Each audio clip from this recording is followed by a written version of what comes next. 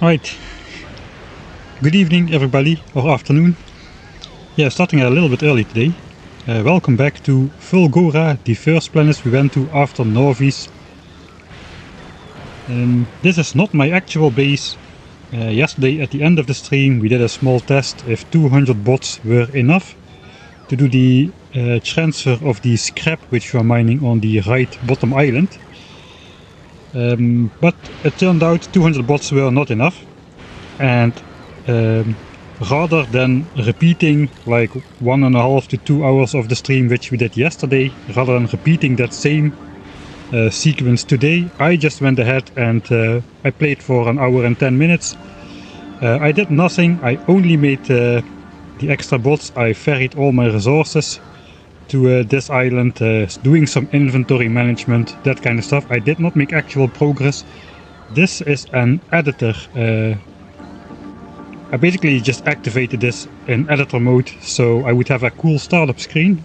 This is what we are going to aim to get going in the real world.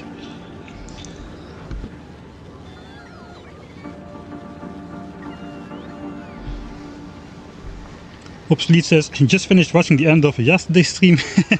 That was a good timing. Did they already add the new achievements to the base game? Or is it like a Steam thing that you now have only 43% achievements?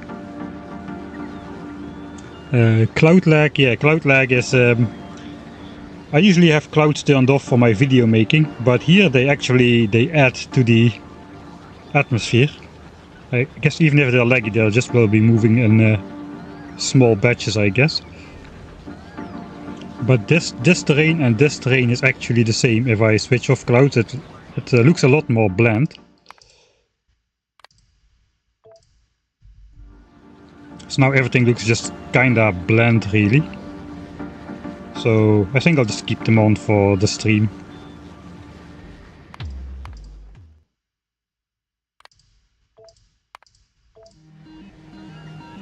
How long will the stream be today? I hope I can build this entire base today. It's why I start a bit early. So I am a Formula 1 fan, but I won't be watching the race today. I would appreciate it if you don't post spoilers in the chat. I will watch the race in its entirety tomorrow. I'm going to try to not get bombarded with the result through my phone or whatever. So I would appreciate it if you don't speak in chat how it is going in the race. Is all the board parting safe? Yes. Barely. Barely. The southern edge is... well, actually they may get struck by lightning just on the edge there, but it is about as much as I can do. I don't think I can add much more. I can add much more to the lightning network.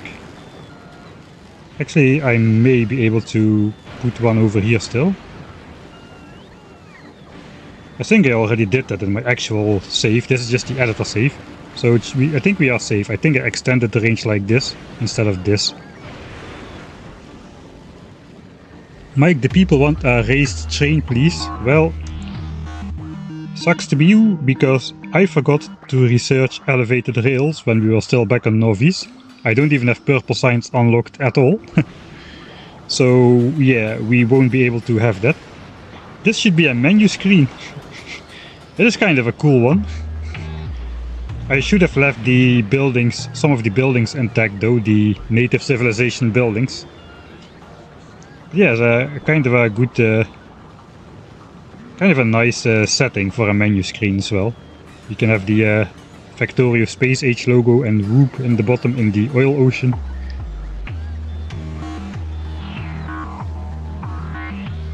Yeah, don't spoil Formula 1 results or whatever is going on in the race. It's probably gonna happen anyway because people come, people go. I'm not going to say this every 10 minutes, so we'll see what will be. Thanks. Thanks Nuclear Liquidator for indeed gifting Tuzzle a subscription. Thanks a bunch. I have my coffee ready to do the hydration thing. And water. I have a little bit still.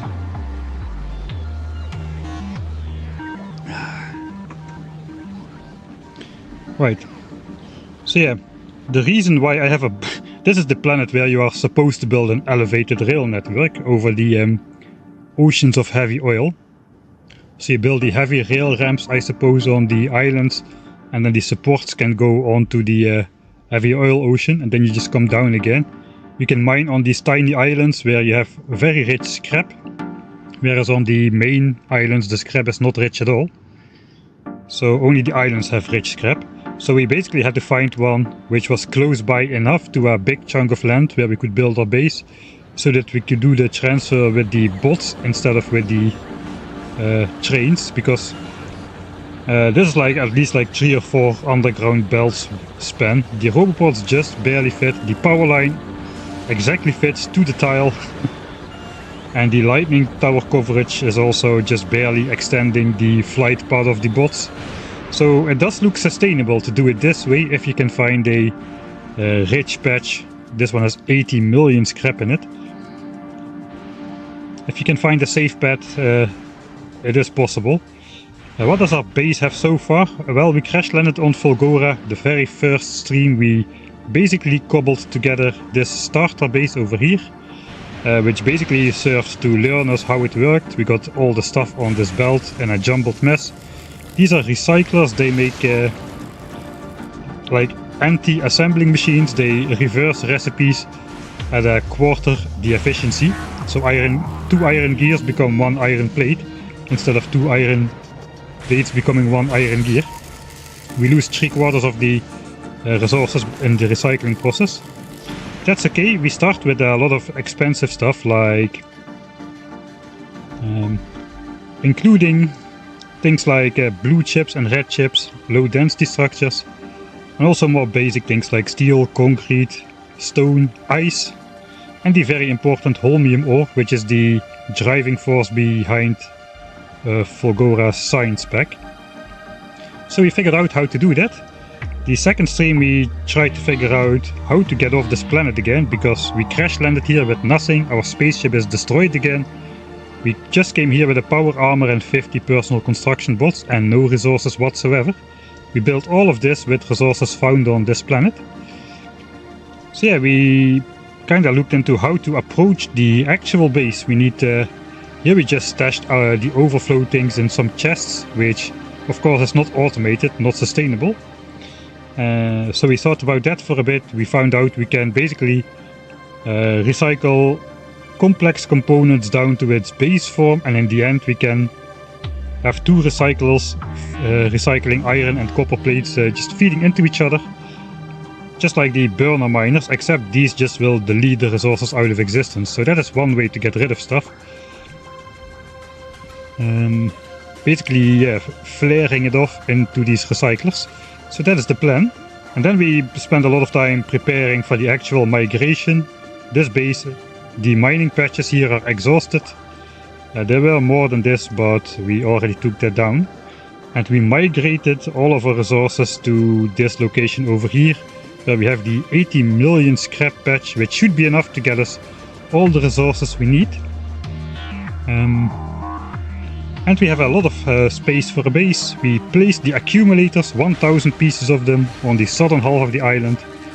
Here we have the scrap bot highway, which is taking in the scrap. Mining.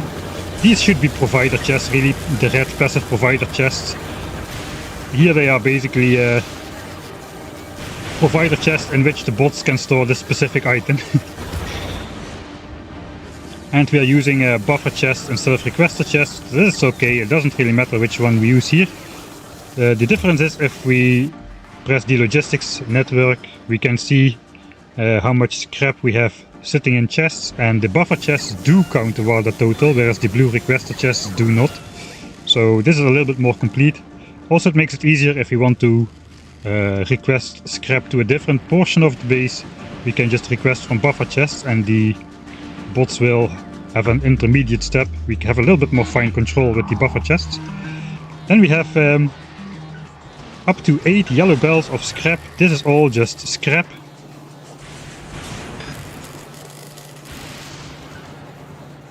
We don't have 8 yellow bells just yet because of the bot limits at the moment. but we theoretically should be able to transpose 8 of these belts into approximately 3 red belts worth of mixed goods. This is what resource gathering looks like on FULGORA. You get out a jumbled mess of stuff, so I figured we just throw it through a splitter, and here we have a nice scenic cliff. This underground belt under the oil ocean goes into a new splitter. Will have 4 belts, 4 yellow belts coming out in this giant space where we are going to build a base today. As for now, I'm just stashing it into infinity chests, where we remove everything which comes in, just for the opening shot. Alright.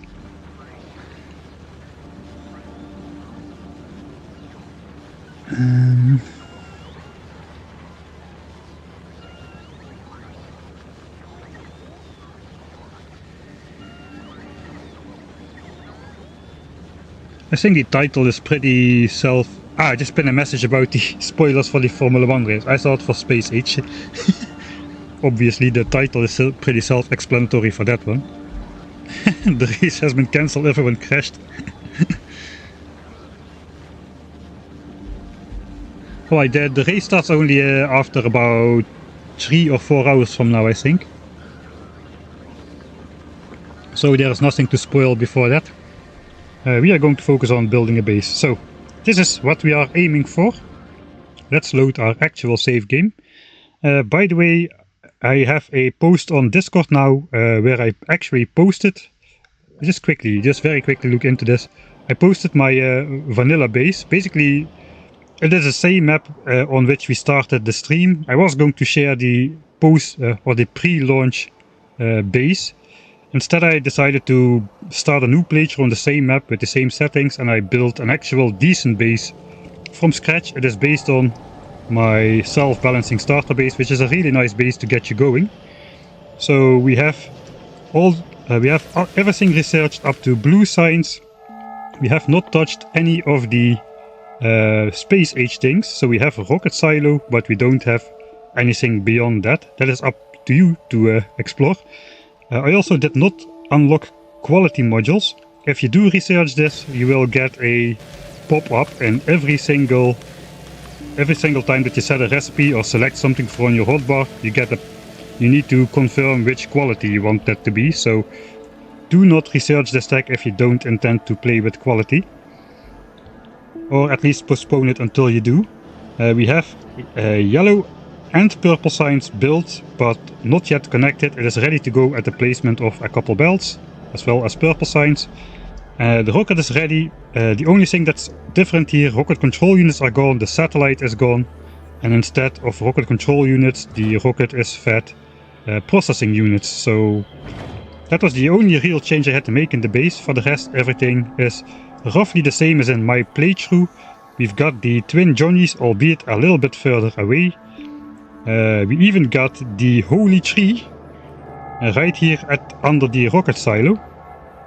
And just in general, this base is much more nice than my starter base. So if you want to play, if you don't have much time and you want to play Space Age, but you don't want to spend a lot of time developing your own starter base, this is basically the novice only vanilla section complete, and you can jump right into Space Age from this save game.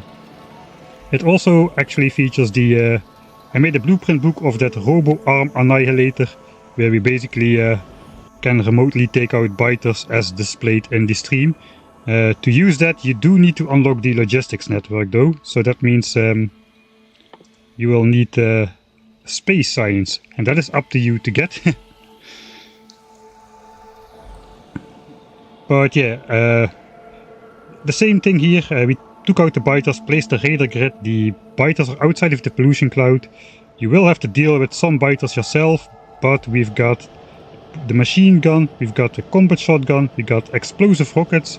And I also made 2 stacks of laser turrets for you to use. We've got gun turrets with red ammo stocked up. We've got grenades, you can make a tank. There's plenty of options to explore. Yeah, so that as a side note, you can find the link on my Discord and download the save for yourself. if you want to, and then when you can buy the game tomorrow, you can start right here. Right. So let's load the actual save. We are gonna get started. Yeah, this is how my novice looks like, just like in contrast. The map looks the same. The only advantage I have over you guys is that my twin Johnnies are close by. I actually did not build an accumulator grid. I see now. Yeah, but I do not have extra oil. I do not have this coal. I do not have this copper. And I, in fact, do not have purple signs. I do have yellow signs, but I do not have purple signs. I've also got a lot of space science packs, which no longer fit into this silo, whereas the space platform just keeps delivering us these science packs all the time. And yeah, in fact, as you might notice, we have a small power problem. This base is fully unpowered. It is useless at the moment. So yeah, I didn't want to set you up with a crappy base, so I rebuilt that one. Let's get into building here. The Discord invite should be under any of my other real videos. I don't think it's in the description of this stream though. Right, so what I did do off stream, like I mentioned, I went back and I made 300 more bots because 200 turned out to be not enough and I didn't want to put you through the whole process again. I brought over some resources and actually organized it neatly into chests this time. So inventory management on stream is always a little bit of meh. I made a couple more modules. I brought over the superconductors and supercapacitors, though I did leave behind the... where the heck is it? Over here. I did leave behind the 1000 or so science packs we made.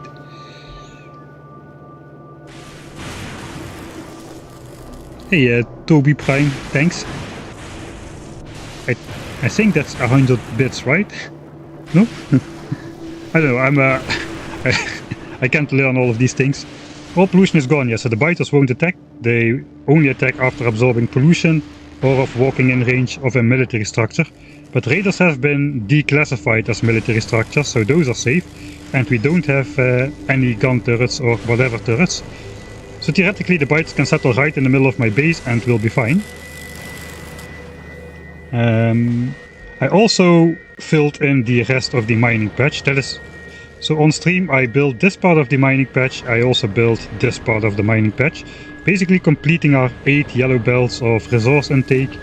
We don't quite have enough miners.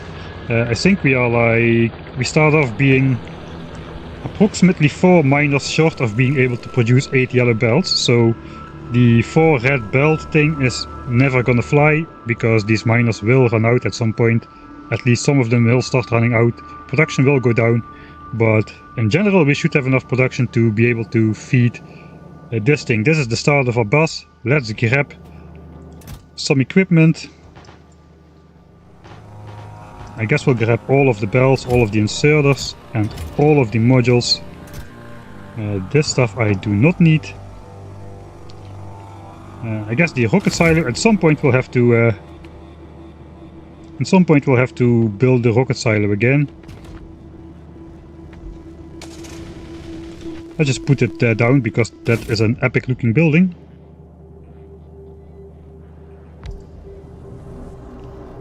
And let's throw some speed modules in there because the rockets are so cheap.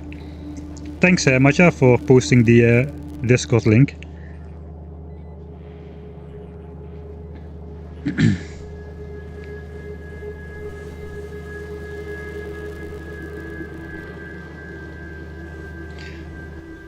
Yeah, I don't think I need anything else, so we are just gonna go over there.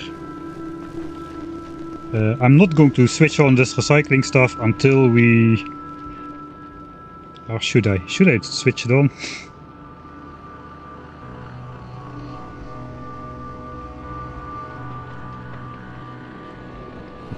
It would be nice to have some stuff on the belt.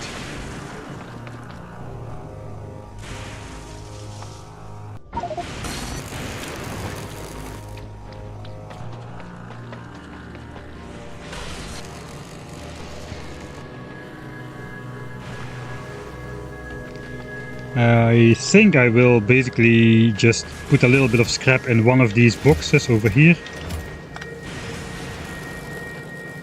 And we'll just feed one of these.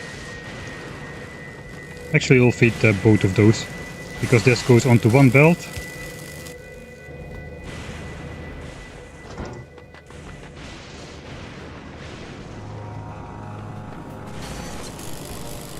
And instead of going through the splitter, we'll just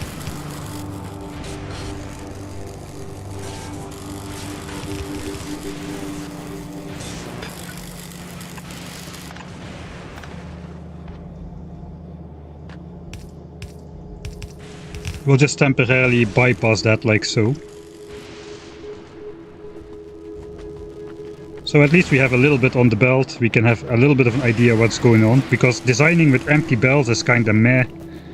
I also don't want these recyclers to just fill up with... You know, I changed my mind. Let's put in the bots.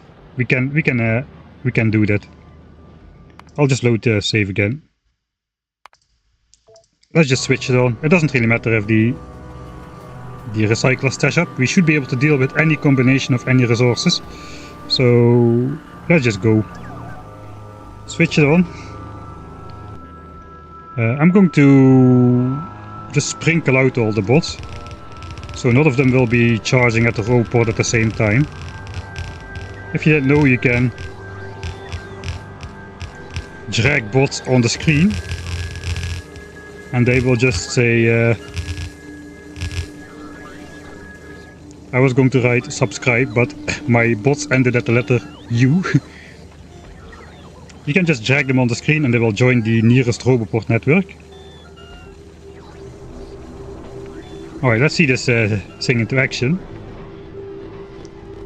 I guess we'll look at sort of a close-up from here.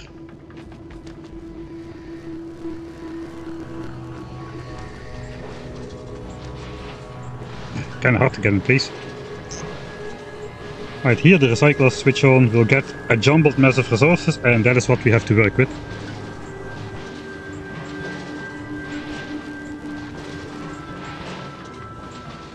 Yeah, it is quite risky to make tens of thousands of signs back here and just take them all and leave.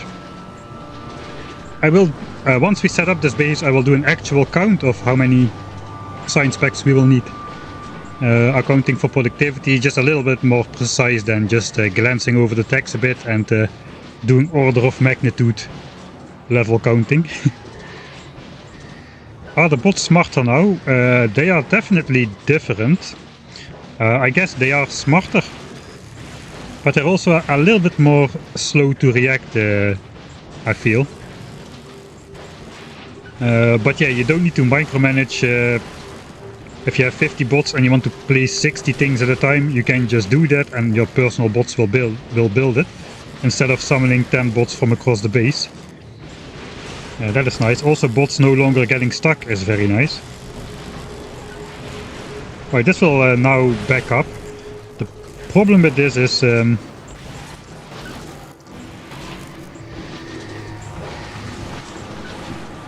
now all of these slots will stack up until one is full. And when these start unloading again, they will start unloading from the front. So we'll get batches of same resources on the belt. It's not really a problem, but I just kind of like how this looks. So yeah, nice. All right, so let's do a quick refresher on what we need. So the thing we need to make on this planet, first and foremost, is the electromagnetic science pack. It requires scary looking ingredients, but two of them are just fluids. One of them is accumulators, which are from Novice.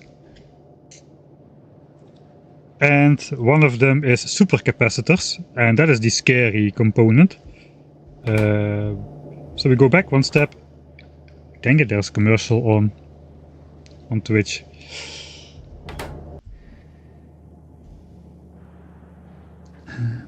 Why not put efficiency modules in the recyclers? Actually, I wanted to take a look at how much the...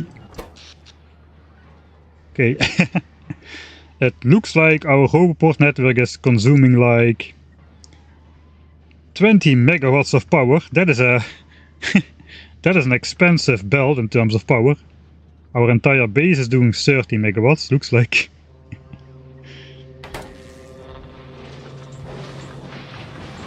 Yeah, but we'll have a bunch of modules to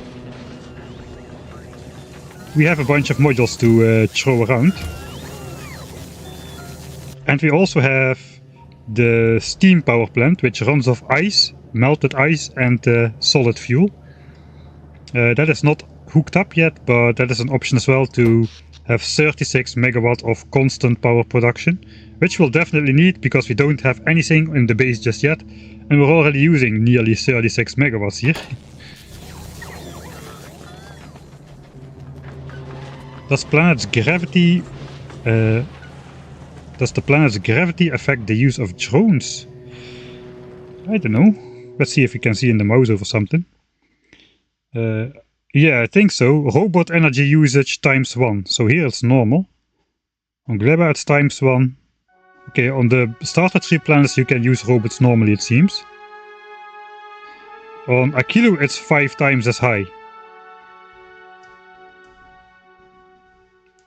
And here we don't have any information. I did not look beyond this yet. What is beyond the solar system's edge we don't know yet. It looks like only on Akilu there's a modifier that the bots use 5 times the power, which basically means they'll need to charge 5 times as often and they cannot go as far. Alright, quick refresher on the most important thing which we need to build here, the electromagnetic science pack, which consists of 2 fluids, the good old accumulator which we can unlock with red and green technology on Novice, and the supercapacitor, which is the scary ingredient. The supercapacitor is then again made with some familiar things like batteries and green chips. We need the new holmium plate, which is made by turning this holmium ore into holmium liquid and then crafting it into a plate. That's not so easy, that's not so difficult. And this is also one of the fluids which goes directly into here. The other fluid being electrolyte, which is just that fluid again, mixed with heavy oil and stone. So, not too difficult. The next difficult part, this is this electrolyte again. The next difficult part is the superconductor. And that is just copper, plastic, more of those holmium plates and light oil. And then we are back to the sort of normal recipes, except that to acquire water on this planet we need to melt ice. And ice is spawned from the scrap mining. Blocks of ice are present in that recipe. So that is the gist of it, I guess. I think steam has priority over accumulators here. So we won't use the accumulators. That's actually wasted power, because if we use steam power, while we could be using accumulators, the accumulators charge up for free during the night. I guess so be it. I did bring some over to kickstart the boilers, so maybe I do want to do that.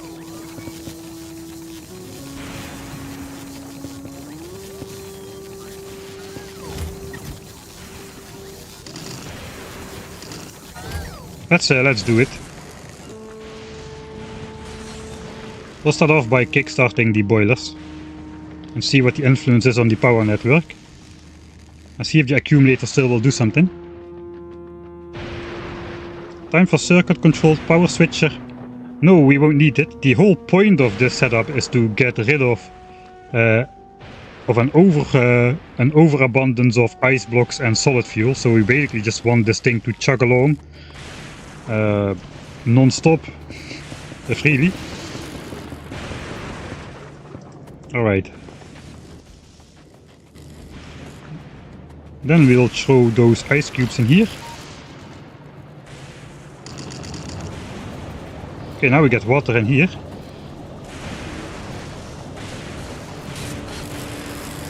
Steam engines are not turning on. Oh, they are.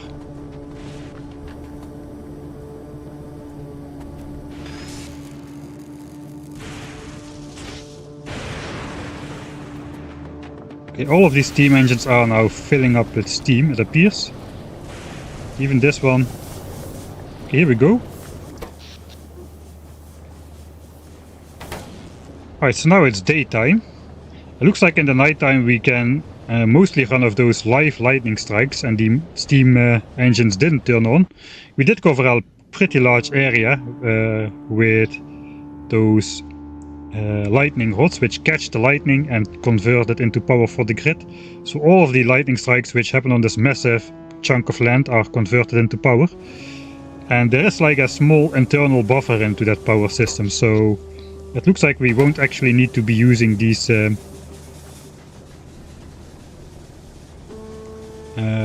steam engines during the night, but we are using them during the day. Production is a little bit weird. You know, I think that is... Okay, I'm just already used all of the water, it appears. Okay, we already used up 6 stacks of ice. Alright, so I guess this will function as a nice way to burn off all the extra ice. I think, yeah, ice is gonna be the bottleneck for fuel. So here we go, power is dropping again, and we'll be back to our accumulator grid.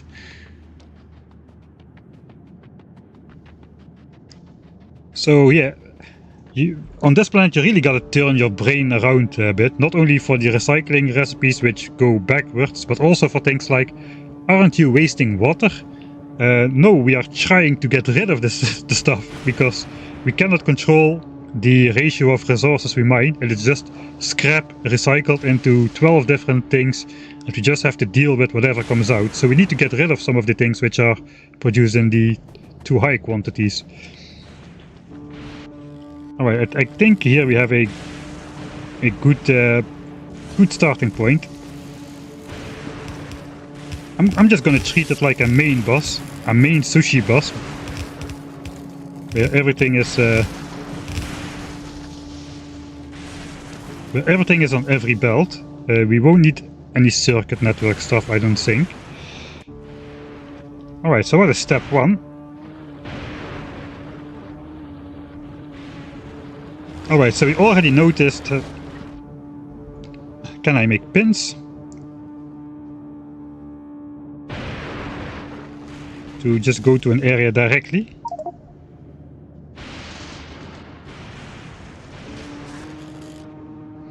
There was some new map functionality, I forgot how that works. Or was that a space exploration thing that you can just put some links to different map views you want to access more often, instead of just having to search for it all the time. I think there was some changes to the map text, I just don't remember it right now.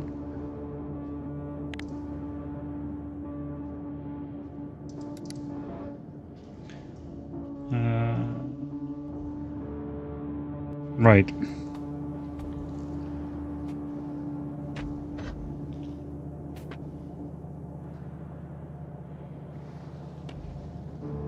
Yeah, we probably need a little bit more if we cannot use the super labs from Gleba. I think you need to pin attack. Alright, let's try that. I guess we have tags on here already. Okay, the get me out of here base move the stack. That is something new. Get me out of here base.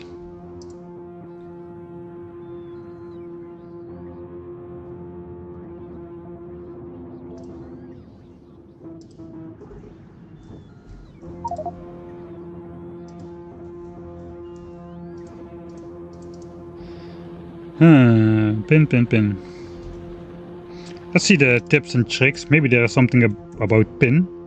No, nothing about pin.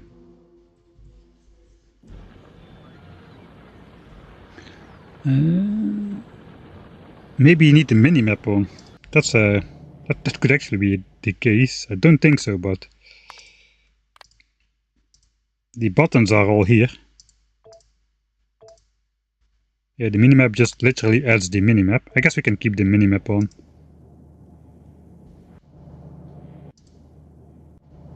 That just opens the map. Can I not?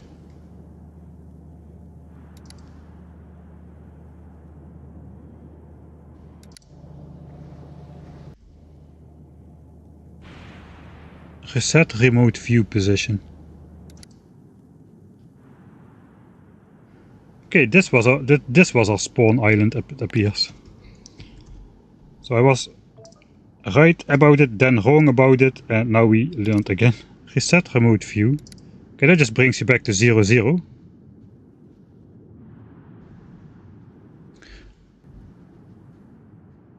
Alright, search for it in the top right, and then you should be able to pin it. Yeah, but what should I search? Figure it out stuff.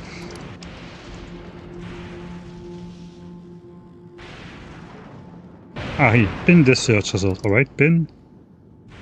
Here, there we go.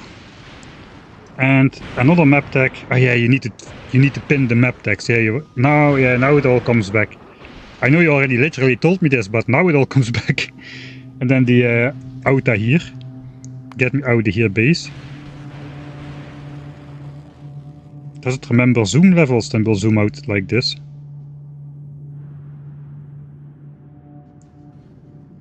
Pin this as well. Okay, now we have 2 pins here. And those actually appear under here. So if I now click here, figured out stuff base. Get out of here base. Okay, we do default to a very zoomed in position.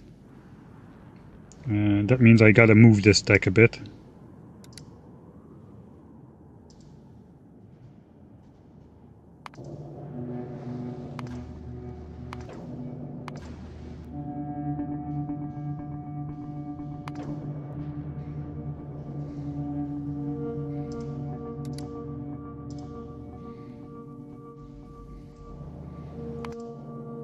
Alright, I guess that's close enough. Now I can zoom out and I see the entire base. And then we go back to the get me out of here base. I guess we gotta go up a bit because we'll be building up here. It's nice that you can move the tags and the pins immediately move with it as well. I guess we'll do that for now. But we'll probably move around a bit more. Thanks for helping me out with this. Does lightning evolve? I don't know. We do have evolution on this planet, but it does not appear to do anything. I did not notice the lightning strikes getting noticeably different from the beginning. Okay, there. Okay, beam. Alright, I see.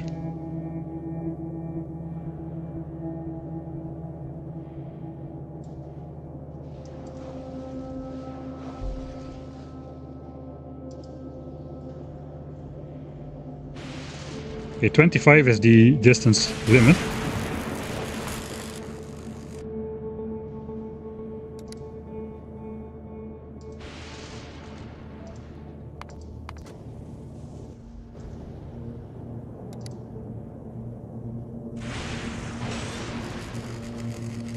Oh, this is just a preview distance, isn't it not?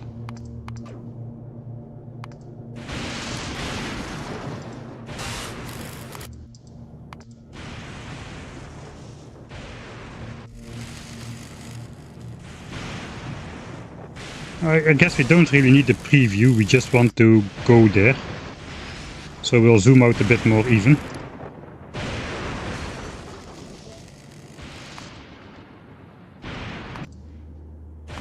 Okay, that's entirely too far. There we go back one. Yeah, I guess this will do.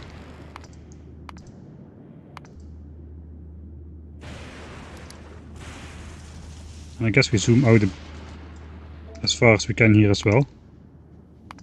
Yeah, that's a nice switch. Alright, figured it out. Can we also just switch off the preview? Switch off preview? No, there is no switching off preview. I just want to I would like to have just the buttons without the box.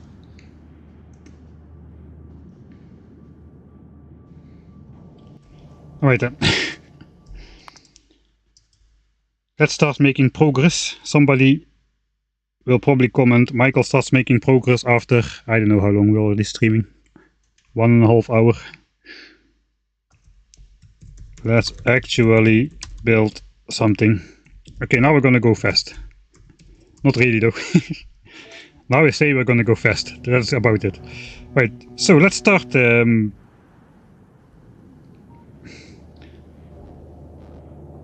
think the bottleneck in our base was the holmium ore. That is a really infrequent drop, so I think we're just gonna start with that.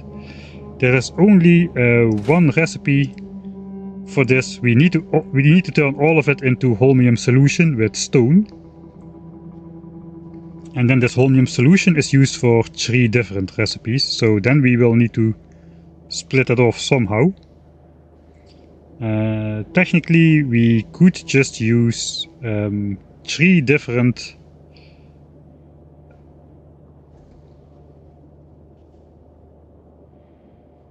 like 3 different chemical plants to make the solution, and then just hook up one to each of these 3 recipes, and don't use not use any buffers, not use any of these tanks over here. So that basically will, if we don't build these buffers in the real base, that will basically automatically distribute the holmium ore over the correct the 3 correct different destinations. So that could be one way to do it. On the other hand, this works quite well as well. Just set just balance this out with a filter like this. The only thing which we don't have included then is the holmium plates, so maybe we want to figure out then how much of these holmium plates do we need compared to the fluid.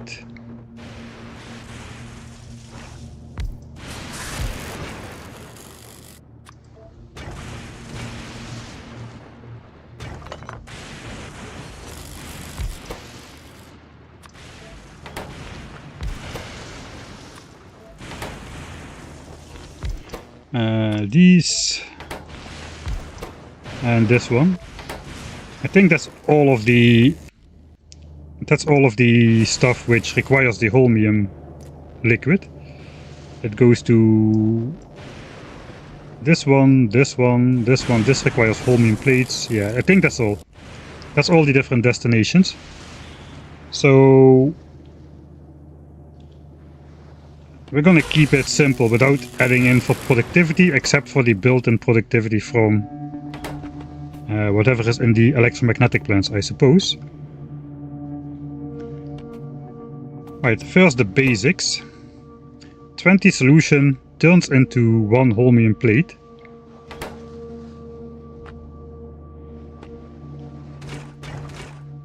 Alright, this is actually in before the plate, so this distributes to this, this, and all of this stuff, I guess.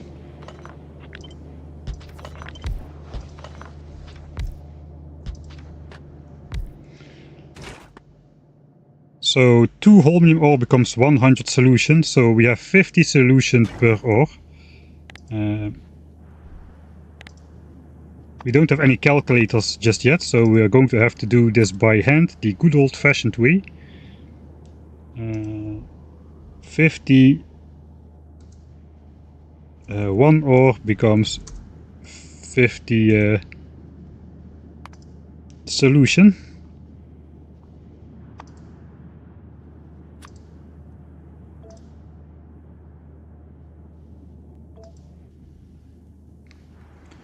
So we'll put that on the Great Oil Ocean on the left, I guess.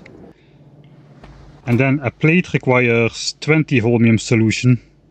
We get 1 plate out of that.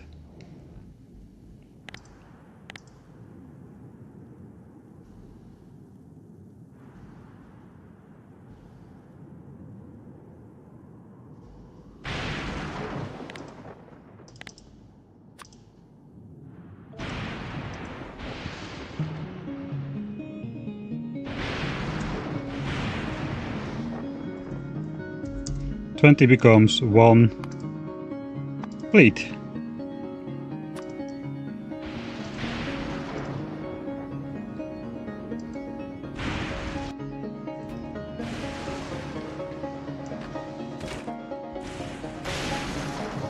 Right, and the other two things where the solutions used directly is electrolyte and the science pack itself. So the electrolyte requires basically one solution becomes one electrolyte, except not really, because this thing has 50% productivity bonus built in.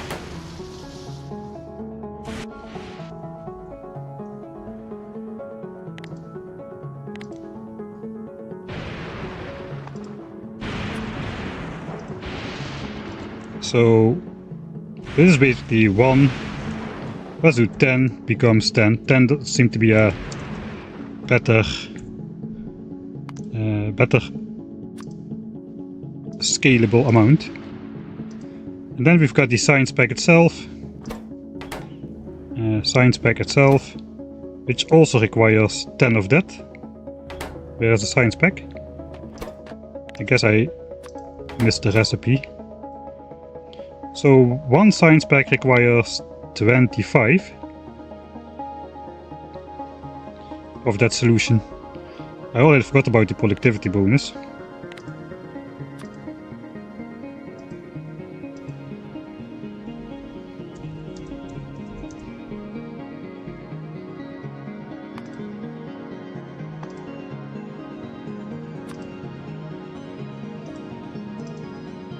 Alright, I think I am approaching this the wrong way.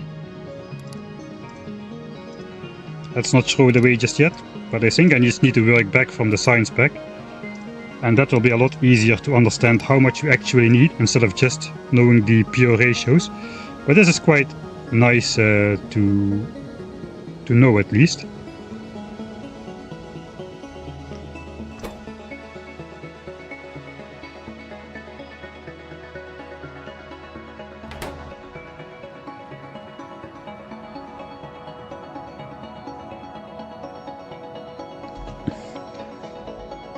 The Factorio SPACE AGE is pretty good, yes, definitely.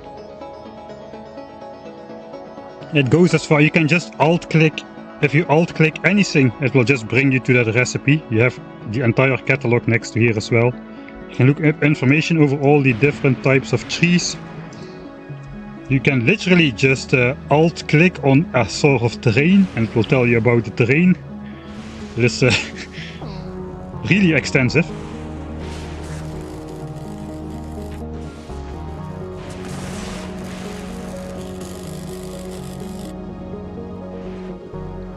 We will probably respawn on this planet if we die. We didn't die yet. Alright, let's go back to the basics. We reverse engineer things. Science pack.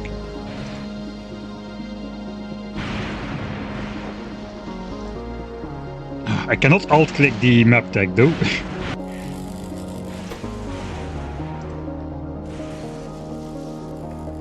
Right, so one science pack requires just one cycle of science pack. We'll ignore the production bonus on the science pack because that doesn't affect the ratios. 25, 25, and then one accumulator and one supercapacitor.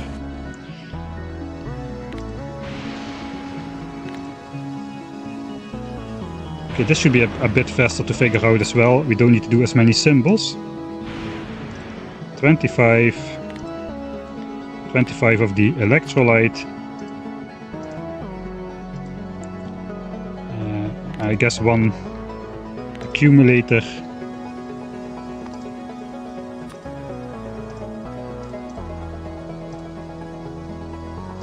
I'll put that on the other side, and then one of those super capacitor things.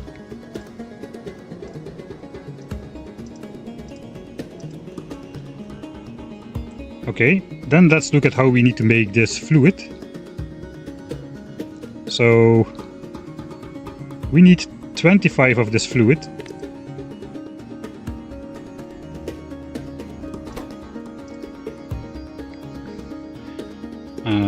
Let's do account for productivity bonus. We're not going to do exact mathematics, but we'll just roughly estimate what to the nearest integer value or something. So we can easily get 70% productivity bonus if we can spare the 6 megawatts this machine requires to run. I kinda think we may be able to do that.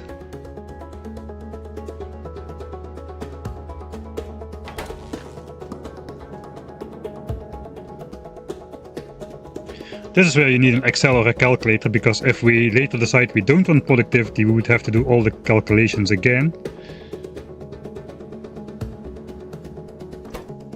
Let's just go with 50%. We'll see if we use productivity, we'll use it. We can bump up production by a bit.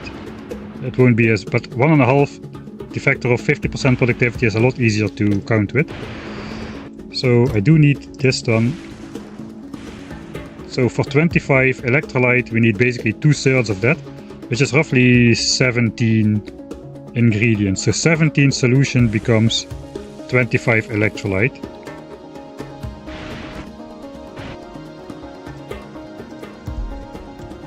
So heavy oil is free. I won't put that in the list. We just care about the limiting factor here. We gotta figure that out pretty well. I think we only gotta figure out the holmium stuff. The rest we can just not care about. So let's do account for 70% productivity bonus then. Okay, I think I gotta open my calculator on the side here.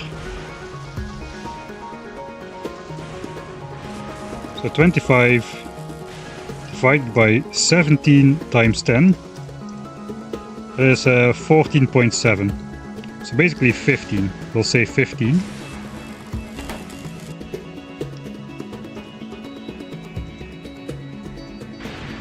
That is 15 of that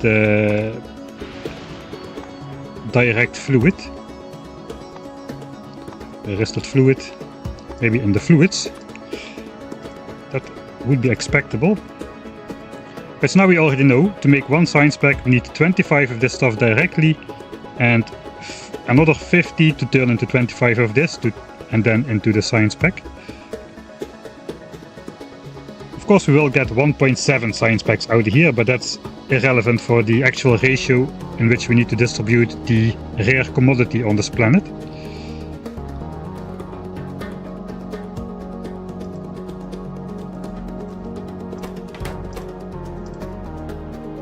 So we accounted for this, we accounted for this. This does not require any of that.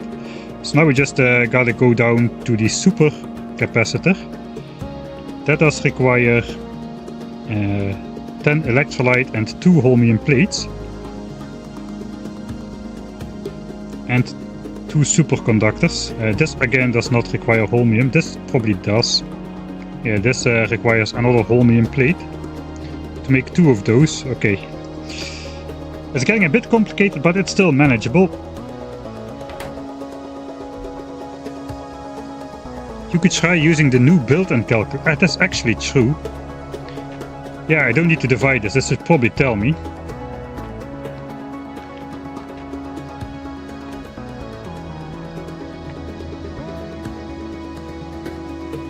Okay, 0.3 a second. That is not very precise. 0.25, 0.26, 0.27. Right, and we also account for the crafting speed, I guess.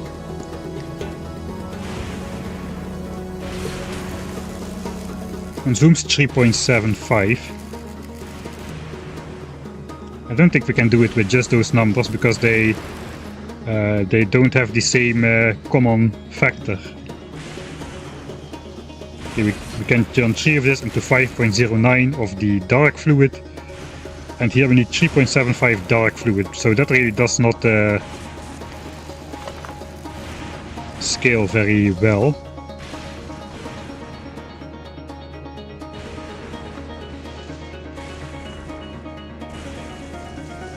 I do not want to take the crafting speed of the machines into account just yet. We will figure out how many machines we need at a later stage. So I think I'm just going to do the calculator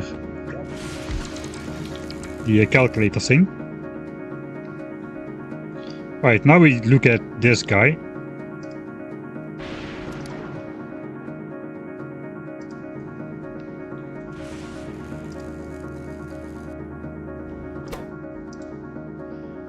So this requires 10 electrolyte and 2 holmium plates for one of these supercapacitors. This requires 1 supercapacitor. We will get 1.7 though, so we can already divide all of these by 10/17.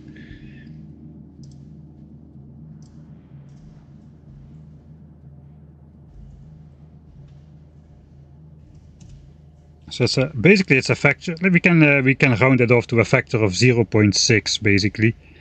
We need 0.588. So let's just do math with the factor of 0.6. We'll have a little bit extra, but that's okay. So we need not 10 electrolyte, but 6 electrolyte to make one supercapacitor because of the 70% productivity bonus we'll get. And we need not 2 holmium plates, but 1.2. So 6 and 1.2.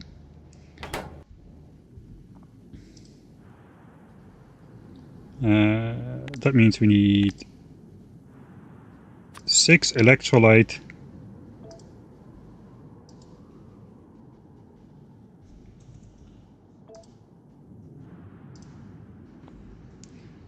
and 1.2 holmium plates.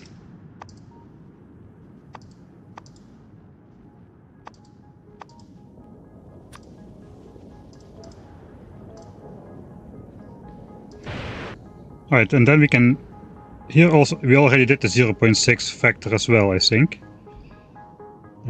Yeah, that's also factor 0.6. So this is basically 3.6 of that fluid.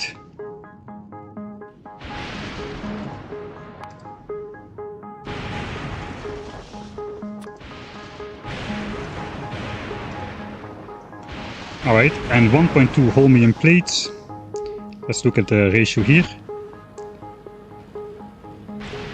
So we need 24 to make holmium plates. 24 of that fluid, except we don't, because we also have a little bit productivity in there. These are made into an assembler though, so they will only have 8% productivity bonus. So is it even worth it? I guess it will be 22. 24 divided by 1.08. Yeah, 22.2. So it's almost nothing. And then again, we will probably also need those plates to make those the machinery. So I guess we'll just keep that at 24.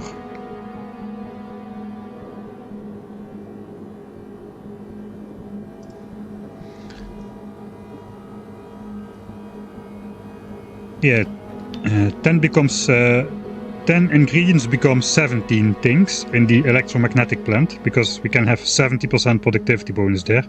But here we are calculating backwards. I may be still doing stuff wrong. Factorio 3.0 has a built-in spreadsheet. Yeah, I hope so. So now we know. Actually, no, there is still one more factor. The superconductor, which are an ingredient in these.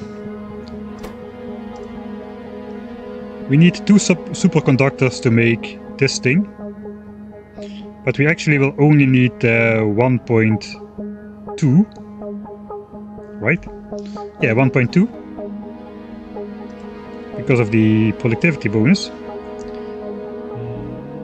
So actually, let's first put that in there. We need 1.2.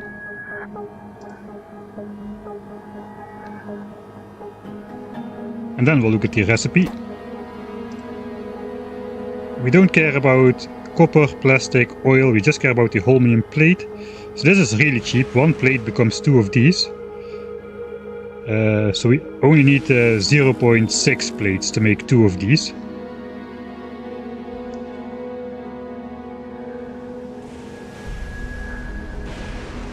We need 0.6 to make 2.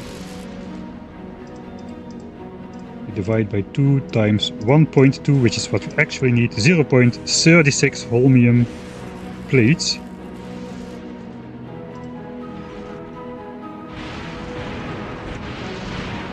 .36 of those holmium plates.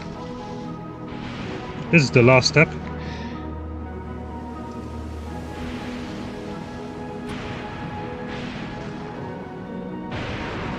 And then we gotta convert that back into solution.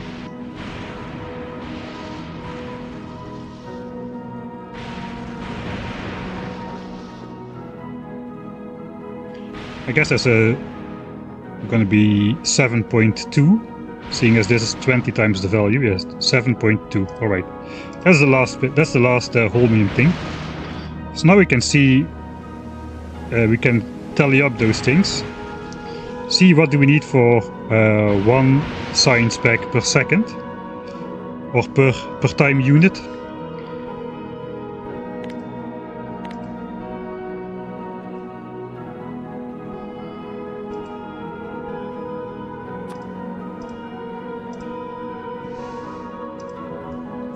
Right, so in total we need 25, 40, 40, this 50, 60, 64, 68, 75. We in total need 75 of that liquid stuff. There's the liquid stuff. Maybe on the liquids again.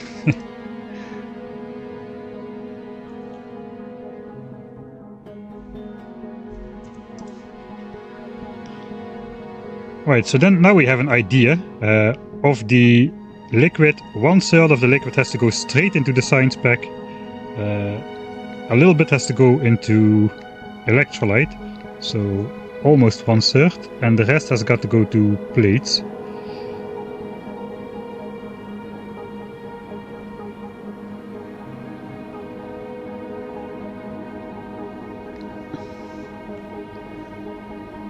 Wait, yeah, this is wrong. I need to put this symbol in front of here.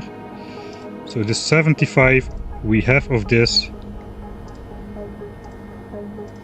needs to be divided. 25 directly into science.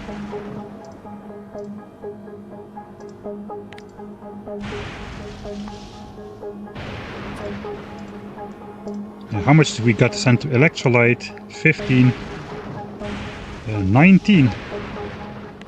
So 19 has to go into electrolyte.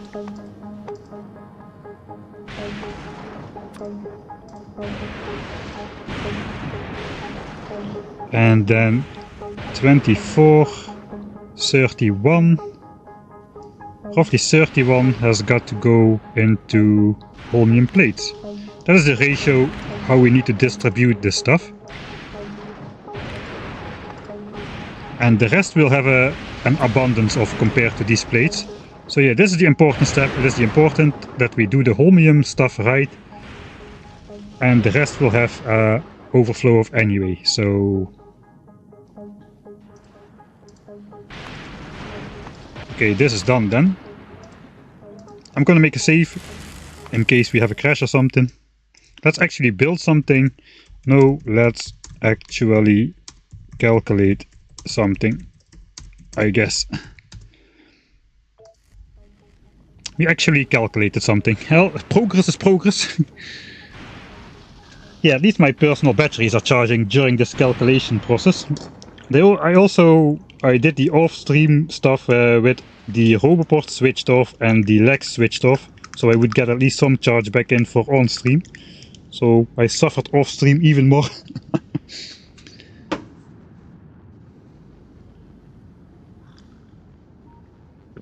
All calculations are per second. Is there a per minute option? Probably not in the tooltip, I don't think.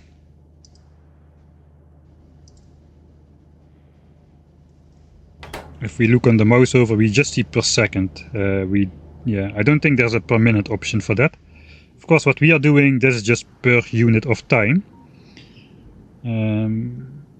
Alright, so these ratios are actually, I think these are actually close enough to just do what we originally wanted to do, which is to build 3 of these. We divide our holmium ore over all 3 of these. And we just connect each of those outputs individually and don't mix them together. One goes to here, one goes to here, one goes to here. If this was like 40 to 2 to 600, we would have needed a different solution, but this seems to be pretty close together, these values, 25, 19 and 31. This is like only like 50% difference. So yeah, let's build 3 of these smelters. So then the first thing we actually gotta do is we gotta draw all the holmium ore off the belt. Like we established, there is only one recipe for that.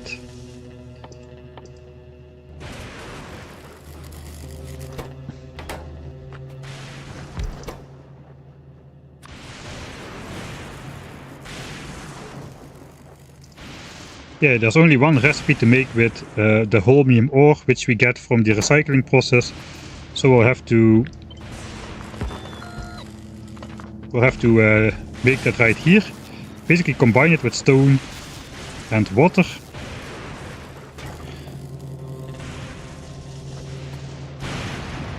So what am I gonna do? I think I just may very sneakily split off the holmium with priority splitters right here, if I can. I cannot.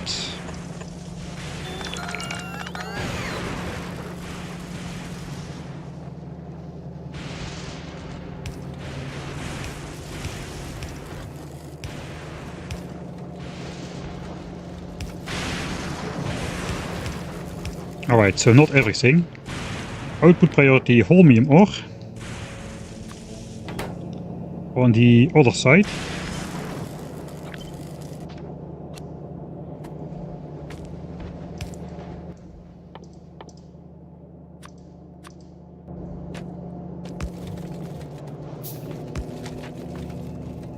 And all of the holmium ore will get on this belt. And only the holmium ore. No holmium ore will be going straight. So that means I just have to vacuum this up, unfortunately. And all the holmium ore should end up over here. We've got some on ourselves as well. Alright, I think I can do the holmium processing then right here. So here I basically then want to just make a 1 to 3 splitter. That's very simple. You just build this thing, and then you have 3 output belts, and you just hook this 4th one back into the original input, and that is a 1 to 3 splitter. Alright.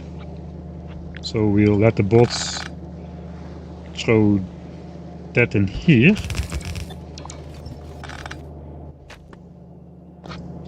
And that should neatly split all the holmium ore over the 3 belts. And then we just need 3 of these guys to make into the solution. And we'll just space them apart 1 tile.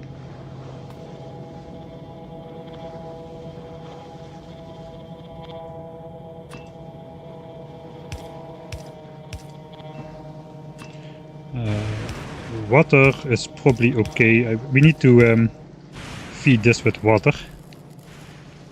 I think we may even draw off some of the ice cubes down here to make water, without actually drawing all of the ice cubes off there.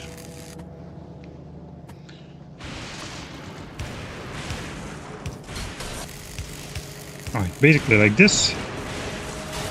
We also need stone on there actually. I didn't think of that.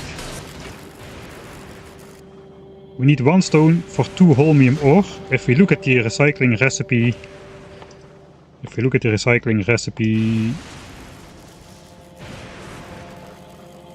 where it is, here. So we get 4 times as much stone compared to holmium ore, and we need only 1 stone for 2 holmium ore. So that means we have 8 times more. Yeah, we have 8 times as much stone on the belt as we need, so we can probably just draw from one of these 4 belts, and that should already provide us with enough stone to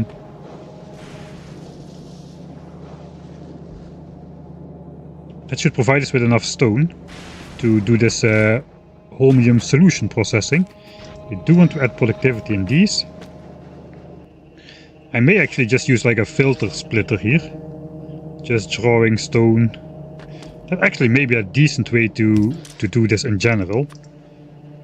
Because if we use priority splitters, let's say we would do this, just to see if I have this correct or not. But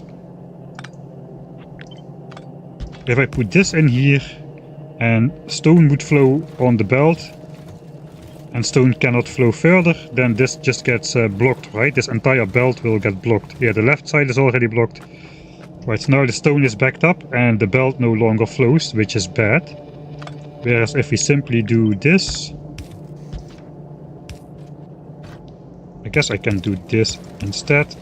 I can fit these in here. We can just zap that out like so. And theoretically our all present power network, which we appear to not have here, should power everything.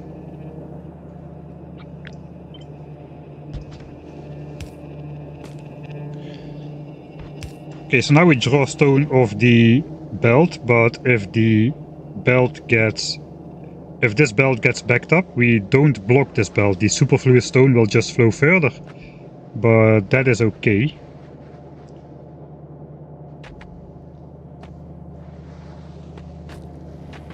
Right, so that basically means instead of loading the holmium ore on both sides, we just want to load that on one side, really.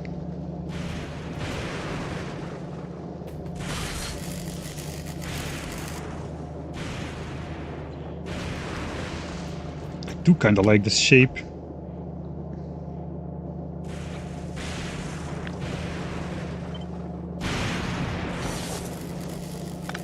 Okay, maybe it was a mistake putting stuff on the belt yet, at least in this stage.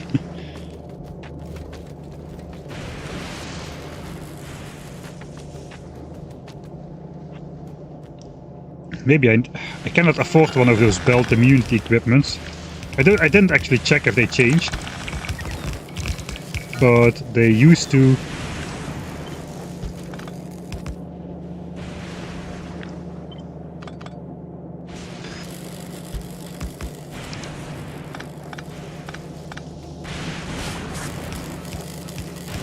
They used to consume power no matter what. Right, so this actually will back up if holmium is backed up at all. But like I said, we should never be in the position where we have too much holmium ore, as it's the bottleneck. So I guess we could make a buffer system for that, but I'm not really going to, I don't think.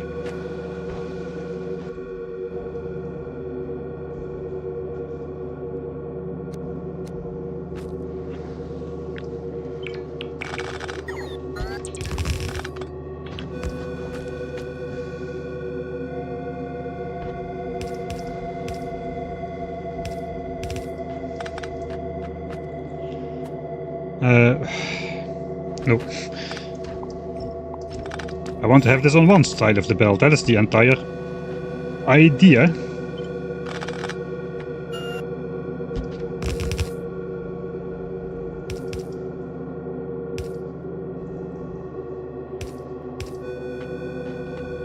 So that basically means doing this. Let's do a fake underground. Everybody knows I like fake underground belts.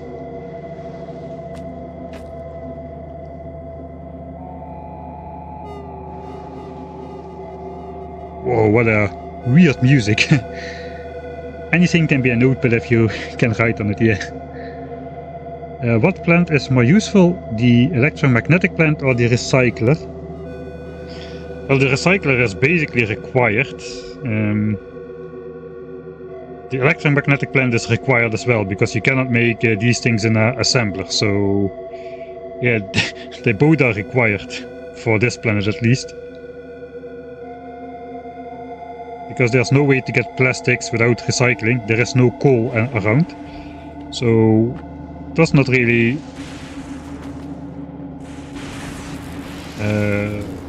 make sense a lot to talk about which one is more useful. Right, so now we got all the holmium ore and the top. Let's throw some of the holmium ore on there. 1, 2, 3, 4, 5, 6. 1, 2, 3, 4, 5, 6. So that should end us up with 4 on every end. Right, that works. Now we need to match this up with stone from over here. It should probably be as easy as just doing this, this, this.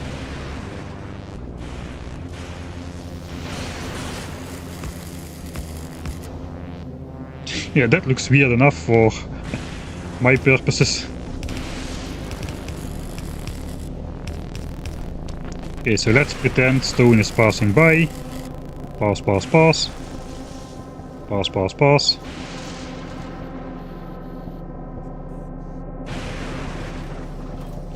Okay, so that will take a little bit of time.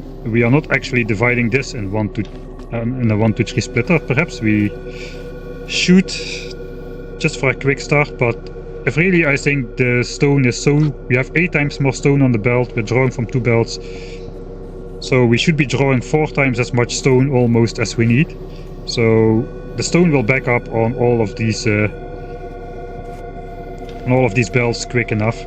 Now we just hooked it up to here. Actually, we still need water.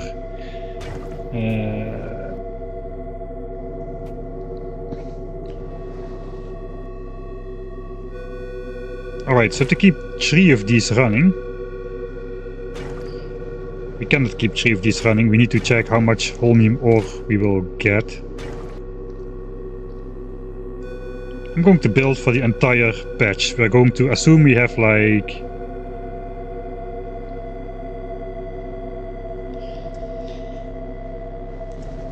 So at maximum capacity we're mining 7200 scrap a minute. I think I'm just going to calculate with 5000 scrap a minute and base my build on recycling 5000 scrap a minute in the recyclers. That means we get only 50 holmium ore per minute.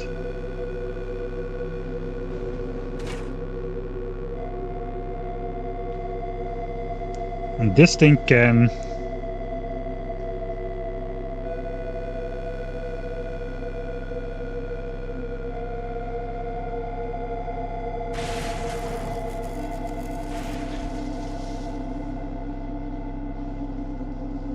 Yeah, both holmium should go on the same side of the belt to keep it on top of each other.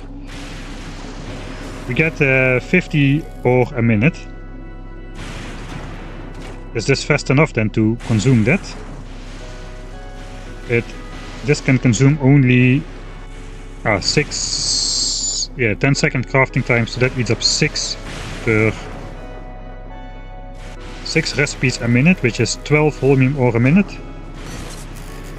Except the crafting speed is a bit slower. Let's say 10 holmium ore a minute. So we actually need to double this setup. Then we can make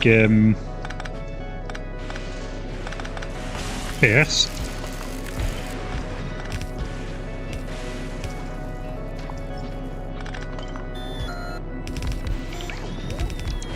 So this is enough to process 60 holmium ore per minute, and we are expected to get only 50. In the beginning we will get 60, but we are expected to get only 50. So these 6 should be fast enough for like 6-ish belts of scrap mining. Alright, thanks Jonas for the Prime subscription. Oh, I need to close some curtains here.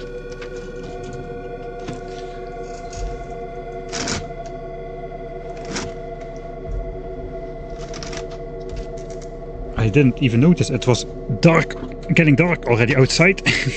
Welcome to Factorio.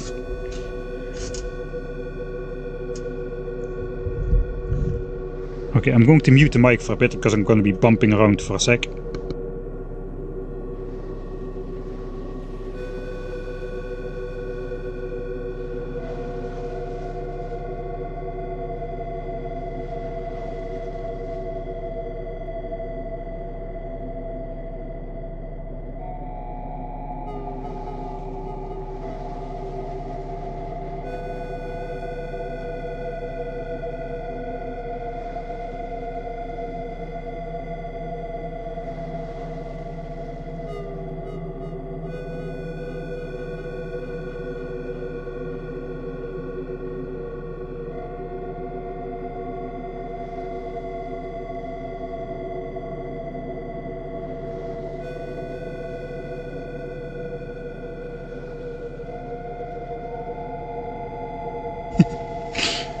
the least which can go wrong, and then that eerie music. The least which can go wrong, unless you forget to research elevated rails. Yeah, that pretty much sums it up. So I'm not looking at my actual consumption rate. I mean, yeah, that doesn't really tell us that much at the moment. We need to look when everything is running. But we can basically look at the recipe. We don't use productivity on there. We cannot. The recyclers don't accept productivity modules.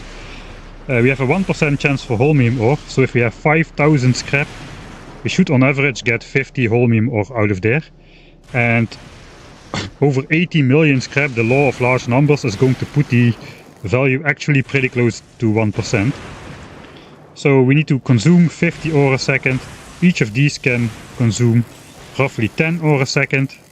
It would be 12 if the crafting speed was 1, but because of the productivity modules, the crafting speed drops to 0.85, which is roughly 5/6, which is roughly 10 seconds. This can consume 60 of those. Why these splitters? We want to we're going to keep these outputs each in their own fluid pipe, because we decided we were going to divide equally over these 3 destinations, the holmium plates. Actually, now that I think of it,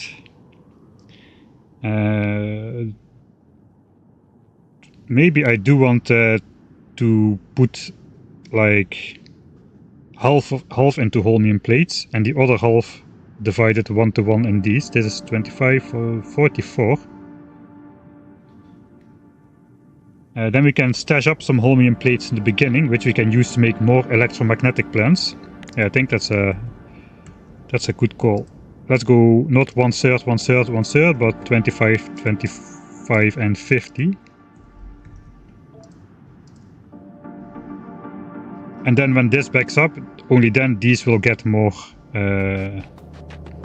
eventually. So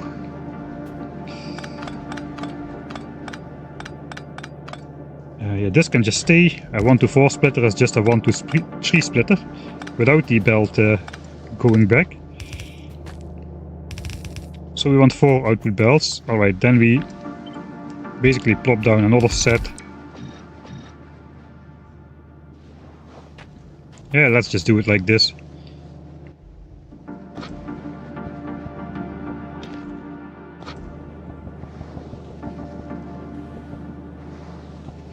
Alright, so it's gonna look something like this.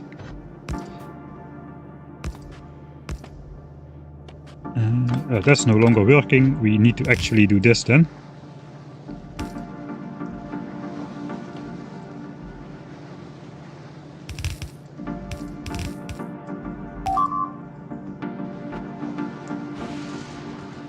Maybe sideload the rocks to the splitter input. That is an excellent idea.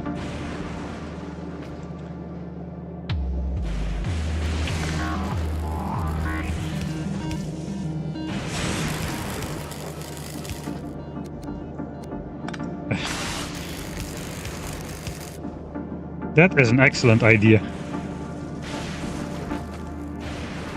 Thank you, you just saved me a whole bunch of sideloading 4 belts when we could just sideload the splitter input. You're absolutely correct.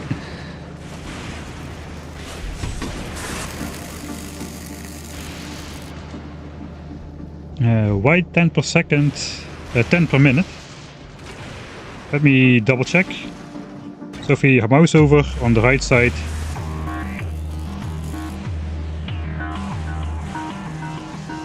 yeah, it consumes 0.17 ore per second. That is 1/6 of an ore per second. So that is 1 ore in 6 seconds. So that is 10 ore in 1 minute. So yeah, I come to the same conclusion following this method. Which is nice because doing things like this twice is better than doing it once. Alright, so I guess we'll go like this. This needs to go here. This is just copy pastable.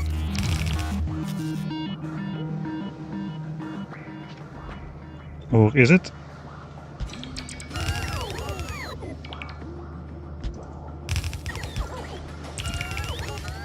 Oh, that's 1 belt too much.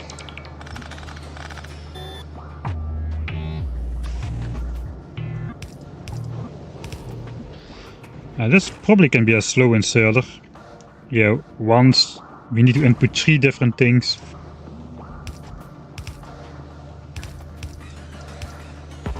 So we'll do that. I do not want to start this up actually just yet.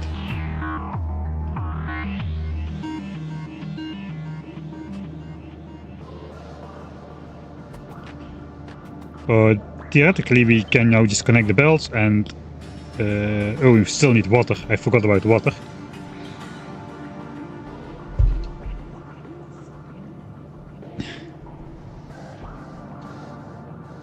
It must be a heck of a feeling standing there waiting for the lightning to hit the towers. Yeah, I wouldn't dare to stand this close really. In real life for sure.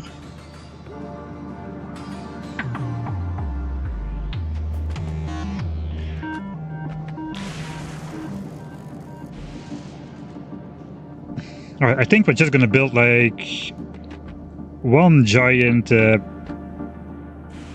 should we build a water network or should we do should we just build water on the spot every time? We need water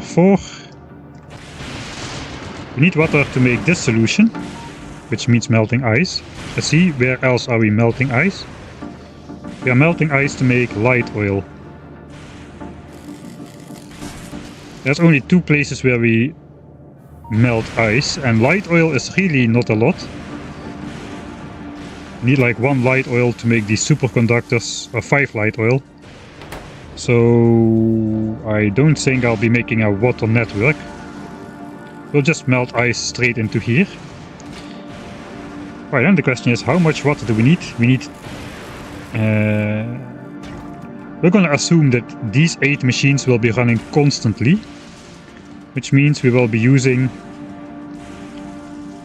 1 water a second per machine, which is 8 water a second, but a little bit slower. So like 7 water a second should be plenty. How much ice melting will we need to do for 7 water a second? 1. 1 machine melting ice provides 20 water a second. So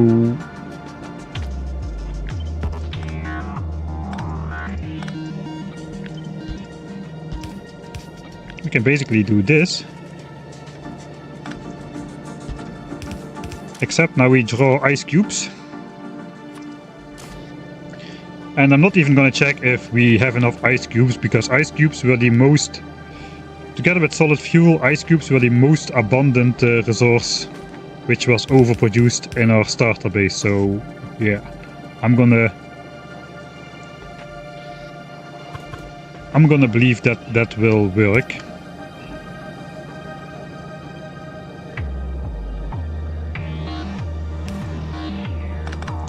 I could actually hook up one of these on here.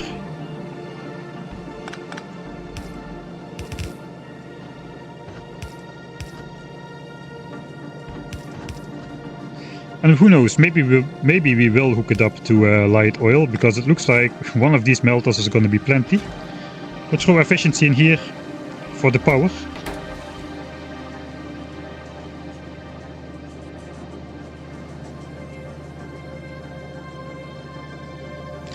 Yeah, the boilers will have its own water melting setup. This is already ratioed correctly. Are we gonna have 6 ice blocks a second though? Let's check. Let's check if it's even enough to melt away all of our ice. So we're gonna get 250 ice a minute.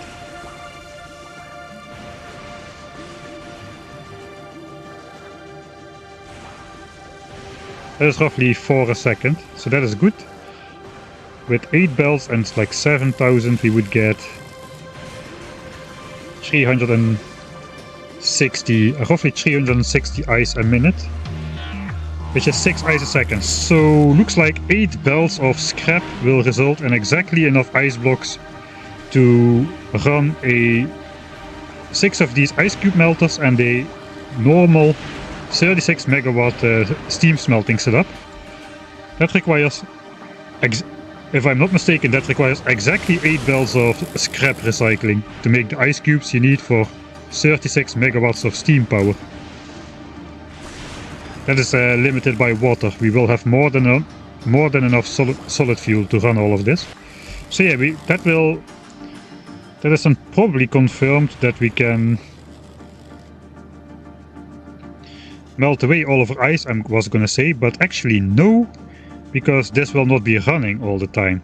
But yeah, we'll see. This is our first effort. If we have any more ice left over, we will basically just crush it into a recycler, into nothing, into one of those recurring recyclers. So the ice goes past here. Whatever ice gets past here just goes into a recycler, where it's reduced to a quarter of itself, and it then reduced again to a quarter of itself, to a quarter, to a quarter, until there's nothing left, basically. So that's the plan for any leftovers in the end. Right, this is gonna work. Let's throw... Yeah, I guess we can bring resources up to this point. We'll get a couple ice cubes on there. Maybe we'll get some more stone and holmium ore here as well. It looks like we do. I guess it would help if we had an actual inserter here. Right, there we go. That is water. Alright, and I said I wanted to use those buffer chests. So one of the problems of the original base was we just draw straight off the belt. This thing has 2 ice blocks inside, so the inserter will just not grab any ice blocks, but then there's no ice blocks for a while. This thing runs out and is idle, and the inserter is now just looking for an ice block, but there are none on the belt. So I did want to incorporate, like we did for rocket fuel, a small buffer chest with like 1 slot. So this will always be filled up, and the inserter inputting in the machine has always access to a little bit, but it's actually built in already because we are now drawing off the main belts, not into a chest but onto a belt. The belt itself will form the buffer for the ice cubes, which will make sure we always have something to grab from, so that is nice. I do want to switch this on, but I do kind of not want to switch this on, because if I delete pipes, I need to be careful not to delete fluid. This is the rare item, so I'll just leave it. I'll just leave that. Alright, so that is figured out. That is figured out. What is next? Should we do all the holmium operations first? That is probably not really possible, because we need all the other complicated ingredients to make the... I forgot about these stacks every time. We need all of the other complicated ingredients as well to make all the stuff. So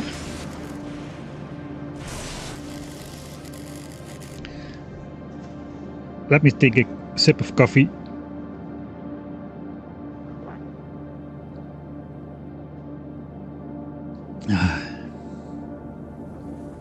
I want to make a bufferless base. As much as possible, so we're not going to be relying on this anymore. We're not going to be relying on just stashing stuff and keeping the belts clear that way. I want to make a bufferless base. We're doing it with belts for a reason, because bots is easy. And this planet is, if you don't make sushi on this planet, then when are you gonna do it? This is the perfect excuse to make a sushi belt setup.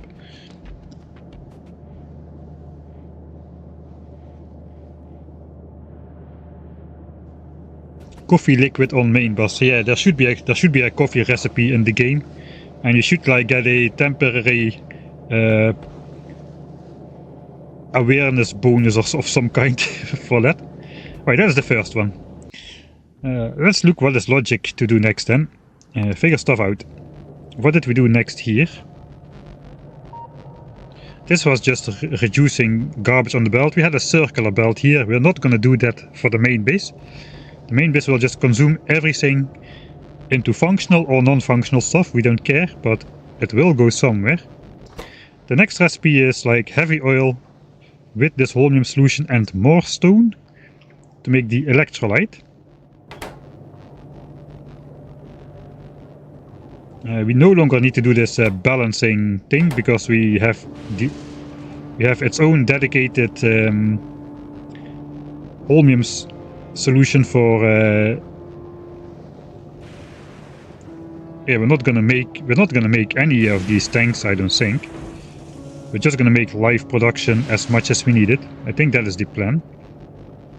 We already know how much we need from this, and we have the ingredients. We have stone, now we just made this, and this is just drawn from the heavy oil ocean, which is over here. So I think we'll do that next. This does not need to be expandable, so I could just do it at the end of the line here. This electrolyte stuff, we can just dedicate the final one to electrolyte. We can even flip this, I think. Okay, then it's at the top.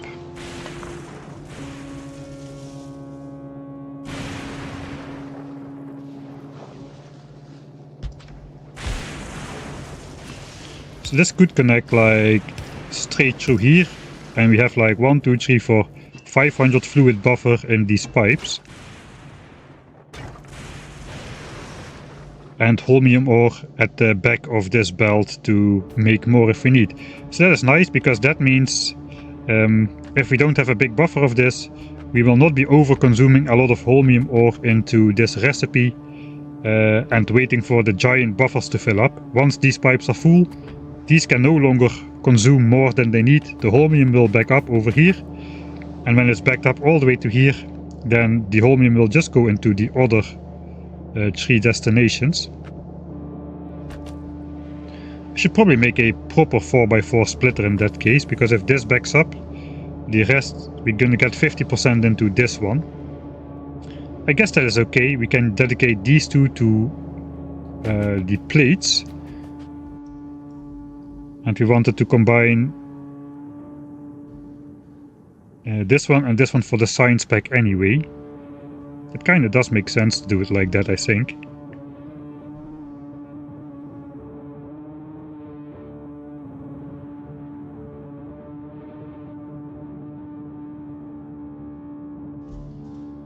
Crunch, crunch, crunch.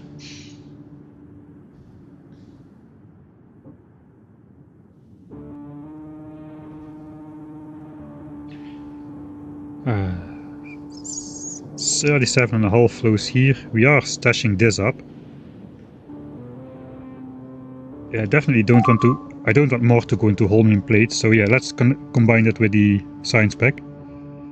No idea if you know this, but the fluids can pass through the electromagnetic. I was hoping that they could. I didn't test it out just yet, but thanks. Then we don't need to check that out. I don't think we'll need a lot of these though. How much do we need in total again?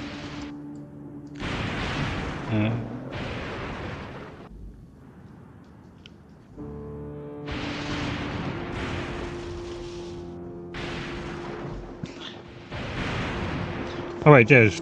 Actually, to determine the maximum rate of science production, we need to figure out how much of this liquid we are making, and then ratio it accordingly. So if we are consuming, let's say 60 is converts easy between seconds and minutes. 60 holmium ore a minute. Each holmium ore becomes 50 solution, which makes it 3000 a minute. We get 12% productivity bonus, which makes it 3400 a minute. Alright. So our actual holmium is, let's say, is 3360. Let's say 3360 a minute. That is what we are getting from 6000.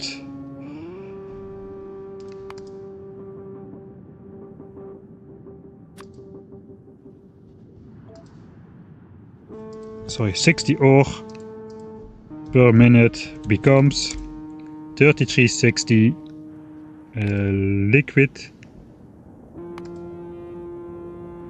I didn't know if they added adding these icons in there. I don't think so. I think that was already in the base game, but I never used it like this before.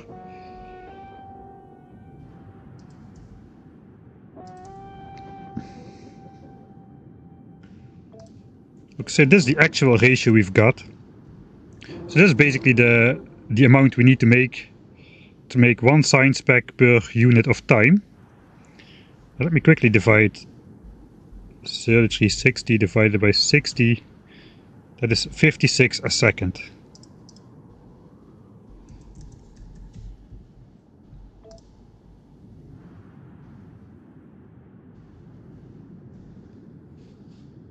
$56 a second, huh?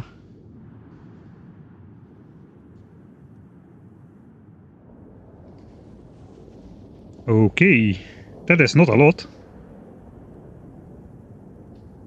That is less than one science pack per second, so we're not gonna... That is actually... No, that is true. That is less than one science pack per second. That is less than 1.7 science packs per second because of the productivity bonus of the science pack itself.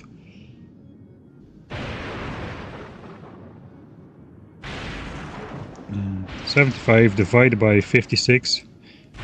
Sorry, 56 divided by 75. That's like 3/4 of the amount we need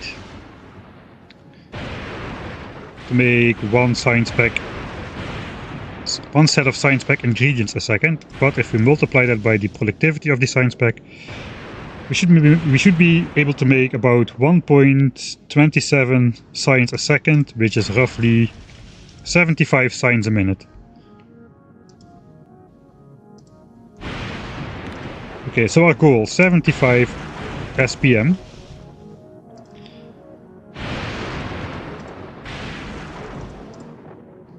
So with our miners over here, our maximum production can be 75 science a minute.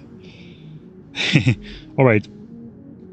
So if we need, let's say 10,000 science packs, and divide it by 75, I'm kind of scared. This is not going to work out, is it? That is 133 minutes to make 10,000 science packs.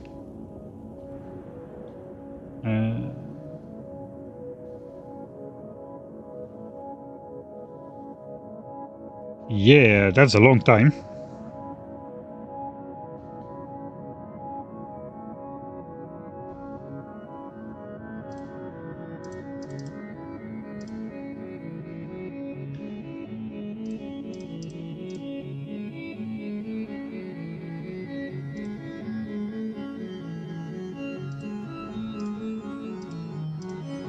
So it kind of depends what our goal is then.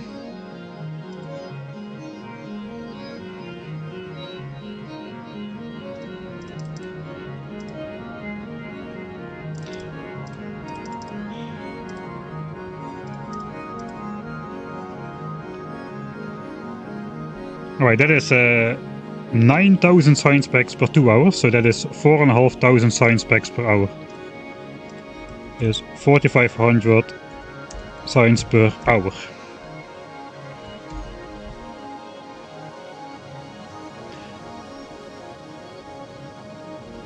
That doesn't sound too bad if we need like 15,000 science packs with the Gleba Super Labs, but it does sound pretty bad if we need like 50,000 science packs. If we just count all the technology packs together, so... I guess what we also could do after we build this base is we could like design a tiny modular base based on like the smallest possible configuration and just stash everything else in chests, and then we just go around the small islands, island hopping, trying to build a micro factory on trying to build a small factory on every landmass which has some scrap. If the landmass doesn't have too much scrap, then that means we can simply stash this in chests and nothing will back up.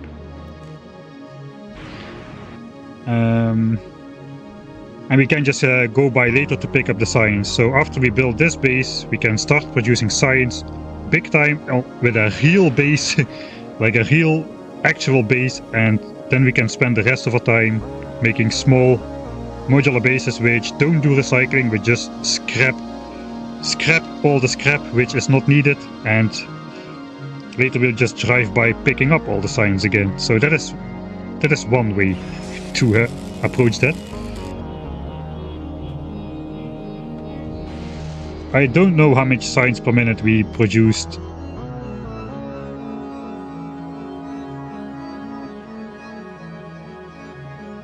It says 15, but this is not representative because we stashed up a bunch of stuff. Well, we didn't actually let it run out for a long time, so I guess it's closer to this value than to this value.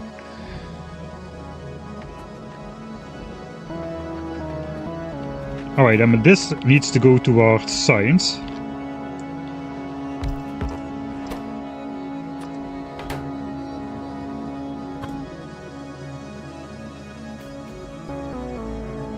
Just as an indicator.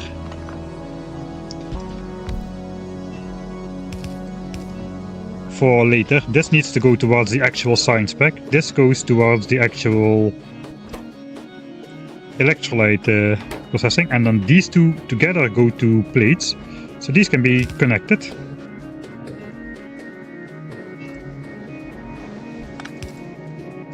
I guess we will still use the underground so we can walk between those.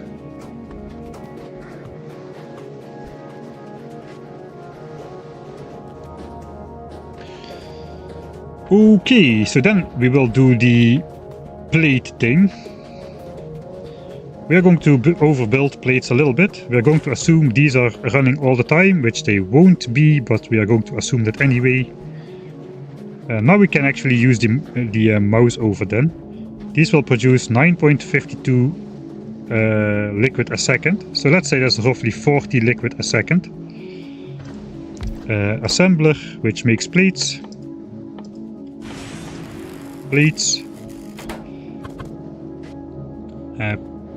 Consumes 15 fluids a second, whereas this produces 40, so we need 3 of these. Except we still gotta add productivity. Now we are consuming 40.2 units.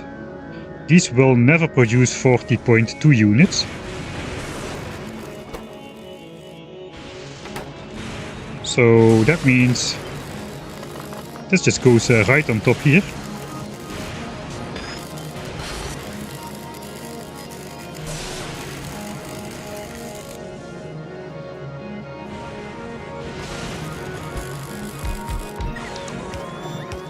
I guess then we will just connect it like this. Again, we are sending way too much. We are sending too much of this liquid to plates, so I don't want a giant buffer. If this fluid fills up, this belt fills up, it can go to the other ones. I think I definitely should build a proper 4-to-4 splitter though.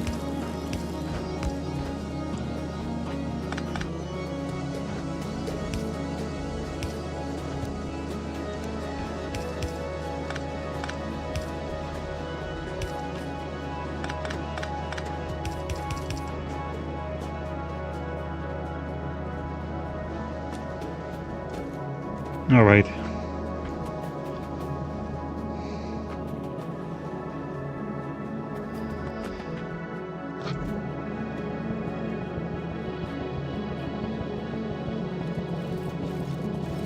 Okay, let's check if this still works and if the side loading of the stone works well. Yeah, it does appear to be working as intended.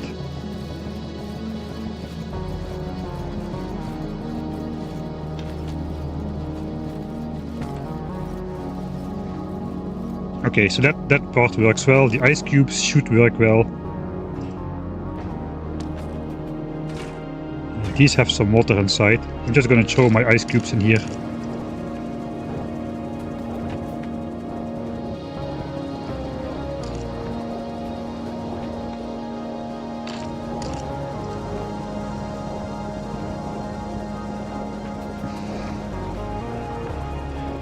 Right, those should be making holmium plates.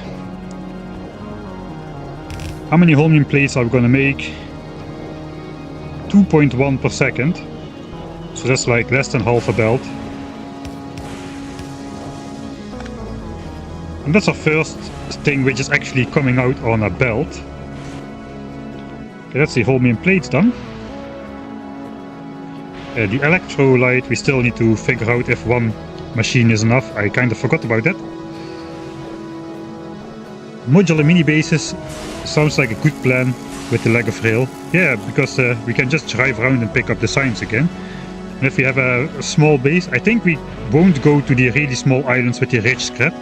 We just go to the islands where we have a lot of space, like this one, which has like a little bit of scrap. Just plop down a modular mini base with bots, with our construction bots. We go to the next island, build mines, mini base, next island, etc. And I think that way we can really ramp up our temporary signs per minute production. Of course, this is just gonna run out. We're just gonna be like locusts, salvaging everything which we can and then just leaving garbage behind and taking the good stuff.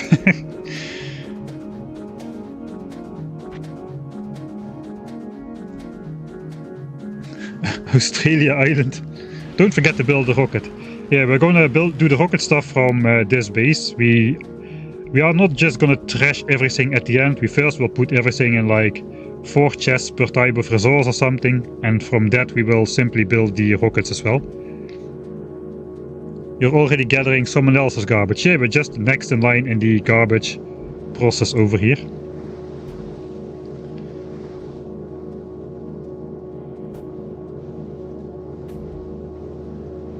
Okay.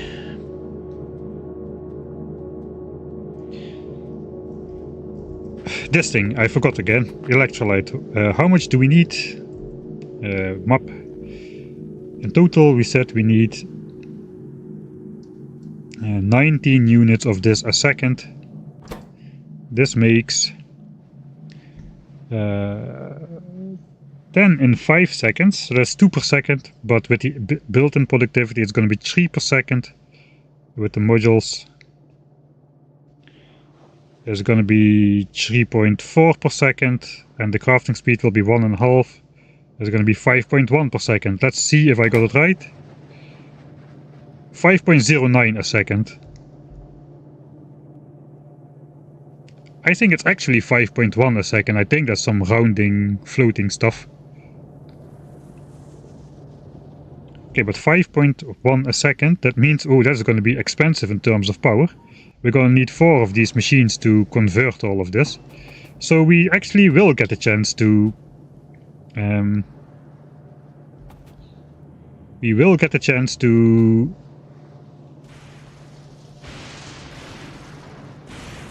connect these things to each other.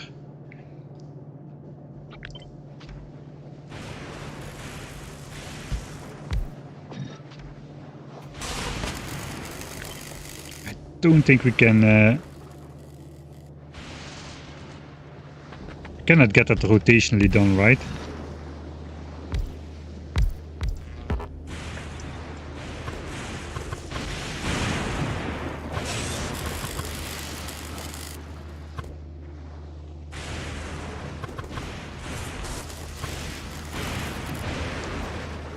Yeah, but now we can no longer hook up the oil, so this needs to be this fluid, the output. Now we can no longer hook up the purple stuff. No, okay, we cannot do this. We need to make a line.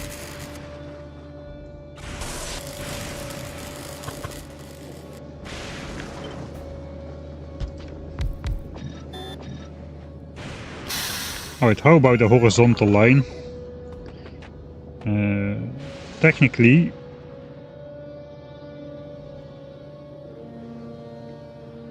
this should be possible.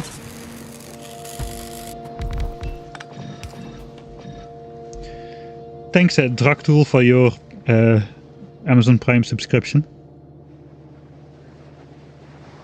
Destroying archaeological sites for materials, polluting the environment and exterminating the natives. Yeah, truly nothing quite like Factorio. If you put it like that, it always sounds really, really bad, right?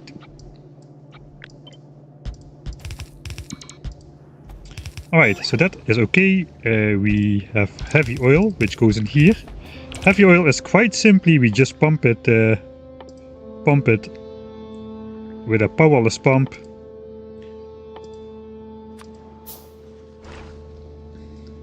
I guess we'll pump it here and connect it like so, then we cannot walk around the machine anymore. That's annoying.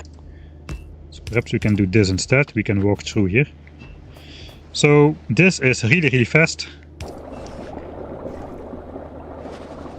And it's done. So the heavy oil pump does pump just as fast as a water pump on Norvese, which feels a little bit weird, especially since this is supposed to be some sort of sick slurry where you can walk over and even drive across, and it's still pumped out at insane speeds by this pump. I think there should be like a modifier where it pumps at like 10% the speed. It's still plenty fast enough to provide this with the heavy oil it needs, but it wouldn't feel so efficient. Alright, so technically this should be, we should be able to output that just in a pipe over here. This is now connected. We've got this thing sorted. So that is 2 of the 3 destinations for the holmium stuff sorted. The final one is the science pack. And that's going to be as simple as hooking up these 2 plants to this input. So I say we are ready. Are we though?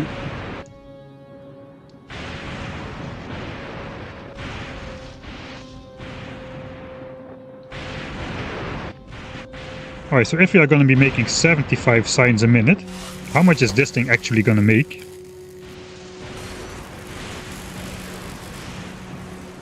I think we're going to need more power. Let's just use the mouse over. It should be like 1.7 or something.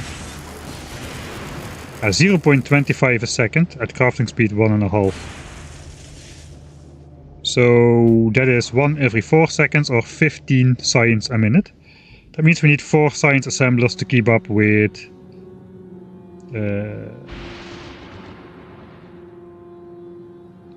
yeah, we need 4 science assemblers to keep up with 56 signs a minute.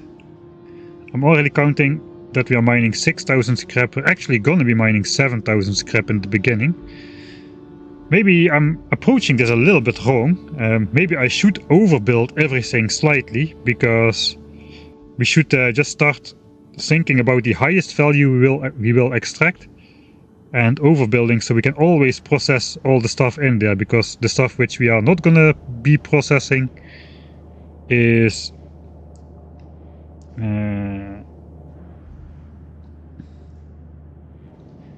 the stuff which we won't be processing is basically going to be recycled into nothing at the end of the belt. So I feel we should really keep this machinery going all the time. I also realize I really need is a strong word, but beacons would be extremely welcome here. Let's make a save here. 59. Okay, we are finally building the holmium stuff. I want to just quickly look at the effect a beacon has, so I need to give myself a couple with the editor mode. Because of the scaling beacons, even a single beacon should have a great effect. Where is the beacons? Beacon. Oh, I forgot we have display panels now. I totally forgot those were a thing. Production, there should be under production. A beacon, right. And just regular speed models, that is what we will be having.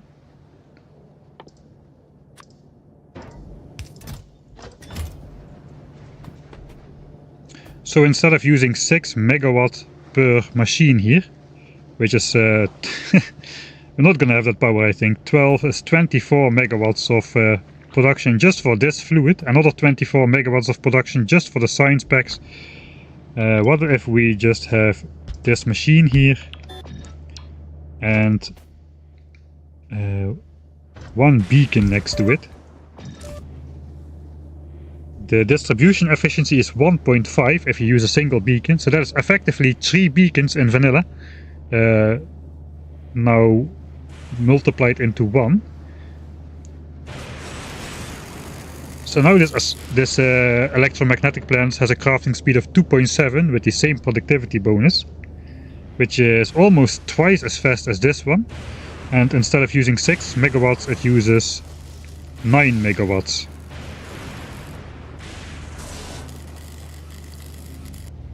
Alright, so that's not as much power saving I expected. Maybe we don't need beacons. We also need to factor in that this thing is another half megawatt by itself. So that is 9.5 megawatts instead of 11 point something megawatts, which we have for the same production speed over here.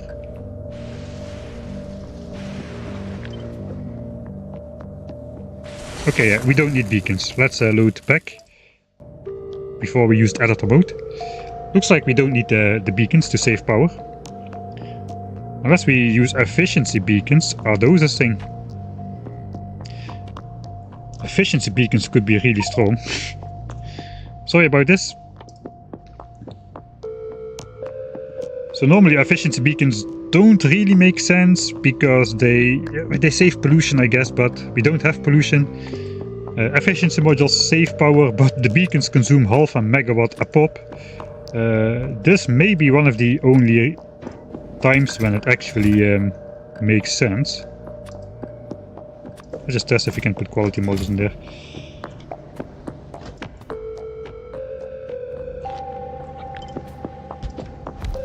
Because these machines consume such a high amount of power, 6 megawatts.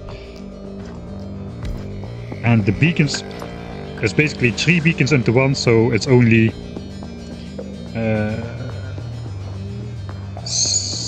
160 kilowatts per beacon, if you count back to vanilla Factorio.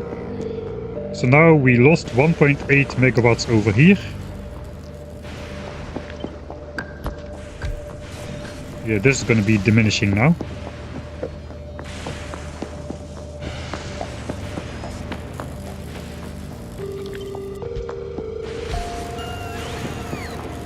Okay, we're back to 3 megawatts, so we lost like 3.1 megawatts, and I guess we can also build one on that side. So then the beacons have 2 sources to affect. Okay, there are definitely some advantages to having beacons, but they are not going to be they're not going to be like game breaking enough so that we will care about them, I don't think. What about tier 2 efficiencies? Yeah,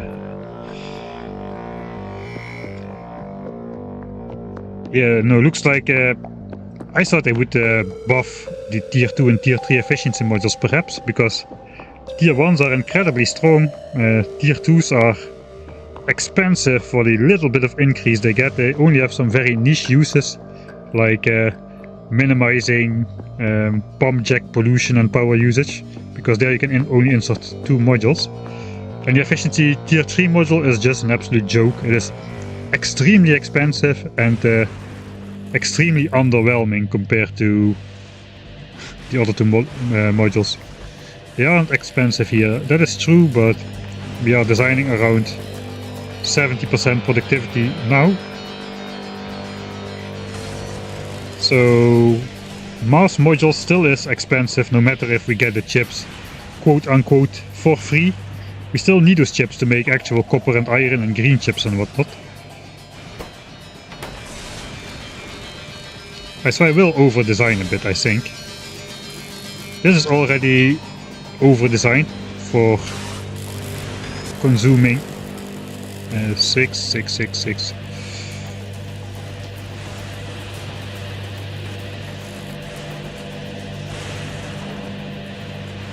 Then yeah, this can consume 80 ore a minute, so that is over engineered. 80 ore a minute, we can generate maximum 72 out of 7200 scrap a minute, which is the maximum capacity which we can transfer. Let's look at these again. Producing 40, consuming 40. So that is maximum speed as well. Here we'll be consuming 20. These only slurp up 3.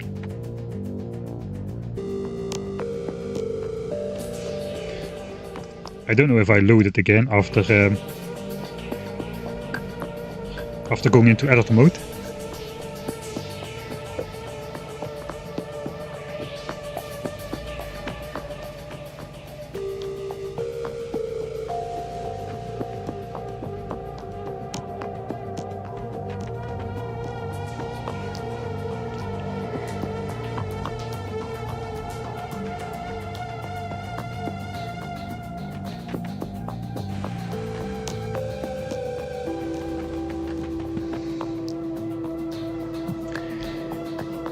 Maybe it's worth to use one F2, one speed 2 in a single beacon. Yeah, the thing is I don't have beacons unlocked and I don't have purple signs unlocked, so that's quite an effort to get going.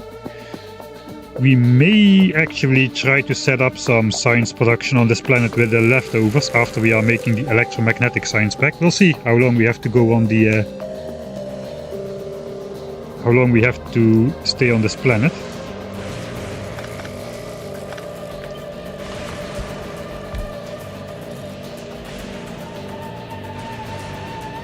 Yeah, there's an 80% cap, but it's all additive. So now we are adding 200% power consumption. If you fully beacon this with efficiency modules, you can still get back from plus 300% or plus 200% power usage to minus 80 by putting like 280% energy savings worth of efficiency beacons around it.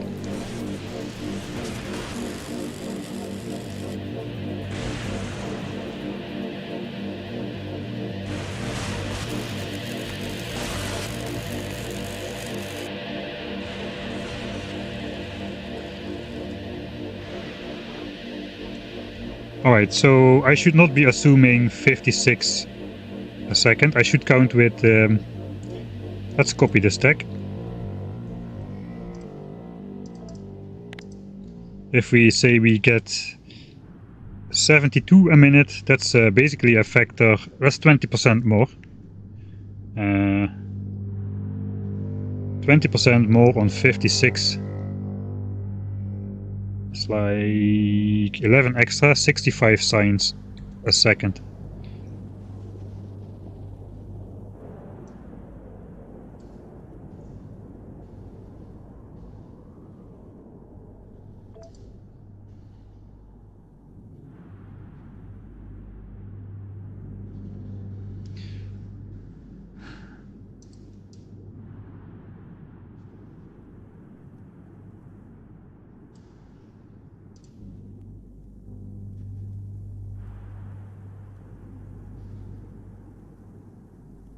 Wait a minute, what am I doing? I know I converted this to science packs dividing this by this. Now we should divide 65 by 75. So our 75 signs per minute figure is going up a bit.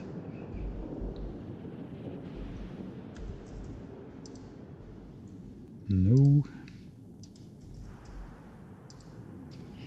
65 divided by 75 is 0.866666 signs a minute times 1.7, almost 1.5 signs a minute.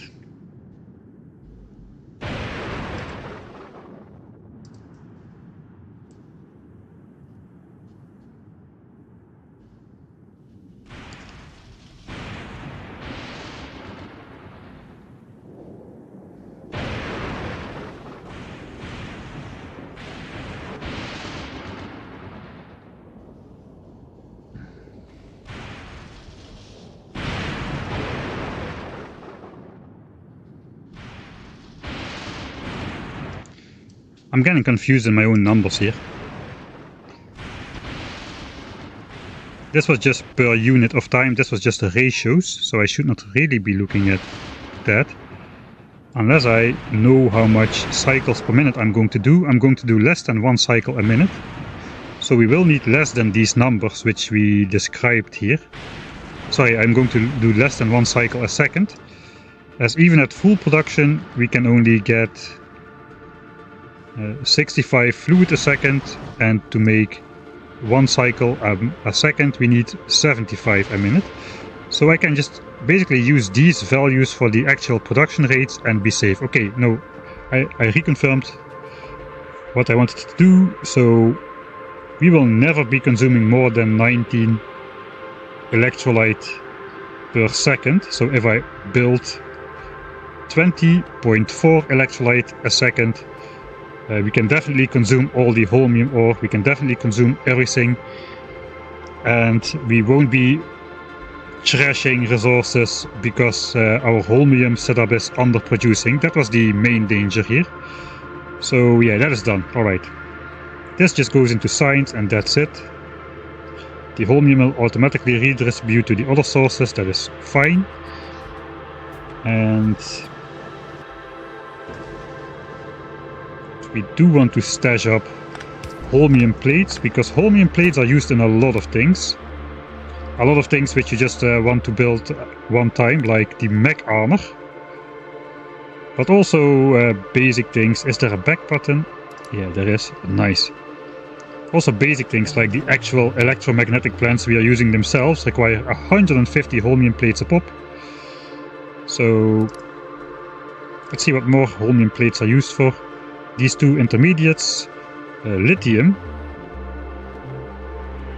Ammonia, lithium, that sounds like something from the cold planet. The final one, a kilo. Fusion power cells.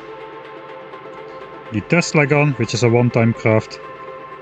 Alright, so we don't actually need that many of those stashed up. Or do we? That depends on what these things are used for. Okay, that is used for a whole bunch of stuff. It does appear that we do want to stash up a lot of these holmium plates.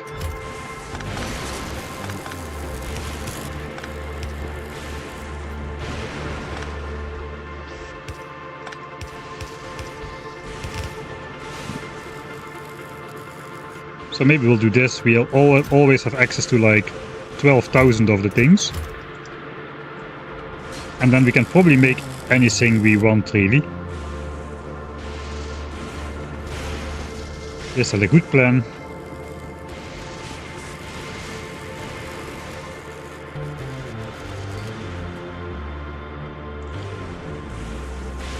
I kind of think so. Okay, here's what we can do. Since this has only a small internal buffer, this will have a small internal buffer. We can prioritize the holmium ore to go to these locations. The small internal buffers will fill up, and only then we will be making extra holmium plates in these chests with all the leftover holmium ore. I think that is a good plan.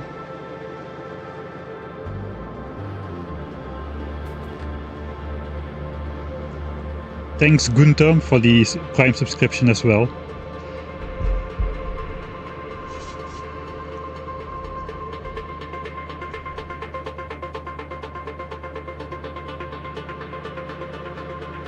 The entire crash landed scenario is fascinating here. I think we're gonna do that for all the planets. Maximize the crash landing thing. Alright, so I do want to prioritize these two then. Which means I want to prioritize these bottom two belts. You can prioritize any belt with a 4-to-4 splitter. I should actually have done this then. The splitter was not complete without that.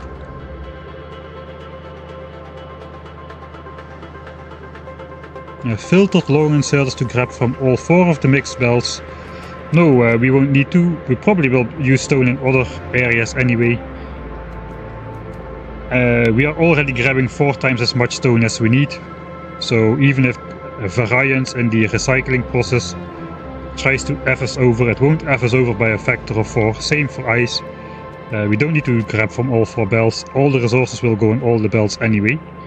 All the holmium ore is filtered off though, so we are grabbing the holmium ore from our complete resource flow.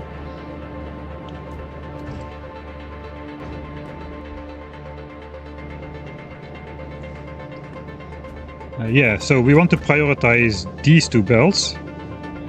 So this one does not need to have a priority because it goes on both of these belts. This will send resources to this splitter, which we don't want, so we output priority this one to the right. Similar, this splitter sends resources to both this side and this side. We want it to go to the bottom, so we also set priority to go to the bottom there. And this splitter just feeds into this splitter and this splitter, so that is both going to be prioritized here. This splitter feeds into this splitter over here and this splitter over here, so we don't need to set more priority. So now we will have prioritized these two belts. I can actually just showcase that by throwing all of the holmium ore in here, and all of it should go on the bottom two belts. And indeed it does. And only once this is full, we will start making plates. I think that is the way to go. I actually do have some plates stashed up here. 1200 already. And we have some extra holmium ore as well to kickstart the production process. So I think we won't have to wait a long time for these buffers to fill up, as long as we don't build those fluid tanks everywhere, which are not going to be necessary. Alright, we can actually connect this then.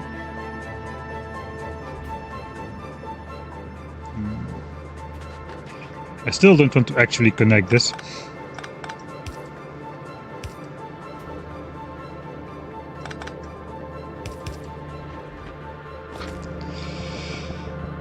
Yeah, let's first do the rest, because we don't really need to connect this just yet.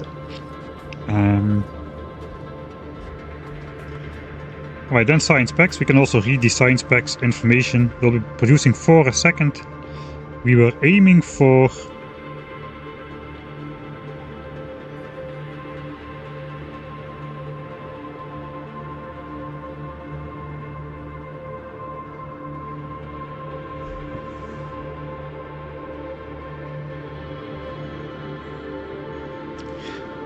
I don't know, I should not be using this.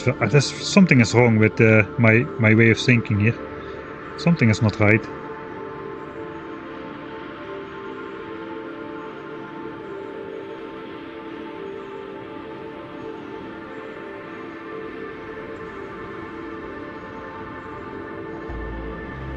$25 fluid, 31 fluid. We're gonna need 31 of this fluid.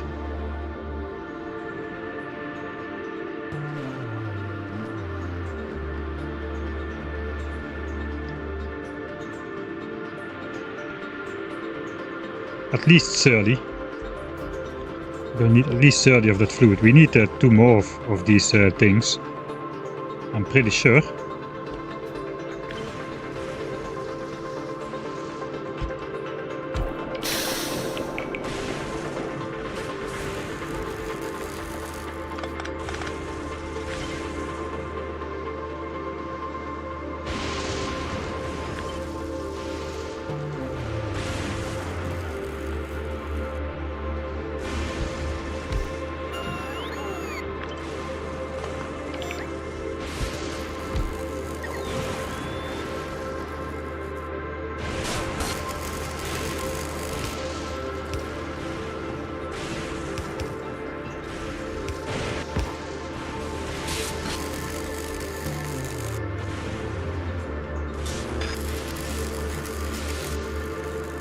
We will probably make sure the... I think I'm going to try to give the steam engine priority, so we... Because if we don't, we will just end up trashing... we will end up trashing the ice and the...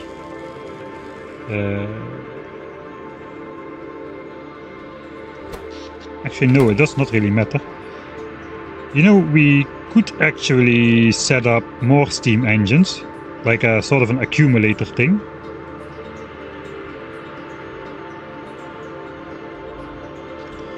Without actually providing more water, because at times we won't be using the steam engines, but the water can still be turned into steam. All the steam engines have a 200 steam internal buffer, just like the boiler, so we can have like periods of higher consumption. We'll see. Yeah, we'll see later for this steam power. Okay, so am I doing it right? I think I'm doing it right. The thing is, I'm just using a weird way to do it. We determined we can make. We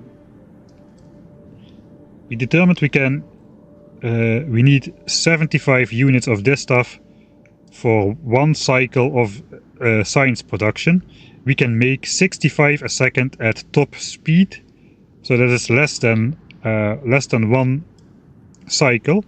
And these are also just based on, these top numbers are based on 1 cycle of this assembler.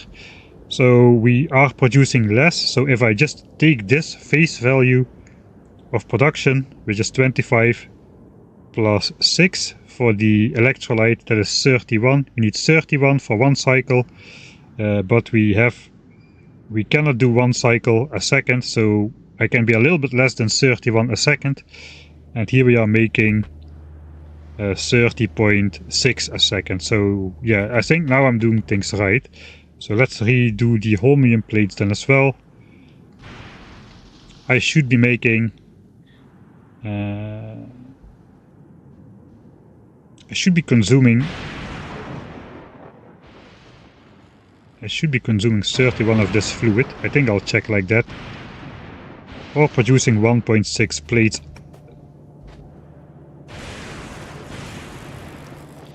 Right, this has the capacity of making 0.72 plates a second.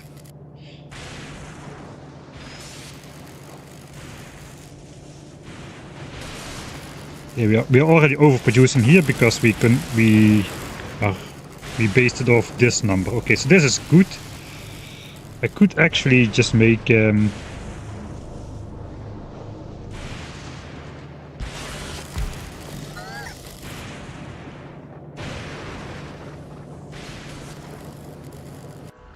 mean, if we find additional holmium, which we will, because there's these holmium trees around, where we can pick up some extra holmium, we can either add it to one of these machines directly and just add it to the plate production, because this production should be fast enough by default, and we can just use extra in here like this. So technically I could do this then, just use 4 assemblers.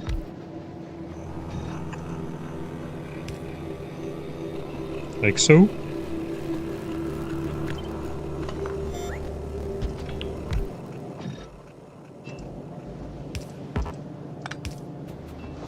Throw in a walkway.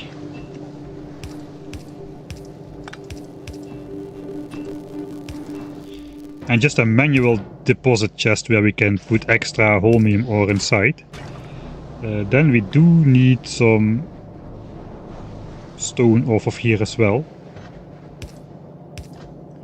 So I guess we'll just grab that off this belt as well, put it in with a long-handed inserter, and call it a day. So this is our holmium chest. Let's mark this one as holmium ore, so we know what we need to put in there. I think that's a good way. I'm just gonna mark all the inserters here, so I know what everything does. At least if it is not clear. This just inserts the ingredients for this one. These are 2 different inputs. This goes from belt to belt, so it's good to... So those are required to use. Okay, I think that is finally done then.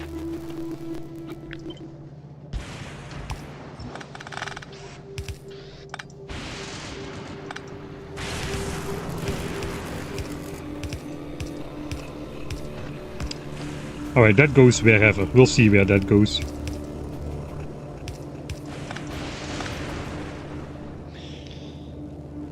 Incredible. Alright, then let's do the science pack thing as well. So if we can do only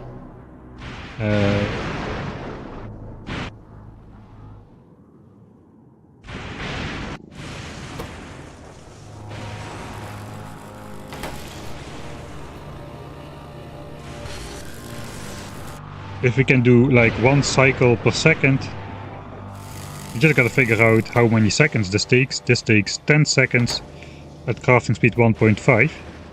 That means we need 6 of these.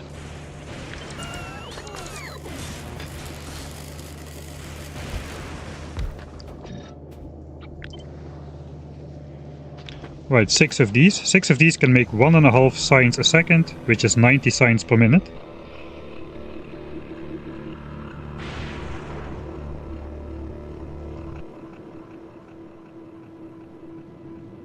Which is actually the maximum we could do, I think. Ugh. Brains.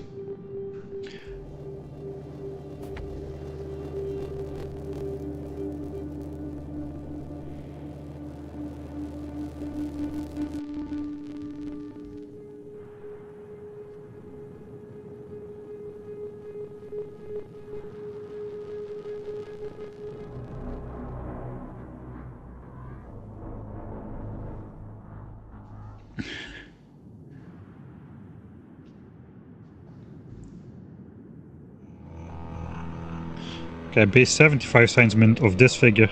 I think I based...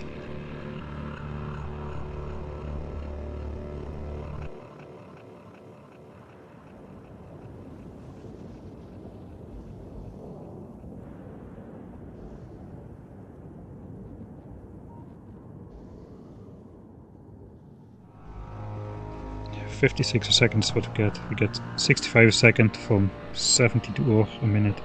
Just give me a second. Just to make sure I'm doing this right. It's so brain melting at times.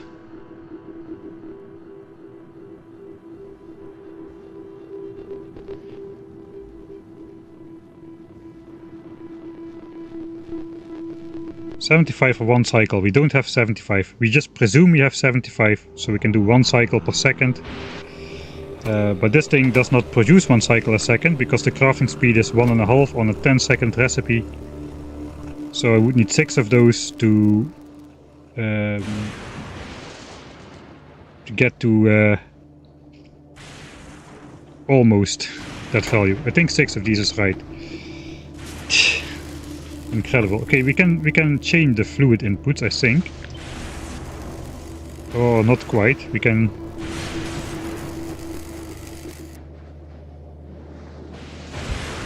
No, this is not going to work, right? This is connected, but this does not flow to this side, I don't think. Okay, I'm going to test that without consuming my holmium.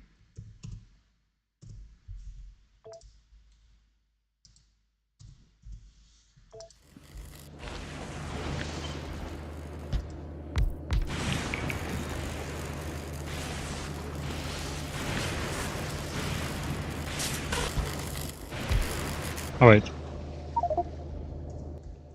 Just to test how if the fluid flows only through the pipes, or if they just by default, if a pipe is connected, they flow from plant to plant. That would not be logical, but then again, this is the way you always discover those weird bugs and exploits and whatnot, just by testing stuff. So I expect that this one will have electrolyte, this one already will not. Yeah, it does not, okay. This one will have this fluid, but... Okay, it only flows then if the respective pipes are connected, which means these, we will not be able to chain these in a line like we've been doing these. So I presume if we do the same for over here.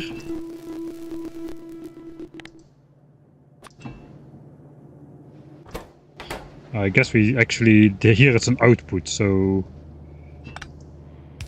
Let's put this in here. And I guess stone. Oh, I forgot about stone. Holy moly.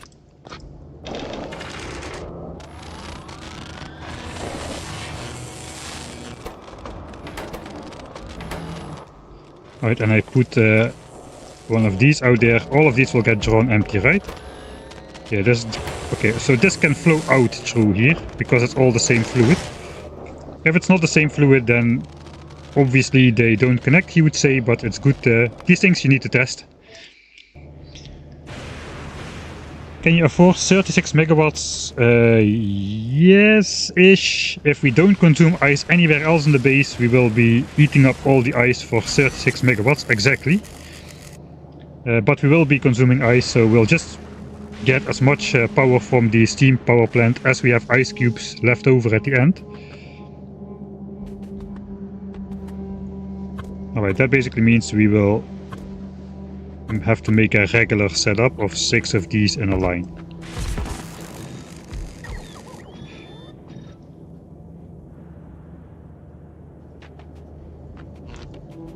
Okay, I'm already out of these things. We can take those which we use for the calculations. These also should have full productivity because they require holmium. Electrolyte fluid. The only other destination for electrolyte fluid is these capacitors. Let's first also bring stone over to here. Basically we just need a belt and input stone like this. I think 1 should be enough. Yeah, 1 stone for a 5-second recipe. These slow inserters should do the job perfect.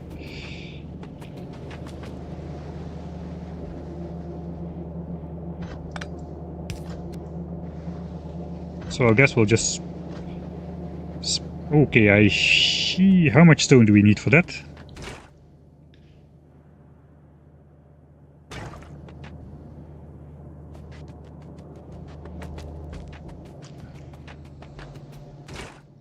Let's see. We use the mouse over. 0.08 stone times 8, 0.64 stone. We are drawing off 4 times too many, so how much do we need to consume here? 0.3 stone. If all of these are running, that is going to be 1.8 stone a second. That is way more than 0.64. We are probably pulling 2.56 stone off of this belts. We are using up 0.64, so we're left over with 1.92, which theoretically should be enough if those inserters never miss a beat. But I think we're better off drawing stone from the other 2 belts to supply this thing.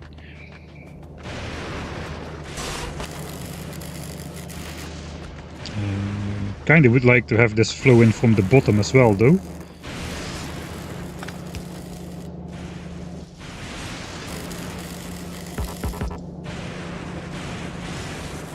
Okay. So this tile has a cliff on it. This one. This one also has a cliff on it, so this won't work either. Alright, no, never mind.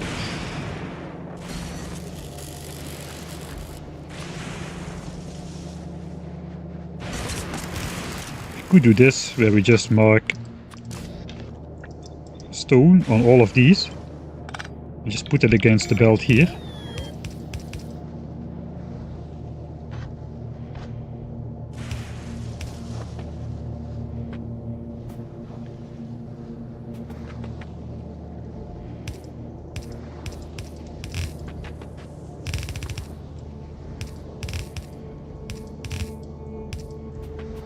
Alright, it even looks nice.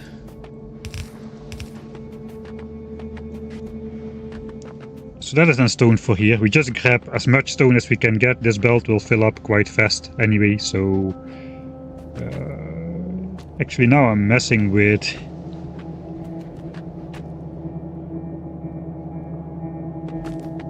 the available stone for there. So let's just do this then. Output priority to the right. And we just add extra stone on this belt if we need to. Maybe these are now superfluous, but we'll keep them on there anyway. That should never fail, really.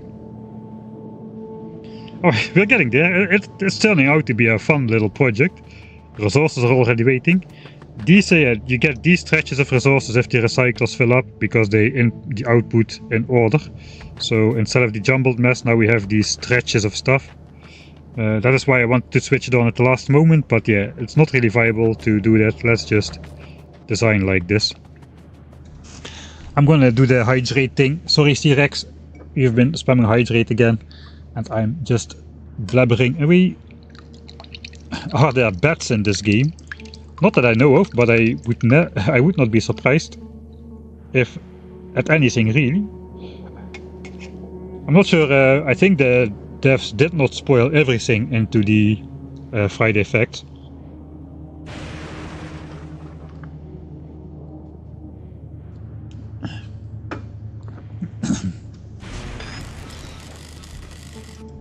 Okay, so that is this one thing fully done. I will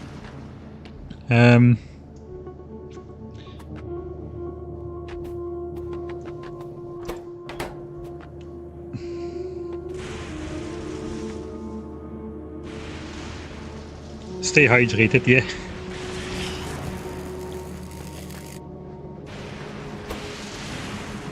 Okay, here we just need to insert holmium plates, which we just leech off of here. That's okay. Holmium plates, we don't need to worry about the distribution of those.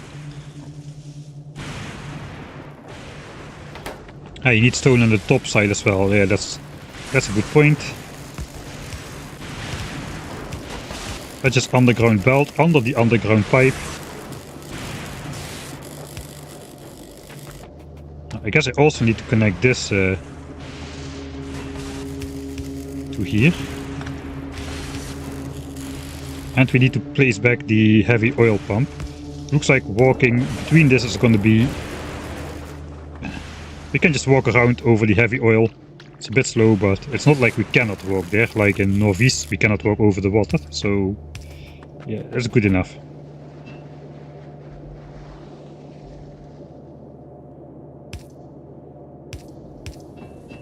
So that has to go there as well. Alright, now this is connected.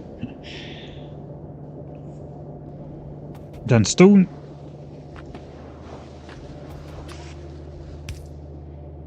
Oh no, no, no, no, no. No belt can go here. I guess we don't technically need a pipe. I do like to place those always, but what can I do?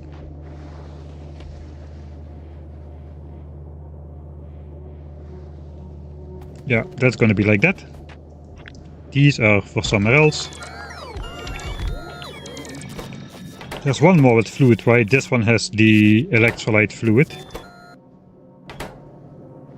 So I think I just want to keep this line short as well, and then all the other lines can have like long supply belts from somewhere else in the factory, but I want to keep these pipelines as short as I can. So this electrolyte fluid is used for the electromagnetic science pack and the capacitor. For some other things as well, but we won't need to worry about that just yet. Lightning collector. We'll see if we need to upgrade to those, we will, but that's a separate technology, I think.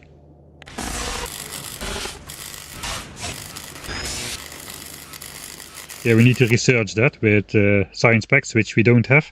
So we will ignore that as well. So yeah, only the science packs and these capacitors will need the fluid. Alright then, capacitors. We could take this like face value, we decided. So we need to make 1 per second. Crafting time, 10 seconds. We're making 1.7. Sounds like 6 of these to me. And now we have crafting speed 1.5. Plus the productivity, so that's actually just 4 of these. 4 of these exactly means one of those capacitors a second.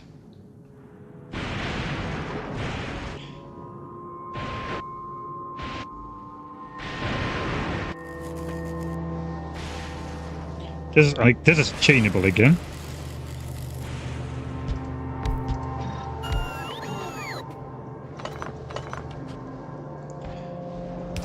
Okay, I think we will start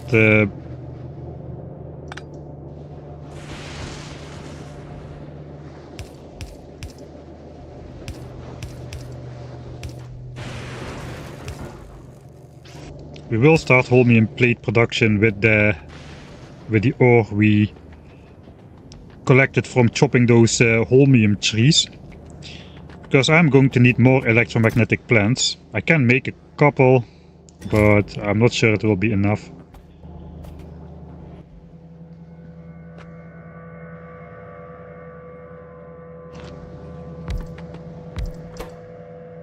We can make them in these buildings, which gives us 1 for free for every 2 that we make. So let's do that.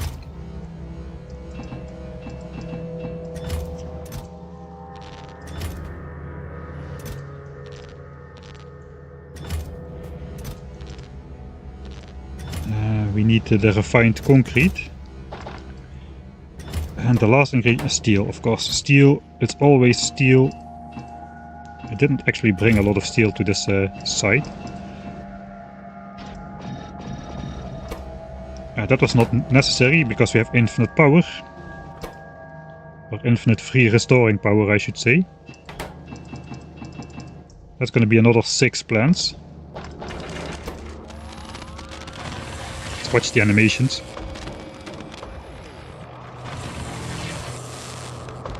Pretty cool.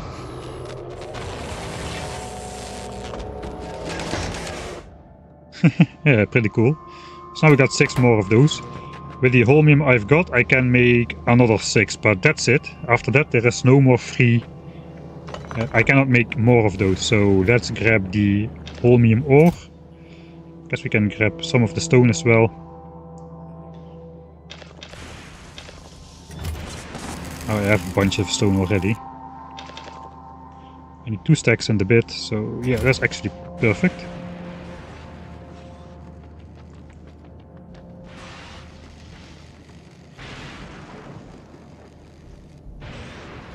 I've been watching it 1.5 times to catch up and finally made it. I myself think my streams are quite listenable in 1.5 times speed, as my speaking speed is kinda slow. Okay, this should start up this stuff, right? I think so, and it is going only into plates, which is what I want, so this chest is already proving to be useful.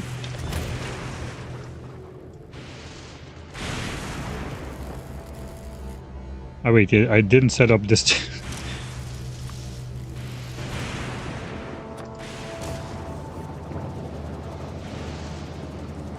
Alright, here we go. We're making the holmium solution. It's gonna take a while to convert this, but all of this is eventually going to be made into plates. We only need the solution. There we go. Plates are being made. And that means we can make more electromagnetic plants, basically, once we gather enough of those. So this is gonna be slow. I guess I could just put it in these as well, but let's just keep it there. Alright, so I did need 4 of these. 0.25 seconds, we can just chain these together. What else do we need? A lot of things. 4 ingredients and 1 output. And the fluid.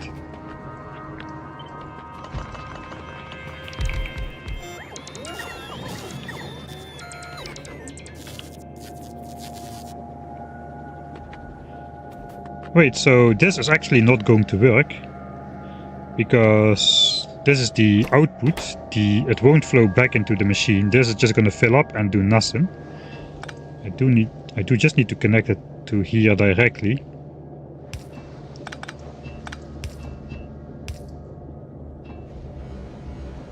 So this will flow through because they are connected, but if you put a pipe in between, it will no longer flow. Because it's being outputted, it won't be inputted into this machine anymore.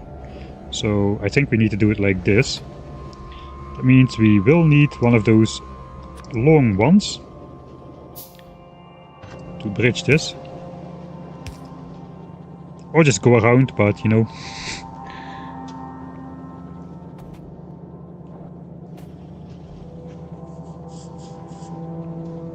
Why not upgrade the modules? Because we don't have the resources really to upgrade to Mars Mark II modules.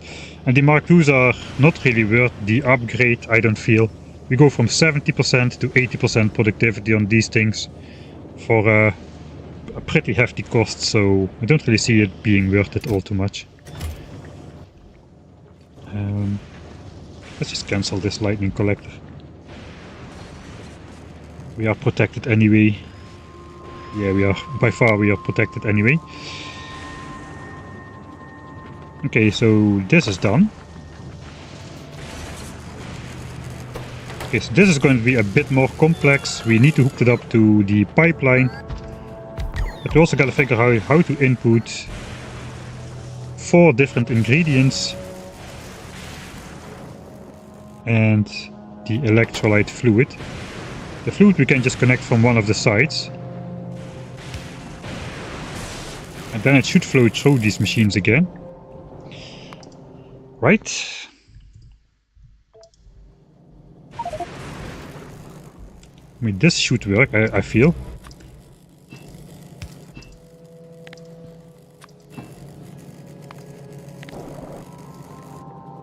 Yeah, okay, this goes all the way through the machines. Okay, let's go back.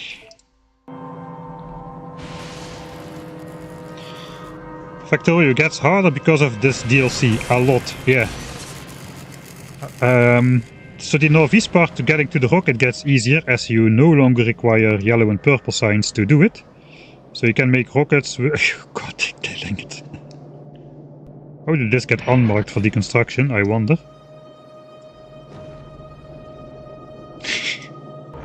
Yeah, we're still getting space signs here, just ignore that. The vanilla... It gets a little bit easier because the rocket is behind blue signs, no more satellites are required, so getting to the rocket will be easier. Everything after that is pretty complex actually. So far I'm really liking it. The DLC releases in 16 hours and 35 minutes, okay. That's 9 o'clock and then 16 hours. 9, 10, 11, 12. So 1 o'clock Central European summertime, I guess. Just ignore that, the story of everyone's factory. Yes, we are doing sushi belts. Actual sushi belts this time. And we are not gonna make a loop, we're going to consume everything, even if it means recycling it into nothing. Let's do this. No, let's not. And I'm getting carried away with design details, which I should not worry about. Right, this basically is just 2 bells coming in. I mean, no high quantities and a slow recipe. Actually, it's a lot of green circuits.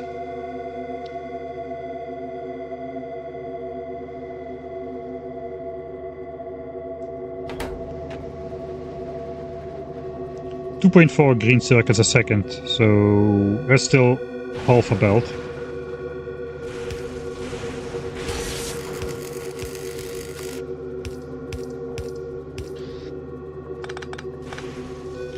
Well, that could be the inputs.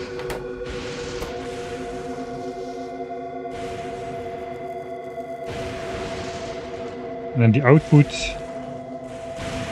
For us it will only be used in... Whoa, this music, man. This is a really...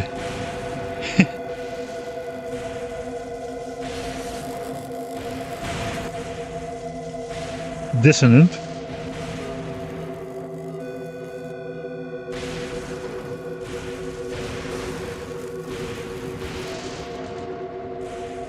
Okay, we don't need a ton of these to make the personal equipment. I have already like 1000 in a chest, so I think we can just make these for science. And call it a day.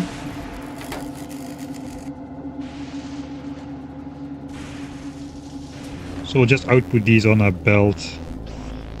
We could output them on this side as well.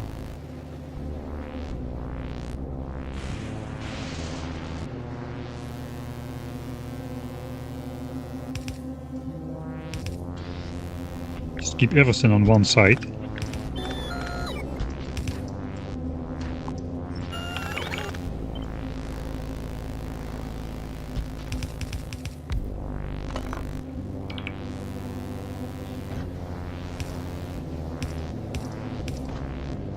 And just side load like half a belt of these things because those are expensive.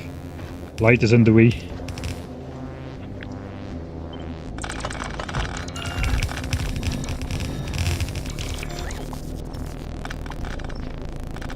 All the stream and my battery is still not full. 69 megajoules. Nice. Oh yeah, this looks cursed enough for my liking.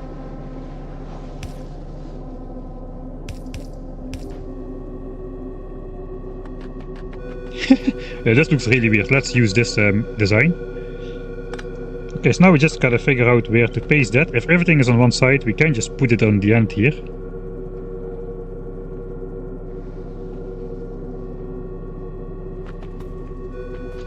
We also can just give ourselves a little bit more space to work with.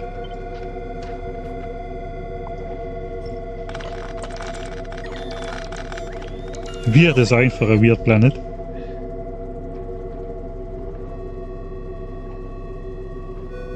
I think this... So vanilla Factorio only has two fluids. It has the oil. After the oil cracking, you just have lubricant and sulfuric acid, and that's it. Whereas now we have a lot of fluids.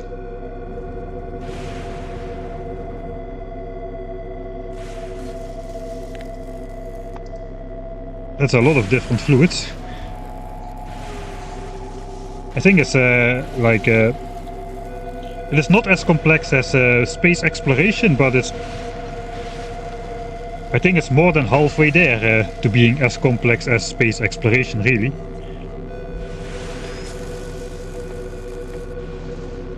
Okay, maybe we can just align these with that. The fluid output comes in there, so that would be one way to do it.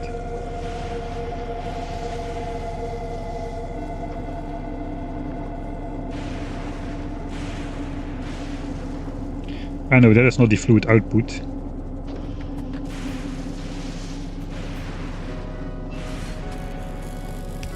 Let's make an intersection.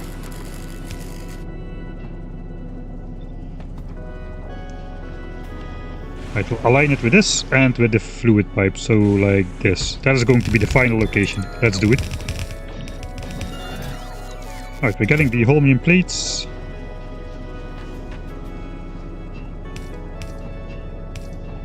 Alright, so that's connected. Then we only need to connect the science packs still.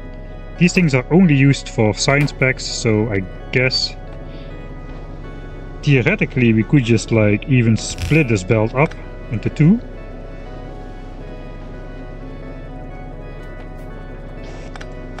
I kind of feel like we should make it fully symmetric then.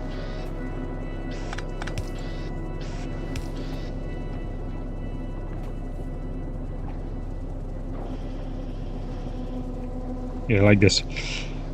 We could even split this up and make these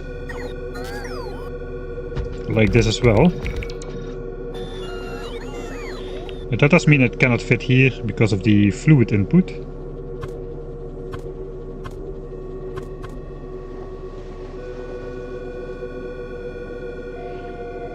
No, we cannot do this in general, so never mind. Also, it looks not as cursed if...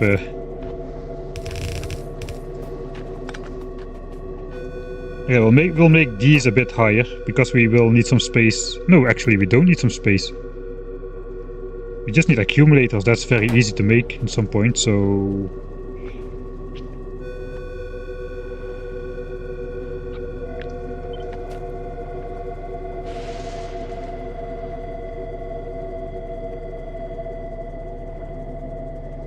If I move that down one tile, it would fit.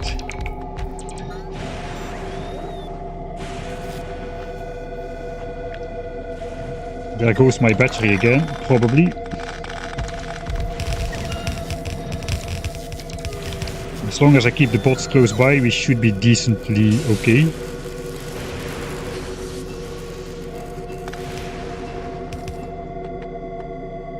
Okay, this is horrible.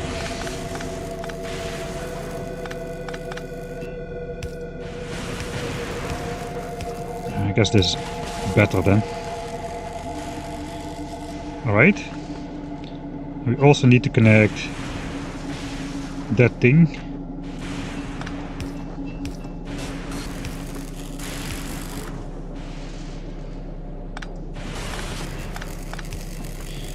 I guess if the fluid flows through the machines, we can even do this.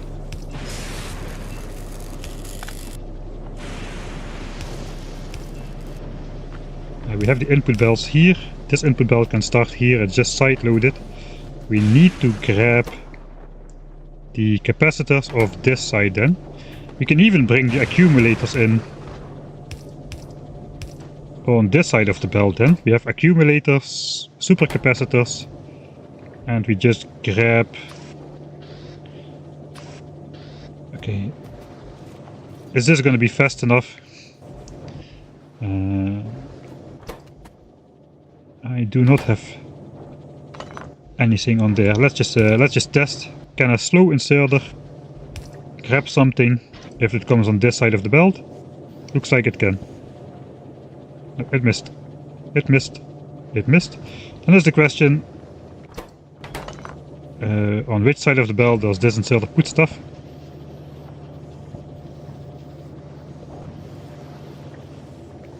Okay, now it's hitting every time.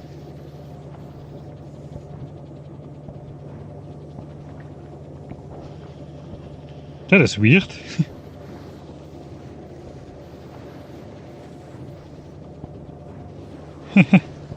That is very weird. I guess then, okay, we can rely on that it works. Why is it different though? I don't understand that.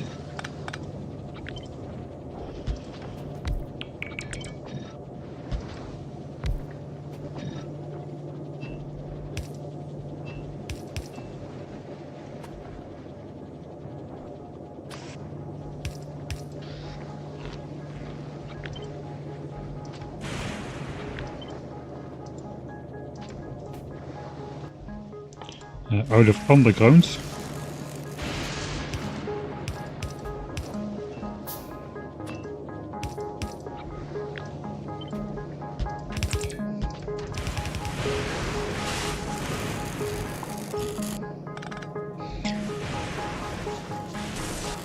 Timing on ticks manually, it does not fit in the correct spot in the cycle.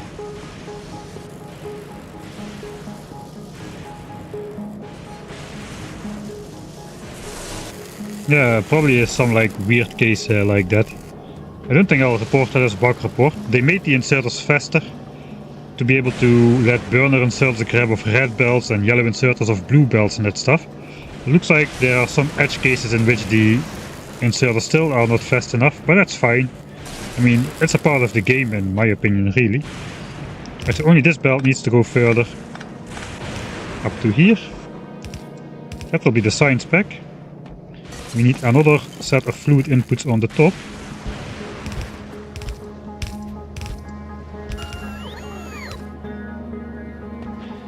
And that is the final set of fluid, this one. It kind of feels now like I should probably flip around this entire thing.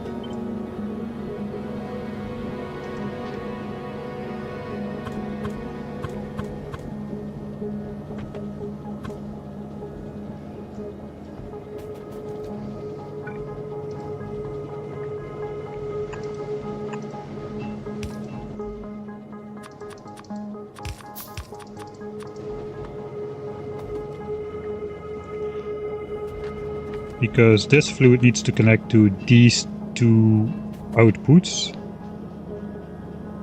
I think I just want to connect this one. Let's go here. There's no beautiful way to do this, I don't think. We can just interrupt this belt right here.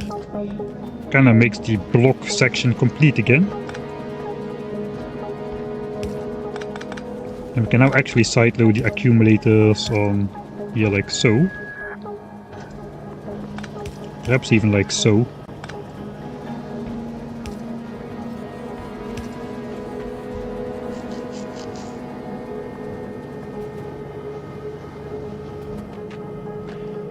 Okay, this can then go here. That is probably okay.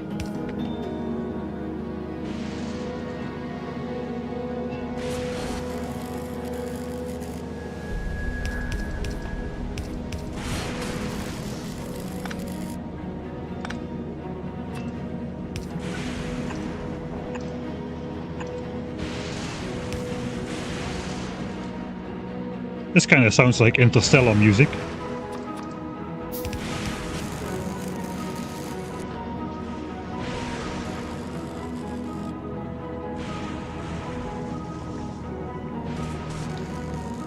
Alright, so that connects this, all is connected now. And that deals with all of the fluid stuff. This we no longer need. And we'll be outputting the science packs on this side. Or not.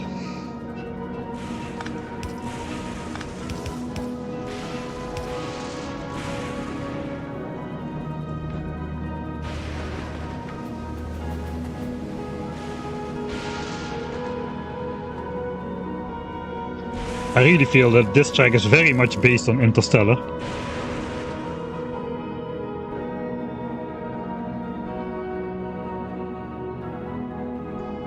It's a great track though.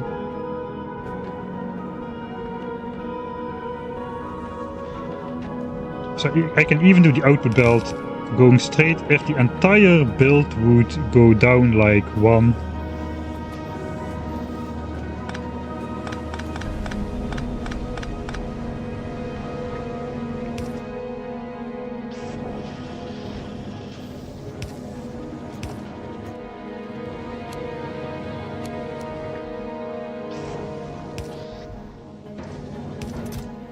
If the entire build would go down like one unit, we could fit the belt with the science packs without going under the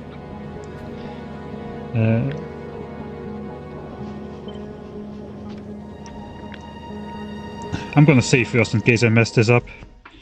Fluid done. Fluid done. I think then it's almost time for a special event after I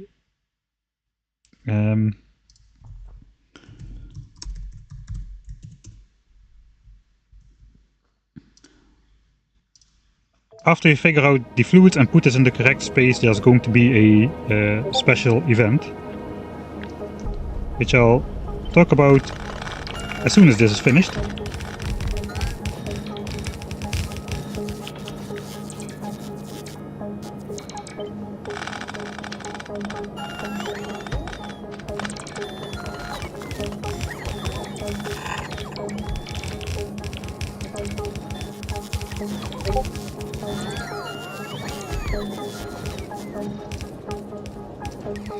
And the science packs will go in here, and that should be it. That is all the holmium fluid, all the holmium ore processing dealt with. We only need to bring the plates out to the different locations, but that is as simple as just splitting it off. We don't need to care about the ratios or anything. Just split it off to the different locations. We still need to do the supercapacitor, but that doesn't involve fluid. So now just these plates go to all those locations, and that is all the holmium stuff done. And then we just need to make the simple things we know from Norvis in slightly different ways. Some things we can grab over here, and some things we need to recycle into more basic components like copper cable and stuff. Just in case you want to keep stuff private, your Discord messages are showing or audible, the notification. Okay, not shown. Alright, that is good. Alright, so it is time for something unexpected which I did not announce for a reason. Holmium fluid stuff done.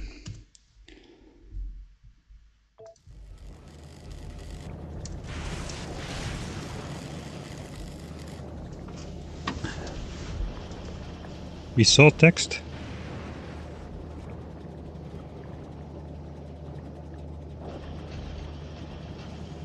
How the heck is that possible though?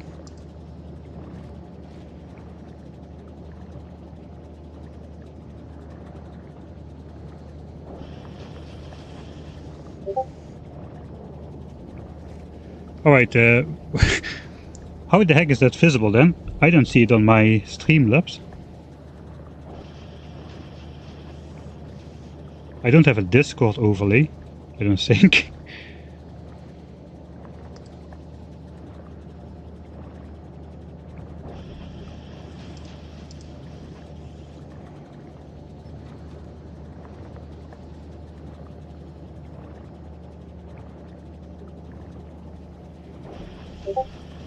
Alright, the sound is okay.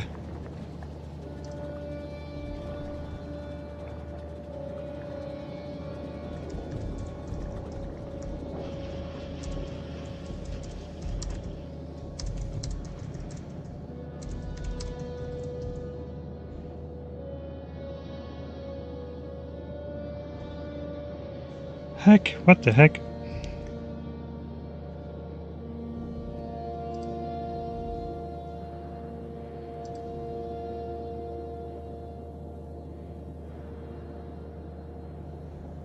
Someone said something about work tomorrow. Turn on streamer mode to... Okay.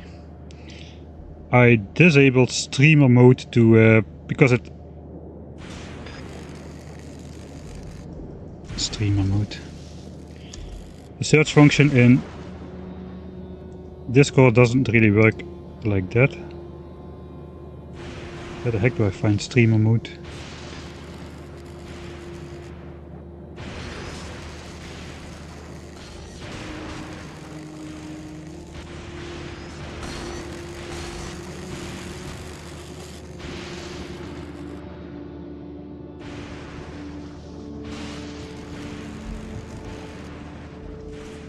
I will close Discord for now. I will restart it. Hopefully it will go in streamer mode by itself. Always try the easiest solution first.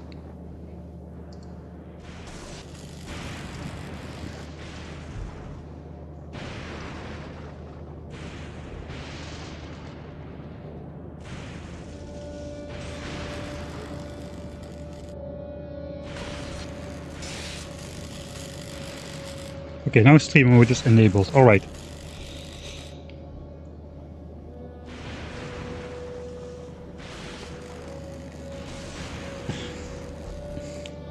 Or disable game overlay. Why is it in my game though? What the heck?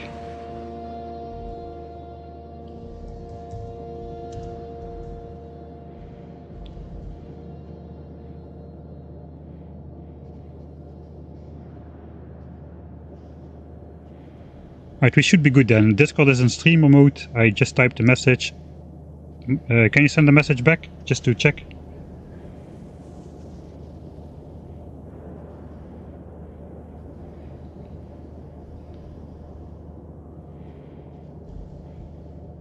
Alright, it's not showing up. There's no notification sound. Alright. Nice. So I need to read a bit. There's a couple of disclaimers I need to say. So, great news for everybody who is watching at the moment. I did not announce this because I wanted to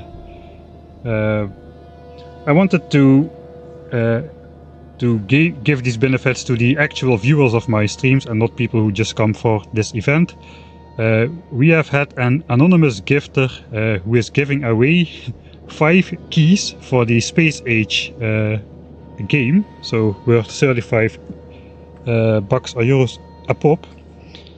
We are going to be gifting those away on Twitch, because Twitch has a better functionality to randomly distribute that.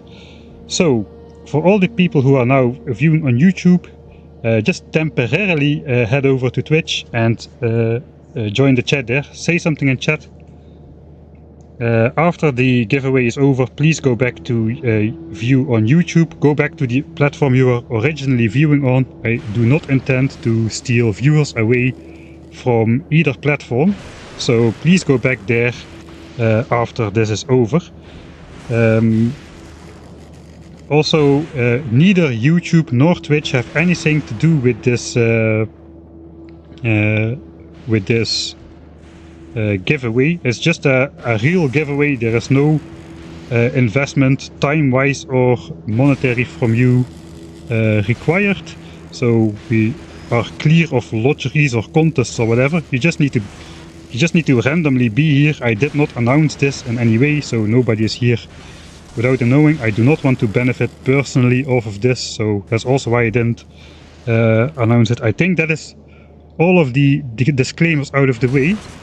I am very much a-technical with this stuff, so our moderator Gmacha will take care of the giveaway process in chat and will give you instructions on how to or on where to view if you will win a key. So I would say, Matcha, take it away. Did I miss anything? Should I say anything else? He's typing on Discord, so perhaps I effed up one or the other.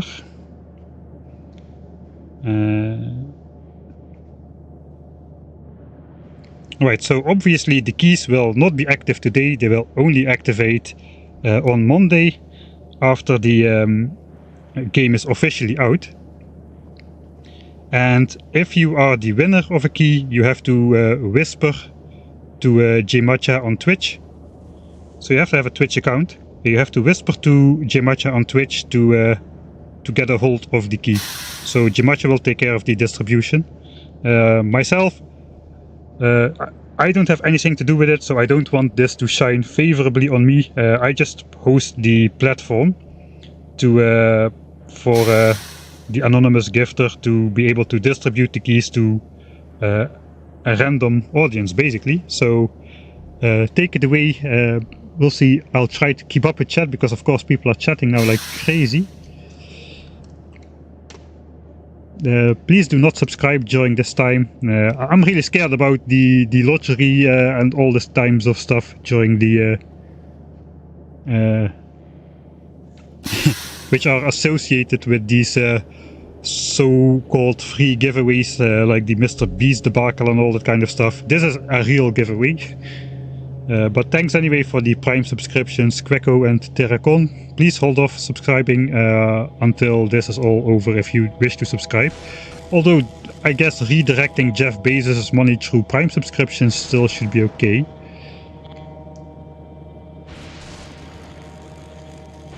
Alright,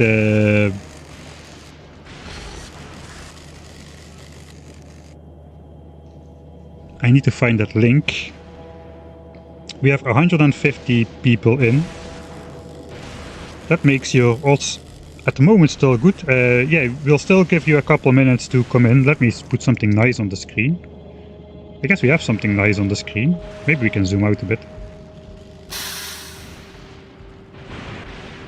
We're getting there. Let's switch off the map tags. We still have these settings.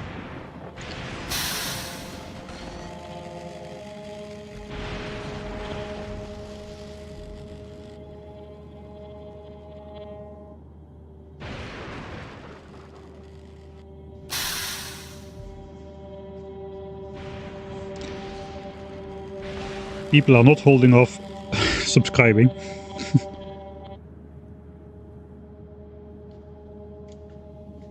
Alright, so we do have a random result. You do not gain extra benefit if you are subscribed or if you of gift subs or everyone has the same chance who happen to be a viewer at this very moment.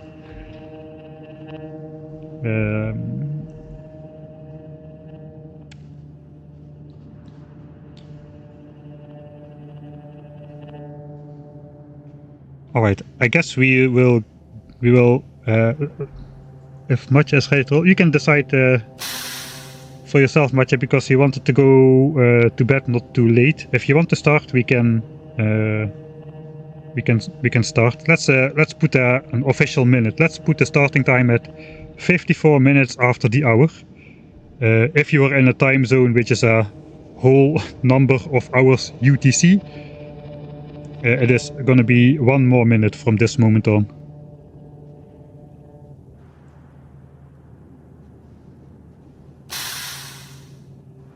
Alright, that will teach me to use streamer mode for next time when I use Discord. I can't believe that popped up on the stream. How is that even possible?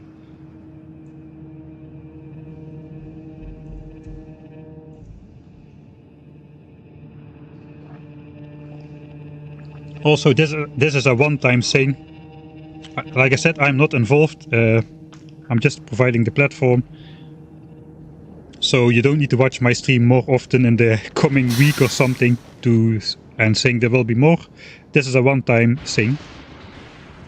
Might be OBS being funny. Maybe it's just Discord being funny, actually. Maybe that is automatically set up to display stuff on... maybe that's automatically set to display stuff from the game on stream or something. Maybe one of the widgets automatically also reads for all chat sources everywhere.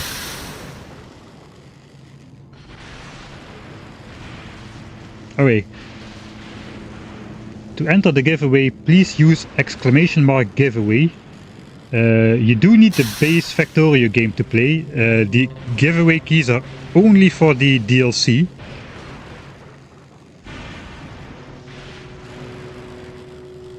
So that means if you don't own the game, you can still buy the base game and use the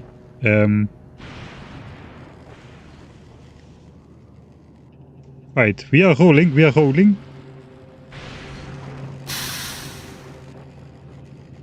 Looks like the first key has been won by... There's a link for that, right?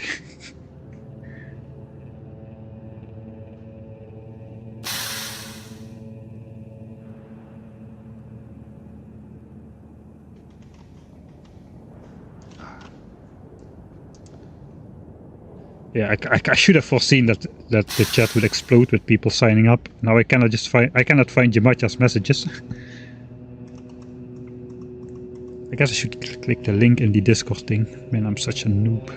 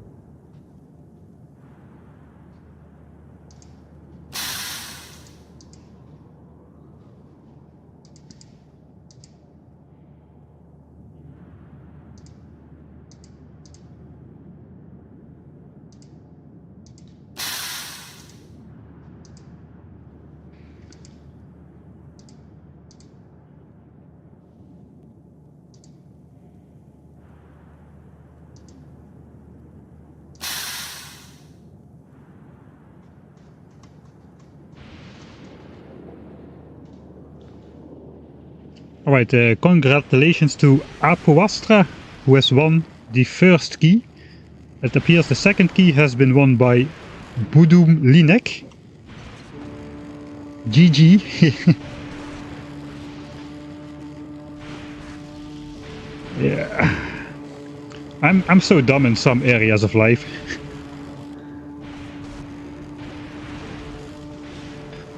Like, it was very predictable. I would not be able to read chat through this. I'm now using the inbuilt search function of the browser to look for Macha's username, so I can see who actually is winning the giveaway.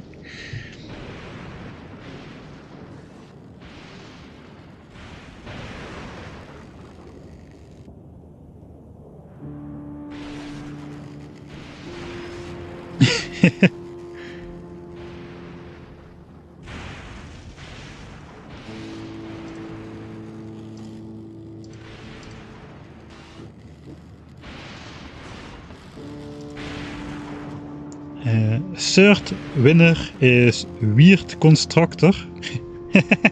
We want to see a weird factory from you then. Post a screenshot. There is 5 keys, there's 2 more keys. We'll mention again, neither Twitch nor YouTube have anything to do with it. I'm not benefiting from it in any way. This is just a real free giveaway. There's nothing which you need to do to enter the giveaway except type / giveaway in chat.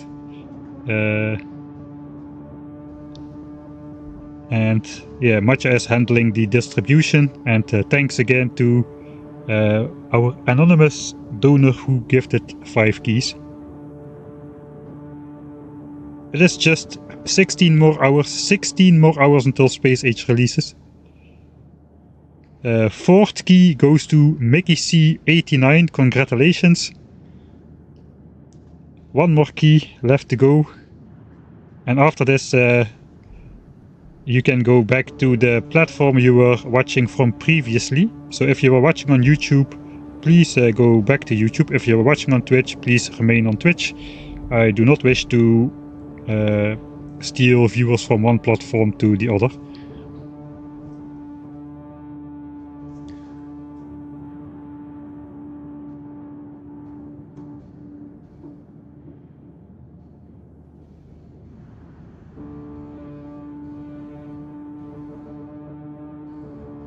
And the last winner is Sturka Meow. So congratulations to all of you. So everybody can stop spamming ! giveaway in the chat. Please, if you won a key, please whisper to Matcha to get a hold of your key, and I guess 16 hours from now you will be able to use it.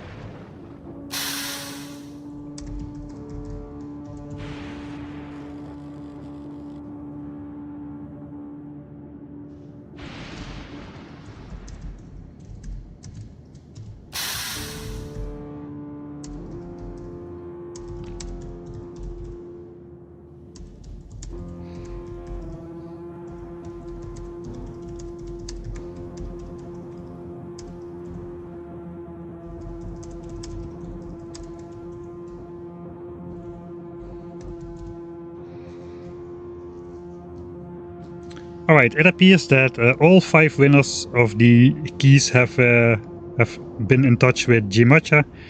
So I guess that's all I need to do on my part. Thank you a lot, Matcha, for not only for hosting this event, but also just for moderating in chat and helping me set up stuff behind the scenes in general.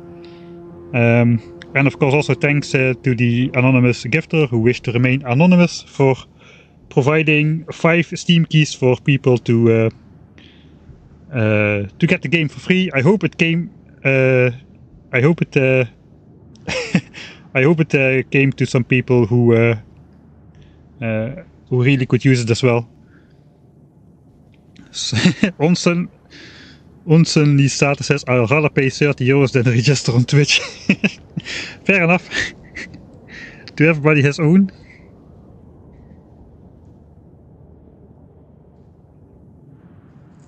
I mean, the keys have been paid for. They are not free keys. They are like officially bought keys from directly from the Factorio developers, I've been told. So the money still will go to the Factorio dev team.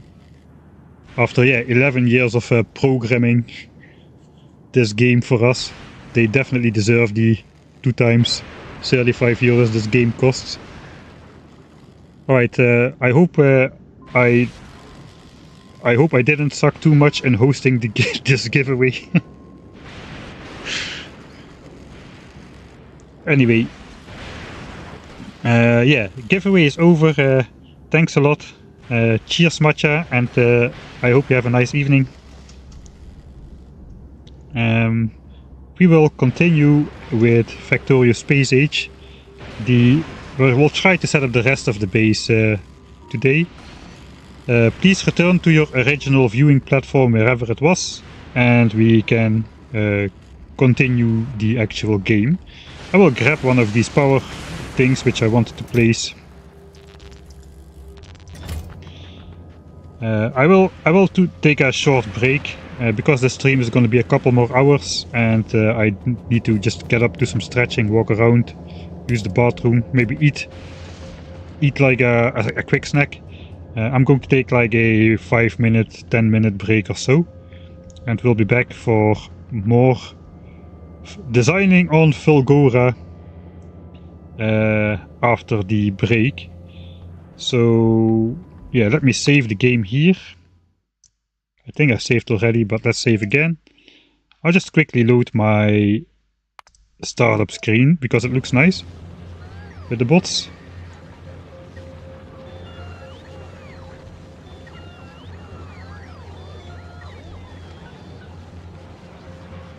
Oh yeah, that is satisfactionary. Satisfactionary. Who knows who it was? We can speculate all we want. People who wish to remain anonymous will remain anonymous.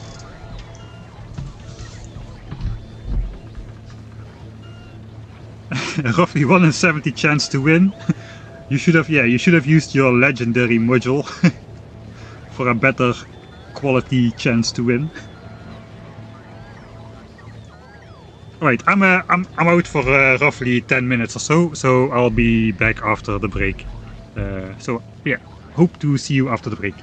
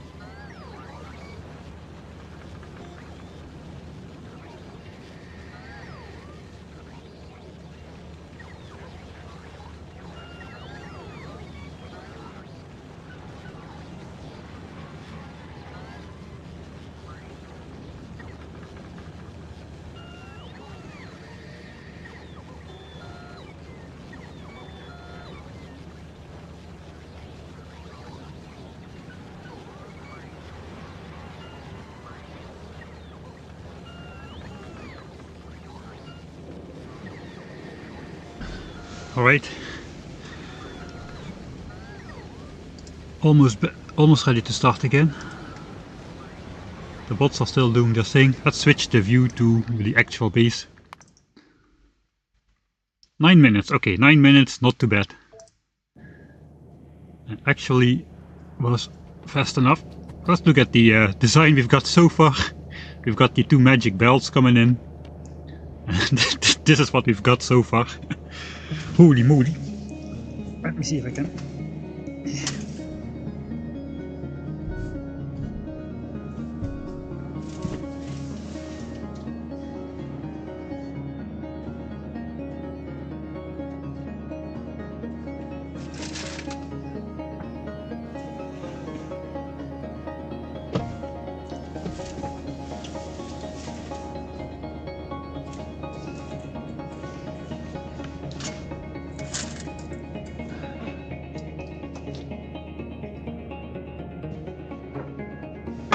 Alright, coffee time is over.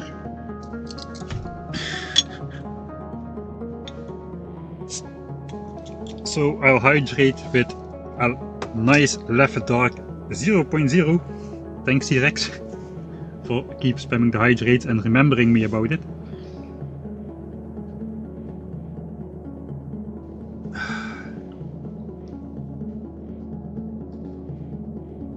Throughput is being limited to 2 yellow bells after the holmium splitters. Yes, I think somebody said about that earlier already. That is correct. That is correct. We need to use the 2 fast undergrounds. That is still part of the underground. That's still part of the red section of the bells on the left bottom corner there.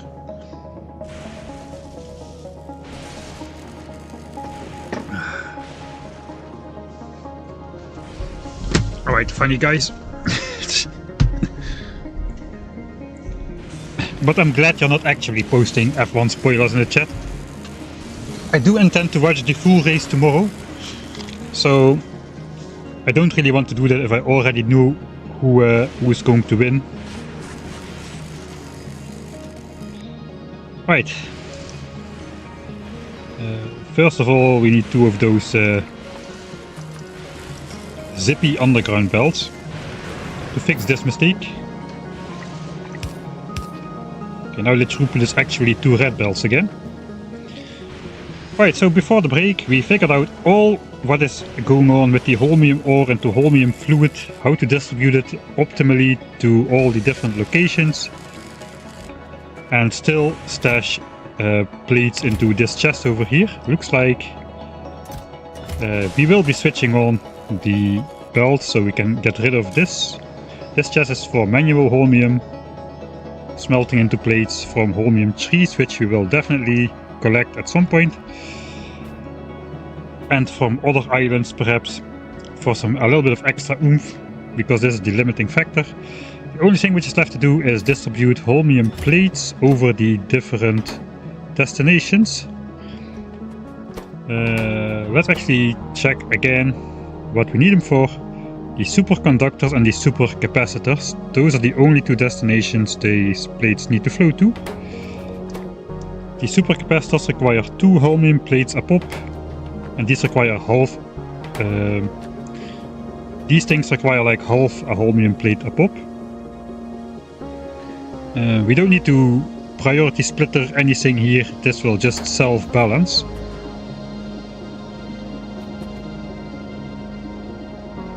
Unless we really want to like collect a bunch of these in a chest, but I don't think we... Actually, these are used in tons and tons of stuff at high rates.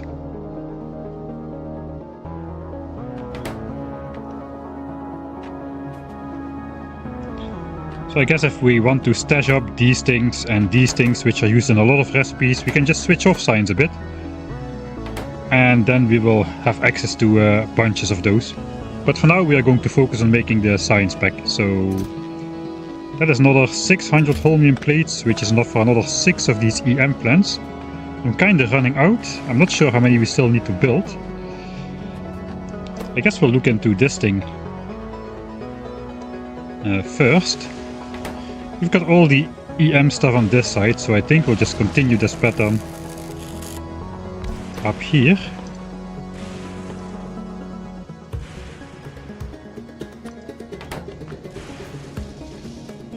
I guess we will look at the light oil thing a little bit later. That's going to involve cracking the heavy oil which is coming from the oil ocean, so it's not going to be too difficult. Let me put the chat back close by.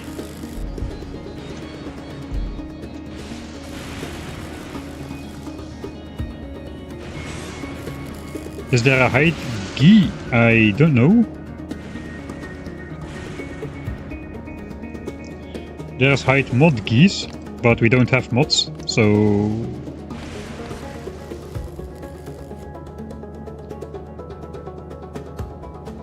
I don't think so.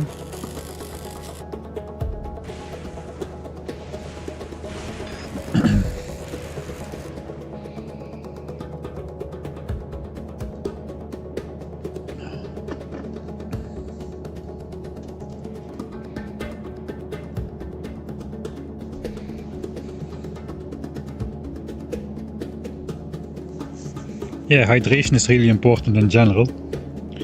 It's hard to always keep up with it though, it's easy to forget. Alright, so we're bringing in... I guess we could bring in... maybe not. We were bringing in the accumulators from here. That is complete, we just need to worry about these things. How many of these do we need? We are building them around productivity modules as well, which means they'll almost make exactly 1 unit a second. 1.01 a second says the tooltip. So finally I'm starting to use these things. When I was still on Novice, I saw this was a lot of clutter, but I guess now I'm using them a lot because I don't know the recipes. So my prediction is these things will be useful for... a lot more useful for new players on Novice as well, since they are quite useful for me on this planet. I thought it was too much clutter, but perhaps I think I'm wrong about... I will turn out to be wrong about that. So how many of those do we need? Let's check our notepad. So we need 1.2 of these a second at maximum speed. So that is just basically a single one of these should be enough, almost.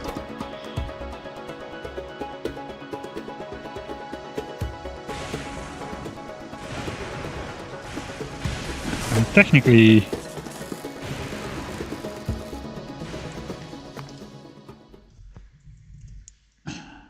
I could make one of this if I had the right combination of module slots. Of modules in there. Maybe I will make 2 Mark II productivity modules that should be the same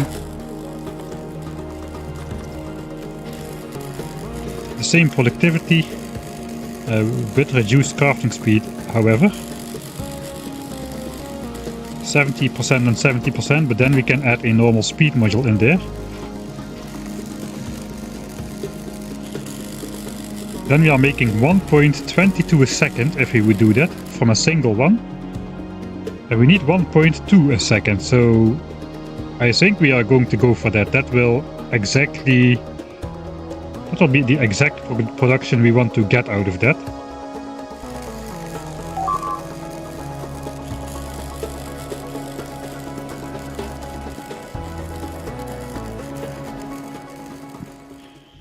What do you think? We have one more thing that none of the testers have really seen in the works. Means I have no idea. I haven't even seen anything else but Fulgora yet. I've kept myself as spoiler free as possible, so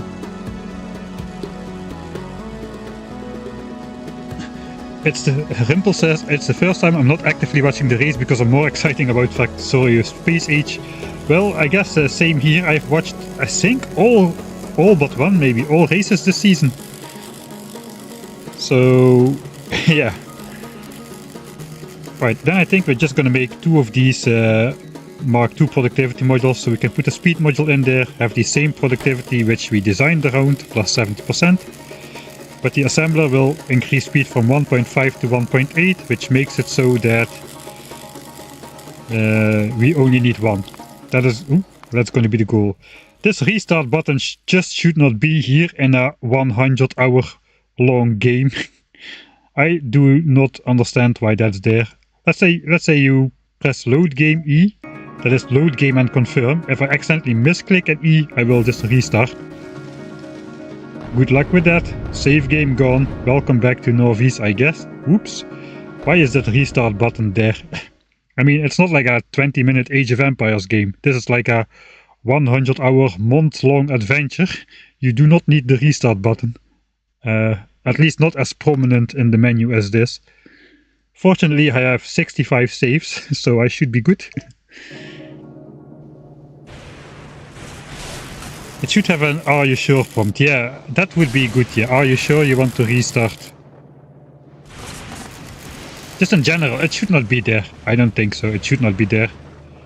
This is not a game which you fail so frequently that you want to just restart. It's not like a puzzle, like a 5-minute puzzle or something. I don't understand. Anyway.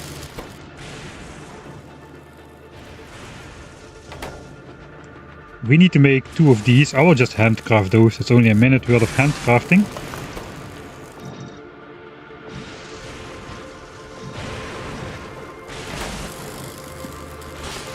I kinda like how each module slot now has its own designated position. That is something new.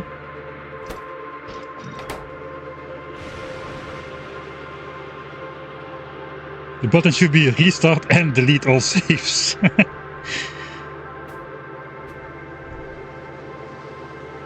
Yeah, autosave on restart would probably be a good idea.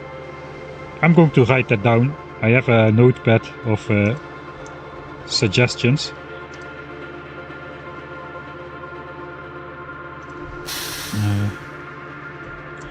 Auto save on accidentally clicking the restart button, which emo does not need to exist at all. Does anybody use the restart button in Factorio? Just of all of you people who are watching, does anybody use the restart button for some function? The restart button should also uninstall all your mods and roll the game back to Factorio 0.15. Once, I mean, of course, you could use, when you want to restart, you could use it, but you could also just exit, you start a new game and play. It will basically re-roll a seed when you restart. So, and if you want to use certain settings, you can just copy the map exchange string from a save of which you want to use the settings from, and go to single player, new game. Like, it's literally like the most it will save you is like 10 seconds. Now I imported the settings and the seed will be randomized anyway, and I can restart. You know, it's not, it saves you like 10 seconds at most, and it's such a safety hazard at the moment, at least. So yeah, in my opinion, I don't see a functionality thing. Yeah, map exchange string is a thing. If it this not only saves the seed, but also all the map generation settings, and ore settings, and all the stuff, evolution set, everything which you can do in settings is saved in this map exchange string.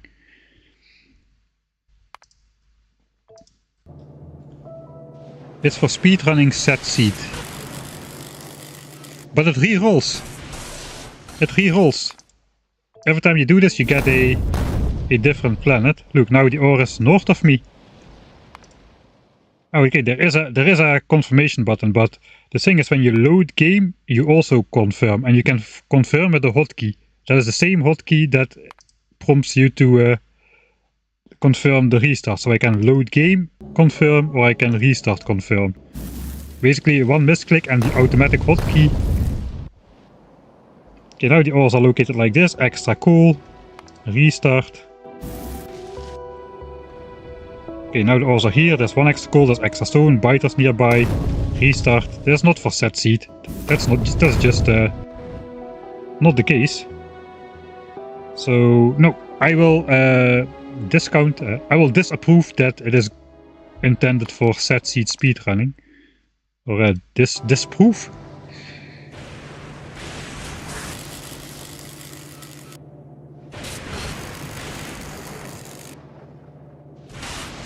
Restart hotkey. No, that's rage quit hotkey. Alt F4. Just make a restart hotkey. Like Control C is a copy, and if you accidentally press C, I have fire weapon set to C, but it could be the restart hotkey. So if you accidentally misclick the control button with your pinky finger bent in a weird angle, you will just restart. That would be funny. Alright, let's not destroy my expensive machinery. Let's continue this. I need to handcraft those again because I got... What else is new? I got sidetracked. Right, so we need one of those to feed 4 of those, so I guess we do want to put this somewhere not too far away. Annoyingly, we need heavy oil, so ideally it would go on this side.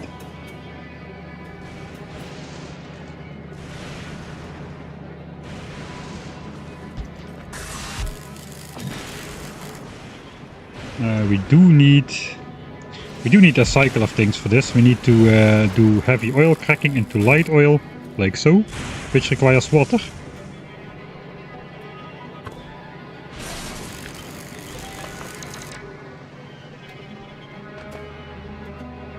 And water does require melting ice. So we either have to pipe water that way or route ice this way. Okay, then I guess we'll go there. Getting a pipe through here to this side is probably easier than getting a belt of ice all the way across the base.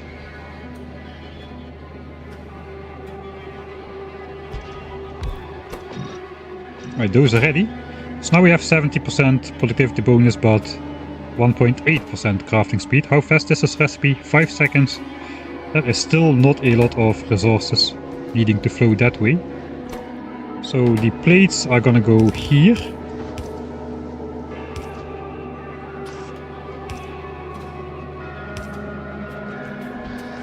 And here.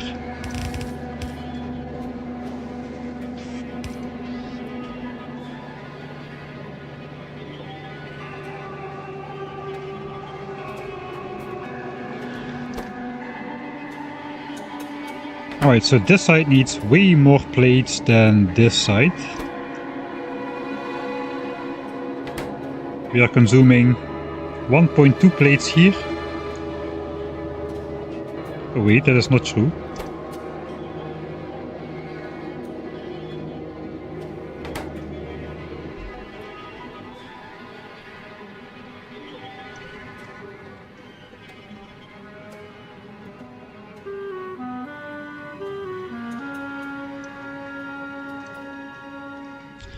Why not though?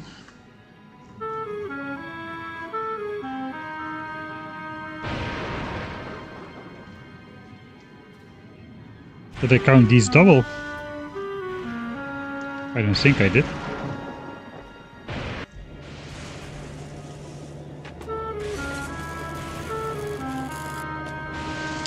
Ah no, wait, yeah, I need to tally those up. This consumes 1.2 plates.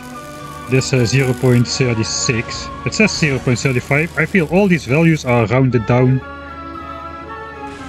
If the actual value is 0.36, it rounds down to 0.359999999. I feel all these values do seem rounded wrong. I mean, how can you use 1.79 light oil a second if you have nice numbers like 5 seconds, 2 seconds, and 80% productivity bonus? That is definitely just 1.8. So all of 0.36 and 1.8. Alright. So since most of the plates need to go to the right, we will output priority to the right. Means this gets filled up first, but these cannot craft until they actually get some of those.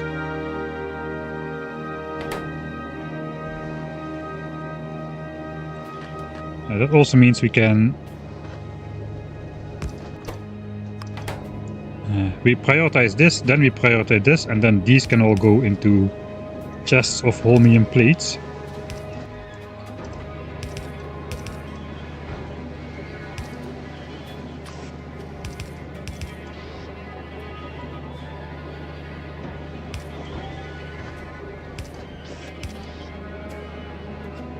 I guess something like this. And let's just let it fill up completely. That is going to be like 24,000 plates, which you can probably do a lot of stuff with. I mean,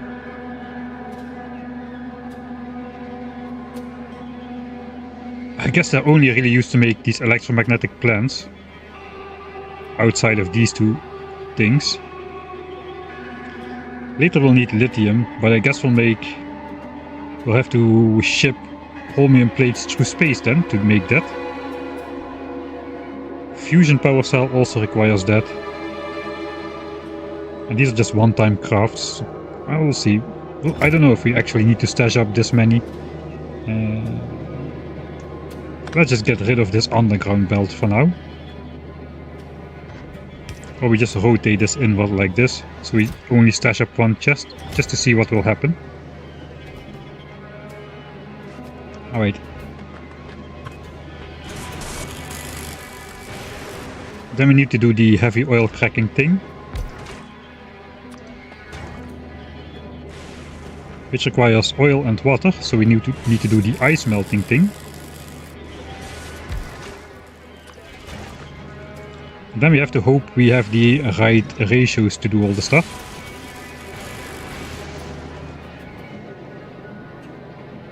Or we can actually try to just extend this water pipe if it turns out we have enough water.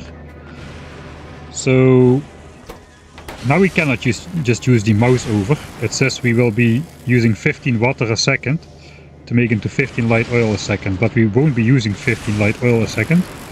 We'll be using less than 2 light oil per second. So we'll also be needing less than 2 water per second.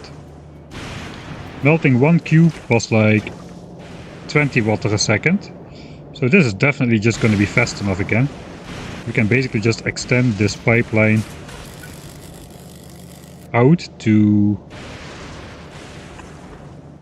here. I'm a little bit starting to get out of iron. And that gets output into there. Okay, wait.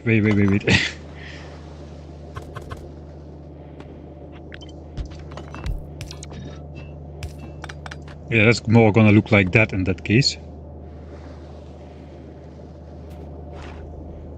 Maybe I can just rotate this around then.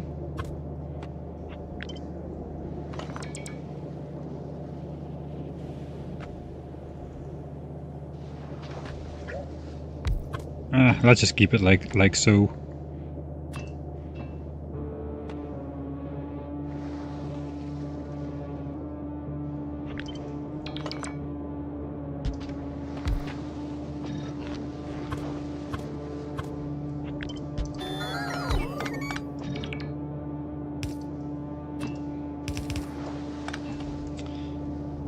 Alright, so water is in there already. Now we just need heavy oil.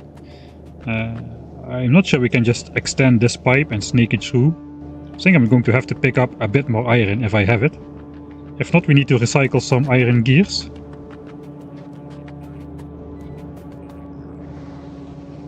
No, we still have a bunch of iron. I just will handcraft a couple of these. We're almost done with all the piping on this build anyway. At least for a while.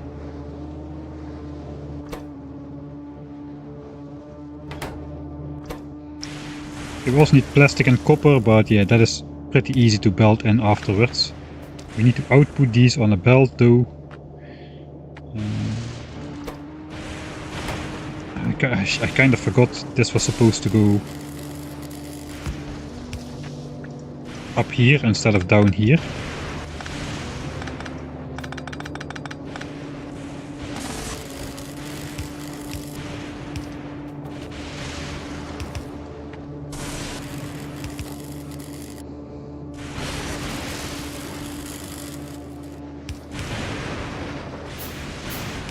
I guess we can just straight output those on the belt here. We're making only one a second, so slow inserters are fast enough for all of the processors on this planet, it seems. Almost all, except for like recycling and such. Okay, then we need to somehow get that heavy oil in there. Preferably I want to go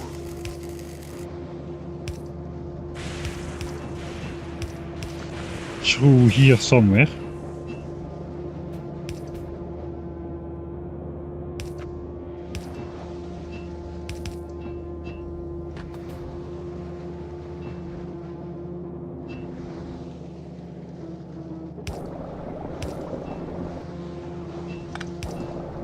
I think this fits without connecting. Yeah, it does. Alright. And then we just need one more stepping stone.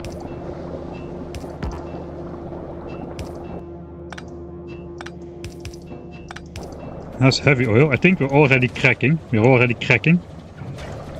that's the light oil we need. The holmium plates we need. Then it's just a matter of basic resources now.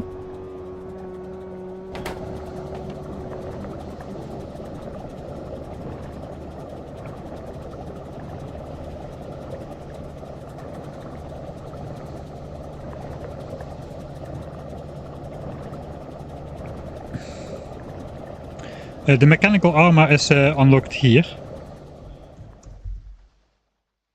But we will need all science packs for... No, actually no. We don't have any of the other science packs here on the planet. So we won't actually be able to research it anytime soon. Okay, I think this is the whole Holmium adventure complete. Holmium adventure complete. Now it's just a matter of making all the other ingredients for these things, which we are actually going to do from the recycling process. So this should all work.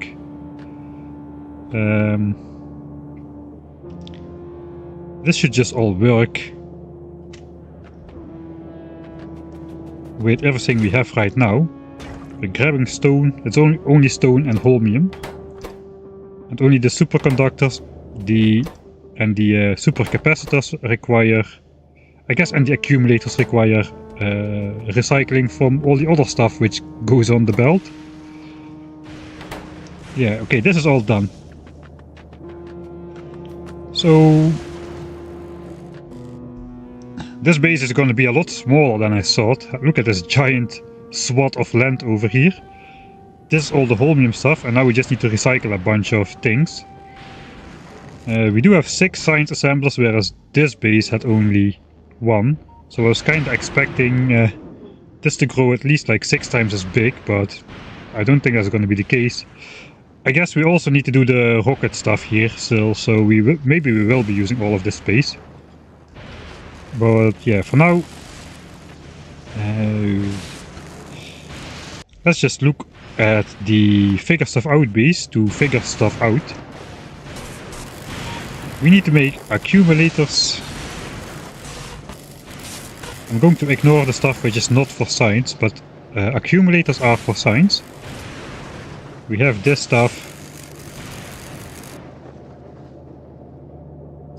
We are recycling blue chips into green chips for this thing. Batteries are drawn off the belt directly.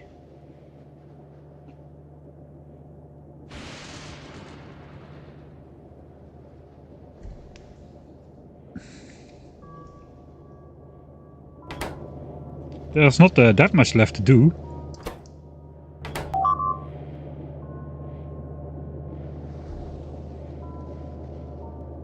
Very excited to see how you handle balancing the 12 scrap outputs.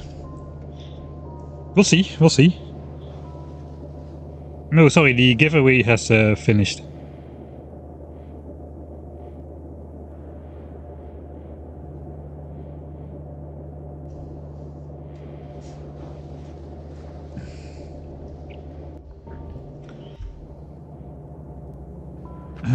With what will we start? All of this is basic. I think the plastic and copper is the hardest to balance, really.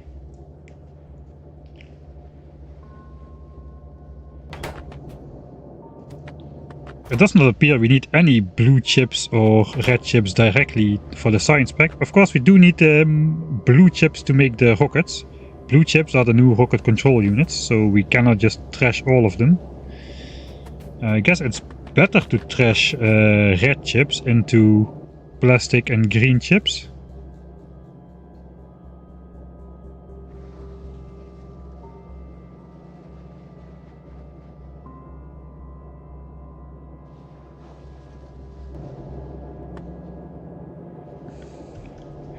"15 hours left for Space Age release." That is less time than the "There is no time for chit chat" achievement. No time for chit chat, launch a rocket to space within 15 hours. If you don't have this achievement, you need to wait less than 1 game of Factorio before Space Age releases. I think we're gonna keep this for later. This is the hardest one, I think. We can keep some space over there. Green chips, we also need green chips, we need batteries. I want to make the accumulators first, really. I don't know really why, but I feel like I want to make the accumulators first. We need to produce roughly 1 accumulator a second, it appears. That is quite fast, because an accumulator takes like 10 seconds to make. Even more, and then crafting... oh wait, yeah, I can use the electromagnetic plant for that as well. Alright, that already makes like...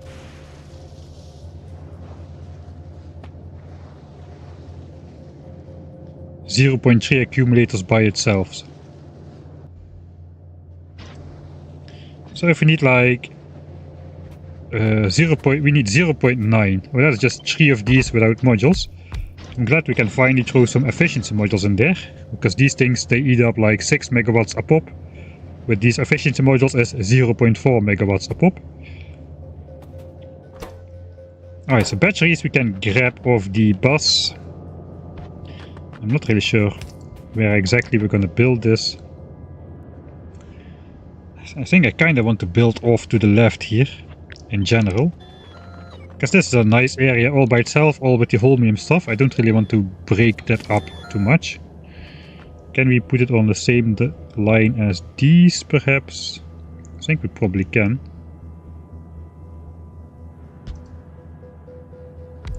We can make like a little bit more accumulators. Because we probably want to have those for... to set up power on the small islands as well, so perhaps we'll just double these, or even more than double these. I don't think we have a shortage of batteries and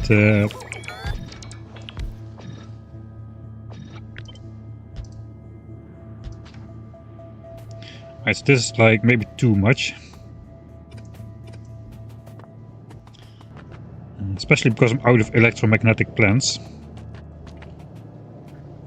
So let's just make electromagnetic plants then. We have the holmium plates here for a reason. Let's just see how much we can make.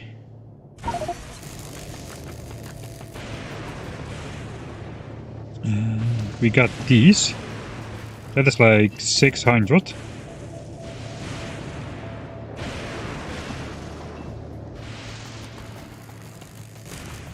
And we got 600 more plates down here. We don't need to keep any of those anymore. Oh, we do have logistics bots here. Oops. Forgot about that.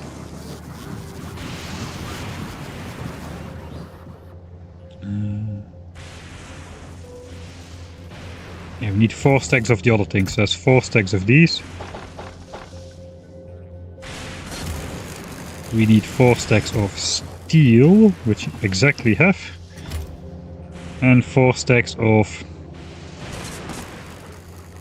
I keep forgetting. It's every time a different ingredient, but I keep forgetting one. Blue chips, alright. 2 stacks of blue chips. Right, now we can make those electromagnetic plants. That should get us 12 of them.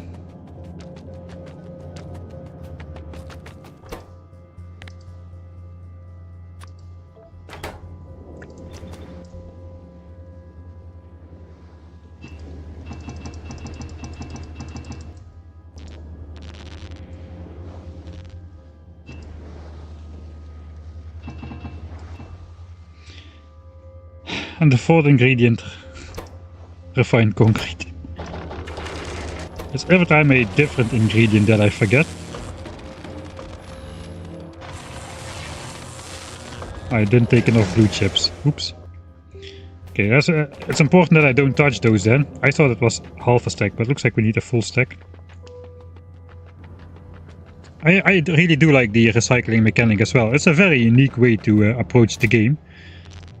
I really applaud the dev team for trying to find 3 or even 4 very unique ways to tackle the same problem so that it feels totally different. This is absolutely nothing like building on Norvese. It's really awesome.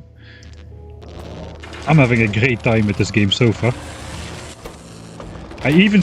I'm having such a great time. I even stopped complaining about the fluid system. I haven't complained about the fluid system for like a couple streams already, so that is how great the game has become.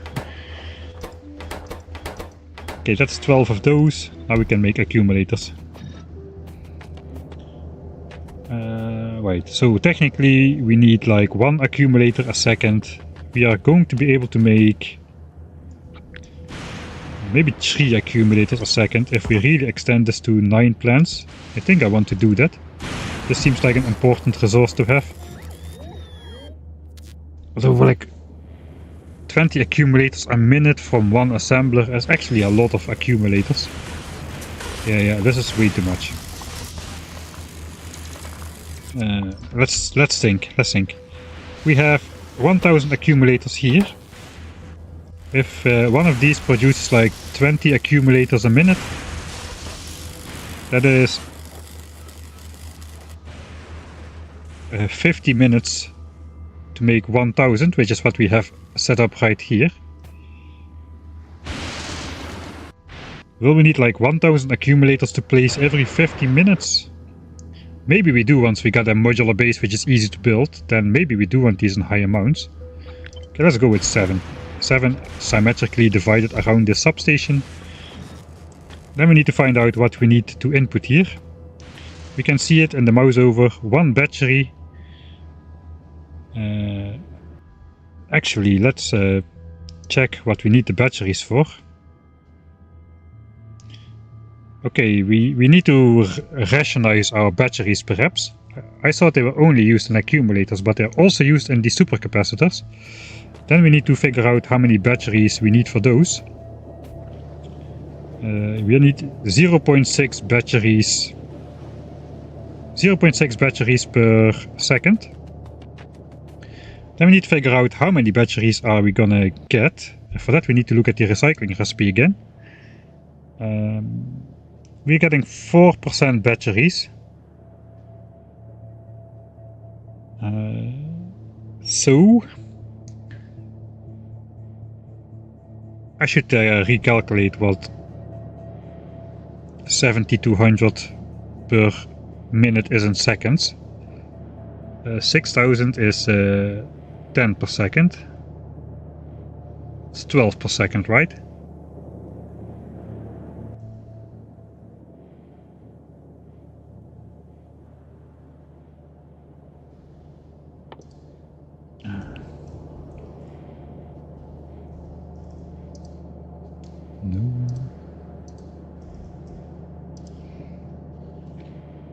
Okay, 7200 items a second, which is the capacity of 8 belts, which is the maximum which we can draw from those patches.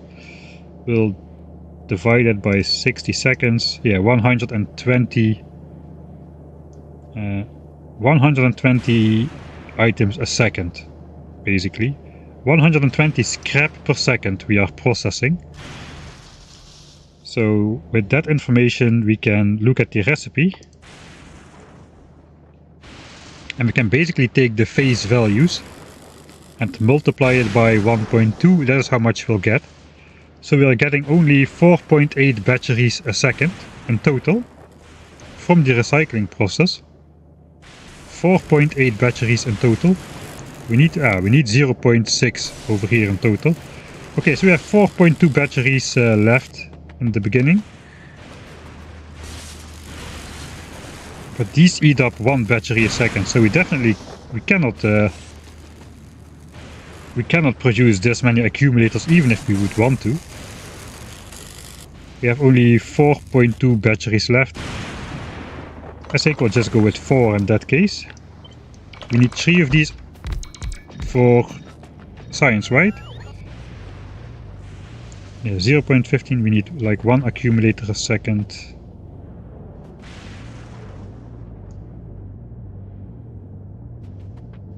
Yeah, okay, so we actually only have barely enough batteries to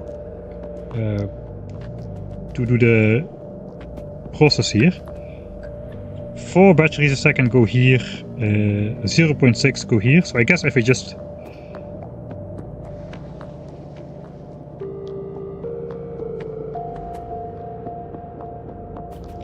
grab batteries of 1 of these 4 belts for this side, that should already be good enough.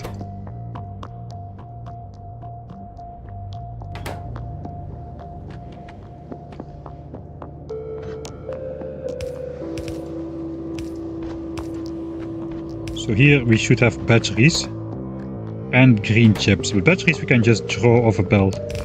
So I could do like a...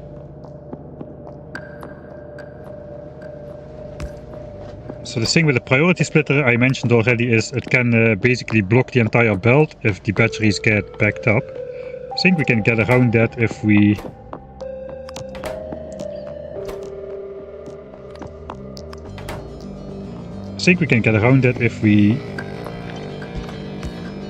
do this instead.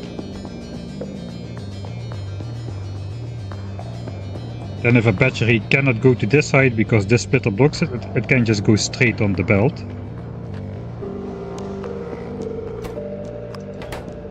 Can output priority to the right, so all the batteries will go in here, which can go in here.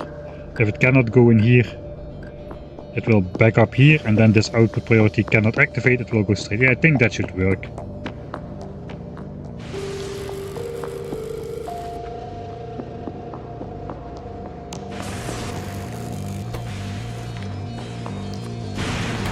Let's put Ben the fish on there.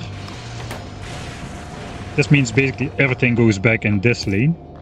And that means I can do something dumb like... I know, I can just do this, right? Yeah, okay, we don't need Ben the fish.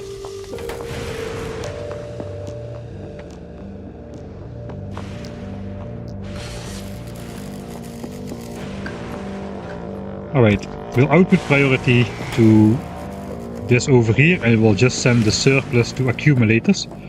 The other 3 belts though, they will have to have some sort of same system. The last splitter should have priority input from the right.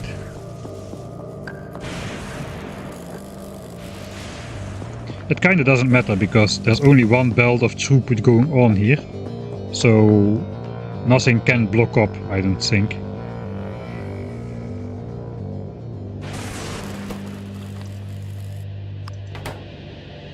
It does look nice now, so let's put it there.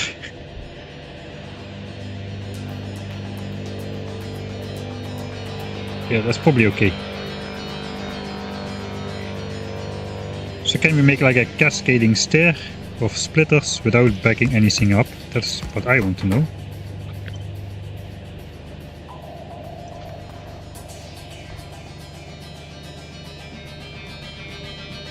this won't work.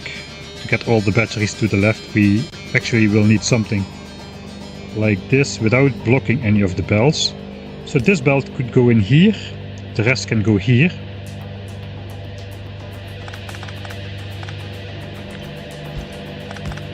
Okay, so if this belt goes in here, yeah, I think we can do this. Wait.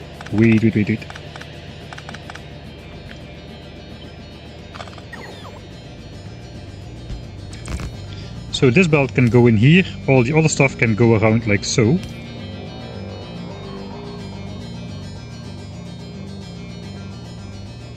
This belt goes in here, all the other kind of stuff can go here. This belt goes in here, all other stuff can go here. And this belt needs to go in here.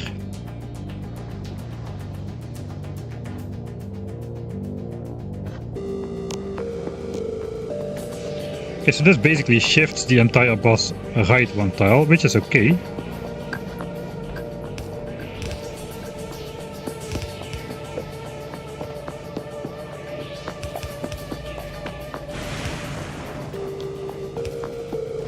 We can basically then switch this belt to here.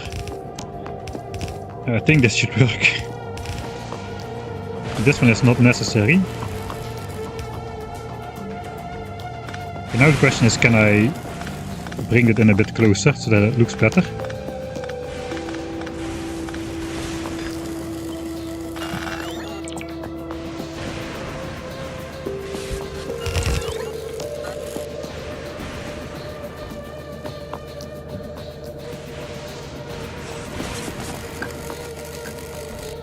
Okay, this belt goes in here, this belt goes in here, this belt goes in here.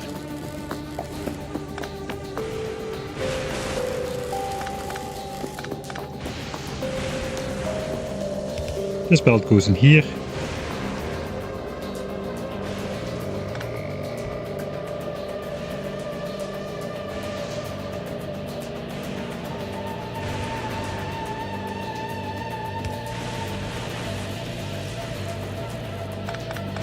Forgot what I did.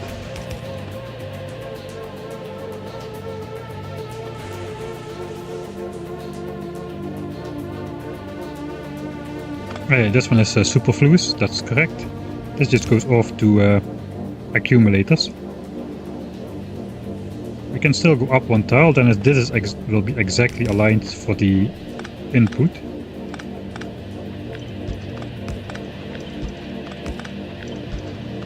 It will make everything look more confusing, but that is nice.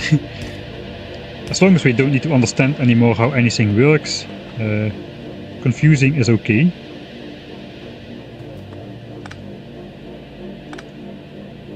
This belt needs to go here. Yeah, this can just come out here and the entire bus will have shifted. Do I like if the entire bus shifts by one tile, or do I want to bring this belt like back to its original position? By doing something like this.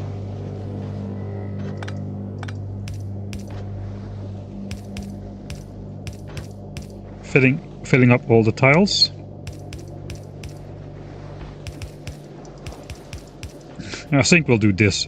This should work, right? As that's all the batteries then deleted out of the belt.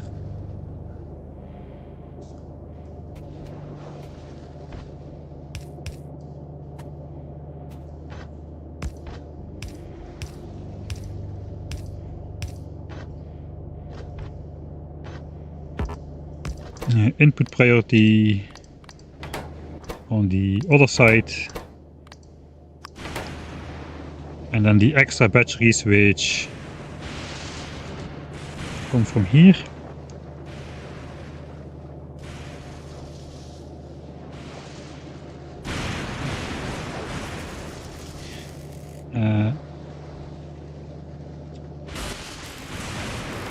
Alright, what about the batteries backing up? That is a problem still. Or is it? Maybe it's not.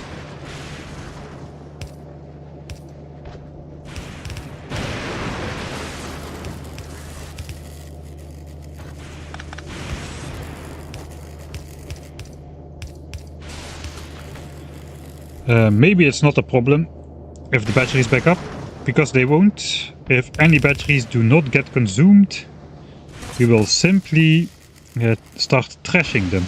We will have the first infinite recycler recycling stuff into pieces.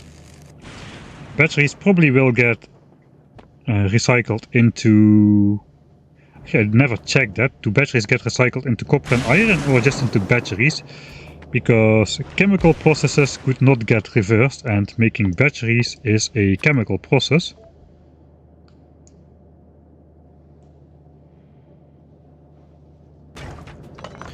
I guess there's only one way to find out. We have a recycler right here. Just put in a couple batteries and see what pops up in the chest. Battery or copper and iron. Or nothing. Okay, iron. It looks like we get copper and iron out of that. Instead of batteries.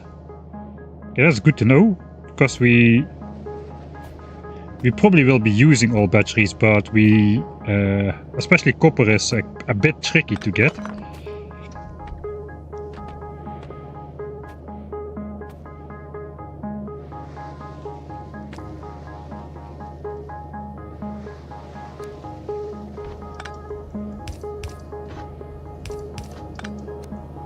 Alright, so now batteries go on this side of the belt, we need iron on this side of the belt. That is the next step. All batteries now go here. And we will be consuming all batteries. This consumes 4 batteries and this will consume 0.6. So we consume 4.6. We reduced the maximum amount of batteries we are gonna get in total. Is actually 4.8. So we will have a couple batteries building up. That is okay. We will put like fast inserters on the last two so they will grab faster. So if batteries are close to each other, they will have the chance to grab those as well. Perhaps I should do it like this.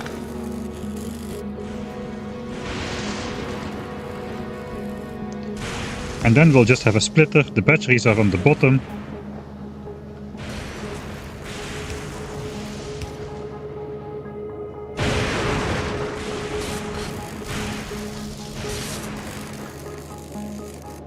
So they go on this slot. Batteries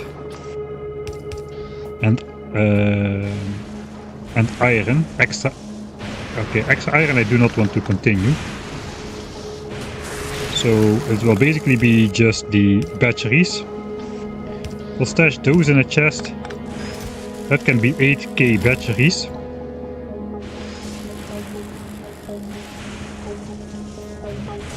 $8,000 batteries is enough for anything really. And then we'll just hook up this. We don't need to do this for a very long time, but this is a proof of concept.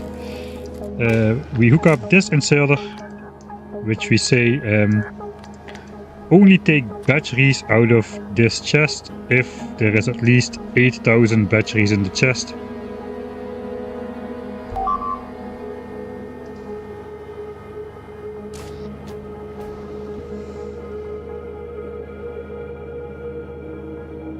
So now it does not read any batteries.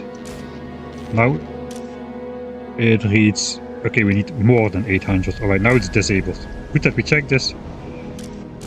Now we can see in the menu here what the condition is. We have 198 batteries in the chest, which is not more than 8,000. So it is disabled. And only once more than 8,000 are in there, we start trashing them. That's basically what I want to do for the entire base. Any surpluses we stash into a chest so we can use it for something, but if it gets too much, I want the base should never clog up with overproduction, unavoidable overproduction. The base should never clog up with any of this stuff. That is the entire goal. So we will put the batteries in a recycler that will output both iron and copper.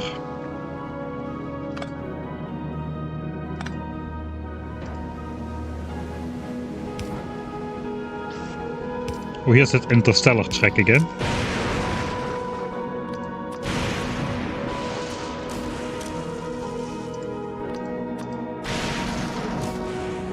Alright, then we can utilize this. Put it on a belt.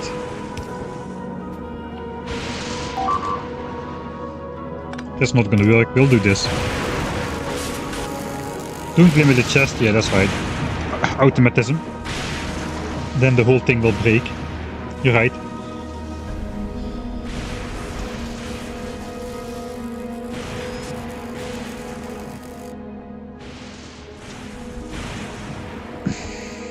Also, people in YouTube chat saw that already.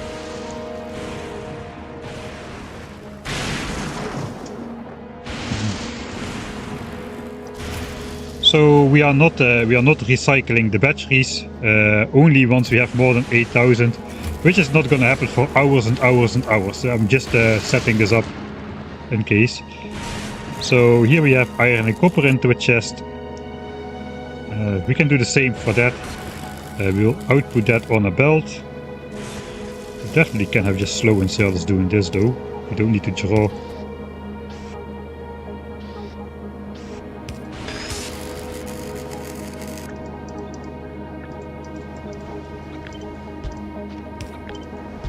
And we'll hook this up with the wires as well. Only reading the inventories. We just copy the settings for now.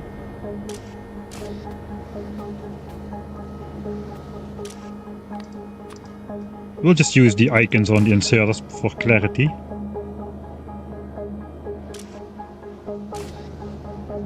Because eventually there will be no batteries in there. So this is just programmers making notes in their code.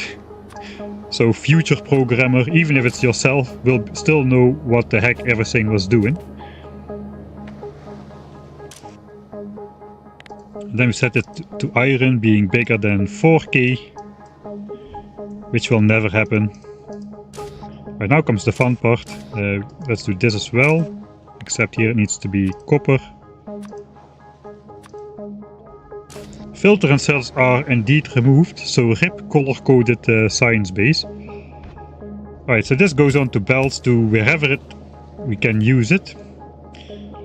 For now I will not, I don't think. This is just like an idea. And then, even if the batteries fill up and the copper and iron fills up and we cannot use it somewhere else in the base, then finally we are just going to put that into a recycler loop. Those are a thing. So this basically recycles iron plates into less iron plates, into less iron plates, into less, until everything is gone. Same for copper. So now we are sure that the batteries, they are distributed everywhere with priority to where they need to be. And any surplus of batteries, which we will not have, but just in case, any surplus of batteries will be stashed for personal use. If we have too many, we'll put it into iron and copper, which will be stashed for personal use or to be used anywhere else in the base. And if even that happens, we'll just trash it into nothing, and this will never clog up, even if it runs for 1,000,000 years. Until the end of the universe. It should keep running forever. That is the design goals of this base. It should just keep running forever and practice until this 80 million scrap is gone. Which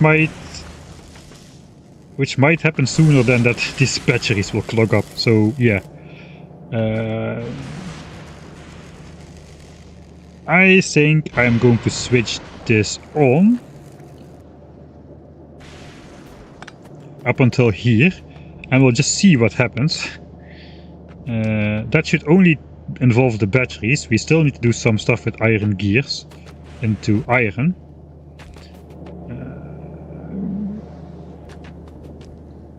So this consumes like 1.6 iron a second.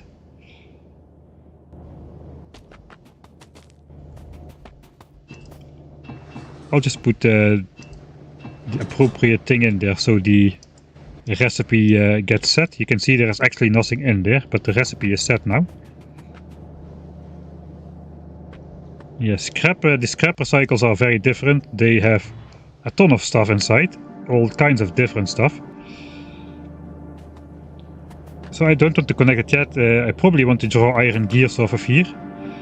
Again, we need to look at our at the recipe to see how much iron gears we're actually getting at the maximum rate. We are getting 20 iron gear wheels, 20% iron gear wheels out of 120 items a second, out of 120 scrap a second. That's actually 24 iron gear wheels. That means one of these belts,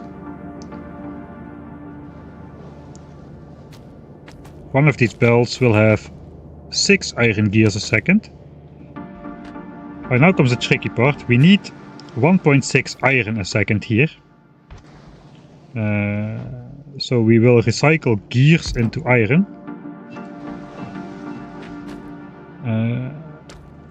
Yeah, this one recycler is more than fast enough, but we need to look at the input. So if we are inputting one belt of iron gears here,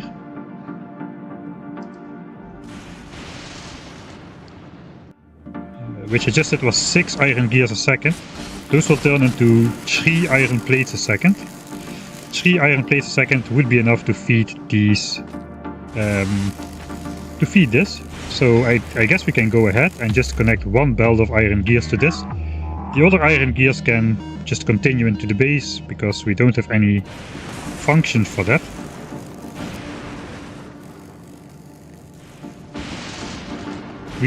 But for what else do we need iron still? Let's look at our figure stuff out base. Iron is used in like refined concrete, so we will need it later. So I don't want to grab more iron off the bus yet than we want, because later we will need it to make probably stuff for rockets and stuff. Maybe, I don't know. Let's just go with one for now. We'll do the same thing as... You know what? We can draw a little bit more of the bus. This thing can anyway only recycle 8 gears a second, and we're already inputting 6 from one belt, so we may as well just a little bit more cannot hurt. We can use these funny inserters again, which draw off 2 belts. Okay, so that will be gears. I guess I do want the batteries on the other side then.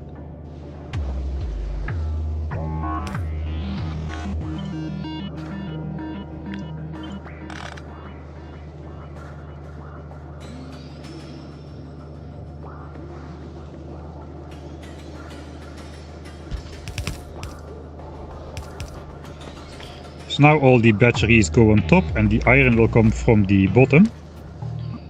Which basically means this recycler will put it over here.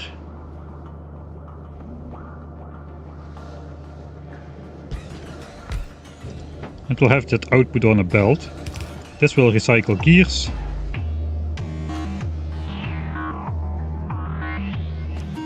And this belt also needs to flip. So now batteries will be on the top.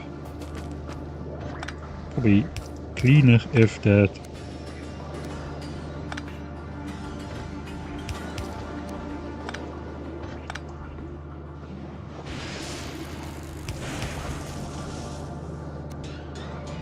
No, it's not clean. Let's do this. And then we just feed these iron gears into this assembler over here.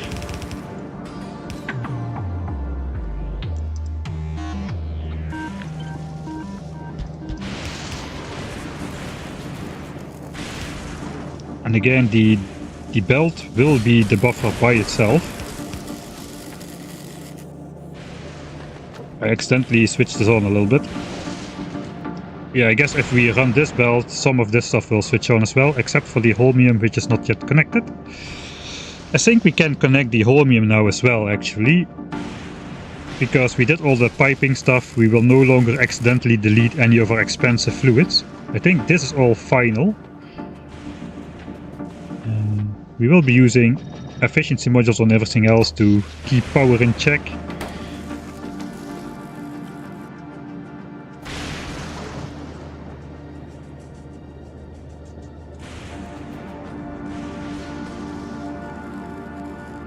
And bitrate took a nosedive, it's good now, okay.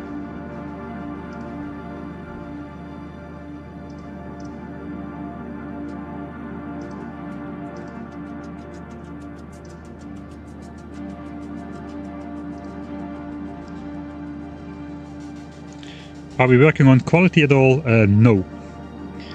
No. We are not doing quality just yet. That's a rabbit hole I do not want to get into, especially with the complexity of and the unintuitiveness. If you played 10 years of regular Factorio, this is very unintuitive. I do not want to get another 24 items with different tiers of quality on this bus. 12 items is more than plenty enough for right now. I think we are ready to switch this on, and at least a little bit of production should start. And we'll just see what happens.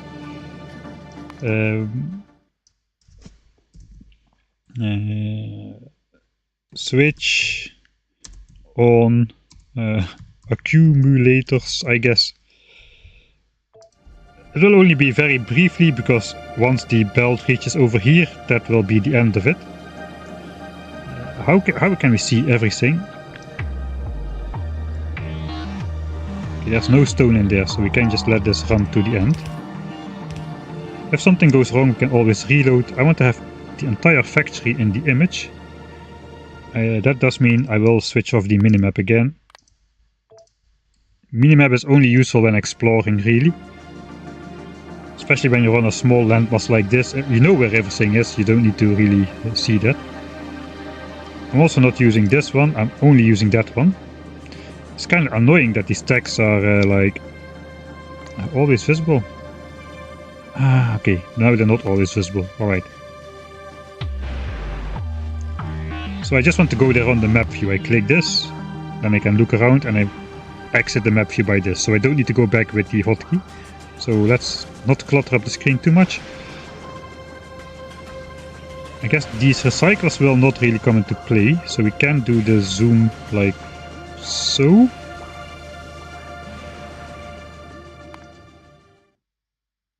At points where I switch stuff on, I always have 10,000 saves.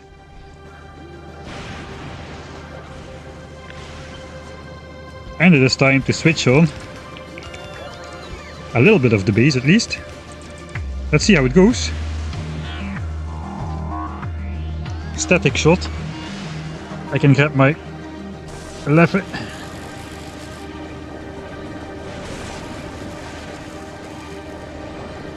Okay, iron is being gears are being recycled in iron. Iron goes on the belt to accumulators. The iron cannot go into the battery chest due to the weird underground trick. One of the accumulator assemblers was running, but looks like we didn't get a whole lot of batteries on the end of the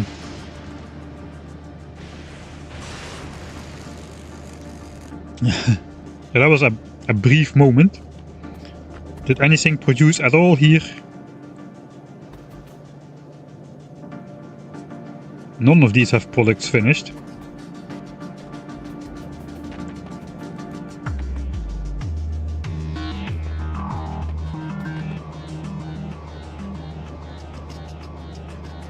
I guess, yeah, these are priority drawing the stone off the belts, so we'll have to wait for that to fully back up, I guess.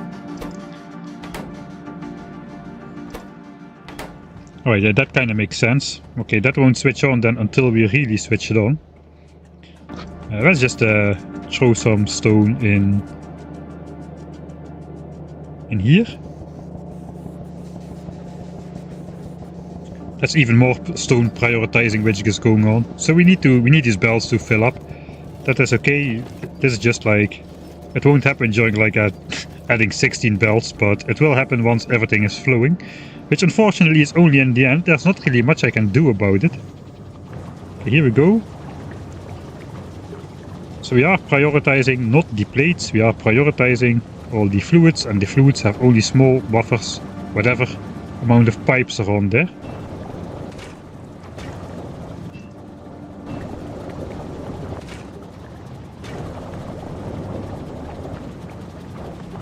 Right now these are running as well. All of them actually. How is power doing?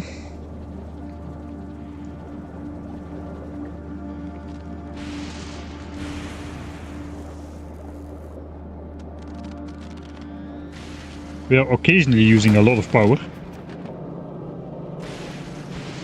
I see this is not really visible, it's only fluids which is happening. The stone is now finished.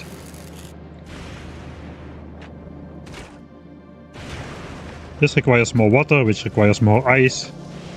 We haven't had any ice passing.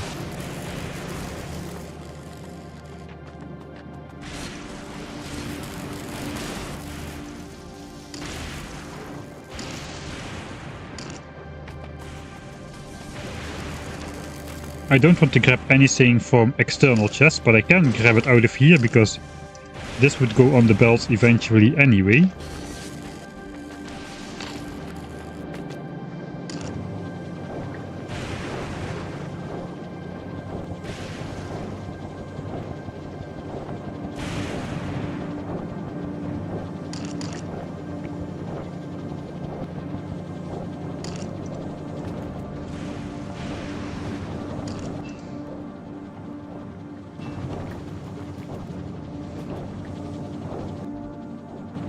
Right, so do I need this water tank? I guess I do not really need this water tank.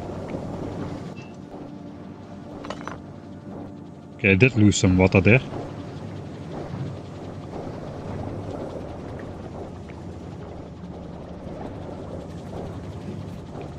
In the idea of no buffer, ice is so cheap, I thought I would just make a buffer tank, but that's not, we don't need it. We do need it because this now no longer connects. Let's put the tank there.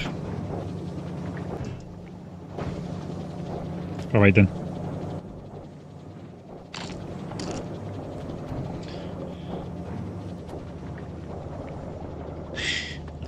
Okay, that's accumulators. Accumulators need to be outputted on a belt. And that belt has to go over here. So we can just spaghetti away.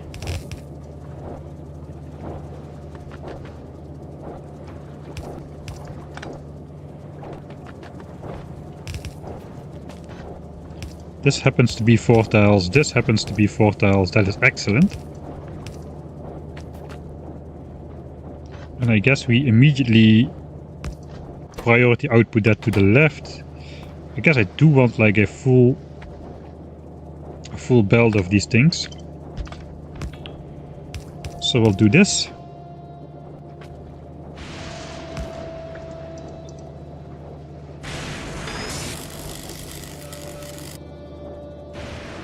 And then we'll just stash accumulators in some chests.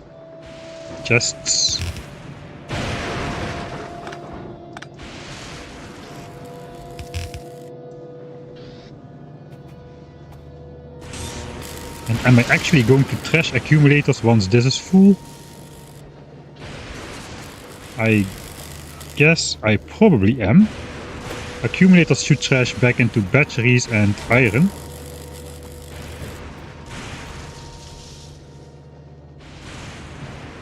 It does feel a little bit ludicrous. But again, we can say, just to make sure, this can never deadlock in an eternity. Only if we have more than 2,000 accumulators in this chest.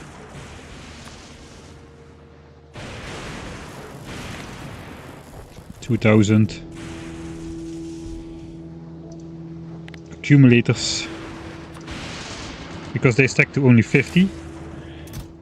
So that means all of these chests are already full. We can probably do this even. So then it will only trigger if this chest is full as well. We can just make a 9th chest over here. I lost the copy.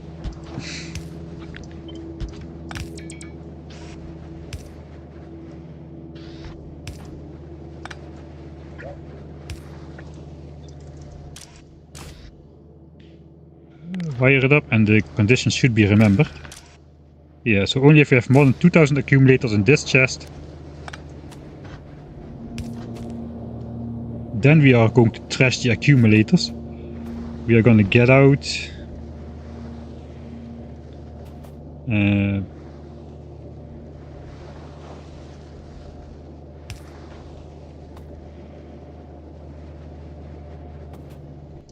batteries, which is the same as this.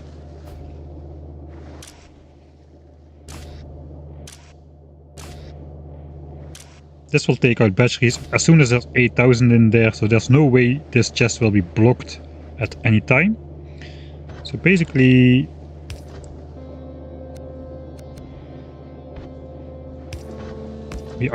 we priority output batteries to the right, like so, and those can just be stashed in this chest here.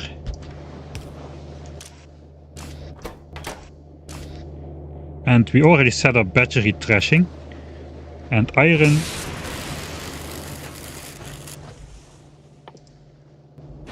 Probably should have flipped this around in that case.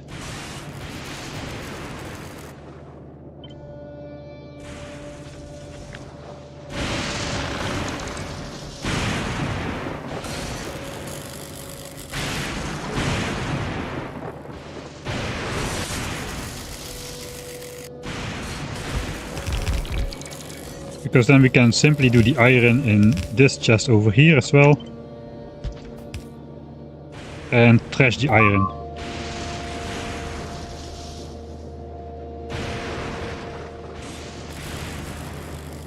You don't need to trash accumulators, nothing will deadlock if you just don't make them. Ah yeah, actually you are right. I forgot about that. The gears will just continue flowing down the belt, so we can trash those later. Yeah, you are right. Now I designed it though. Yeah, but this is never gonna happen. You are correct. That's too bad though.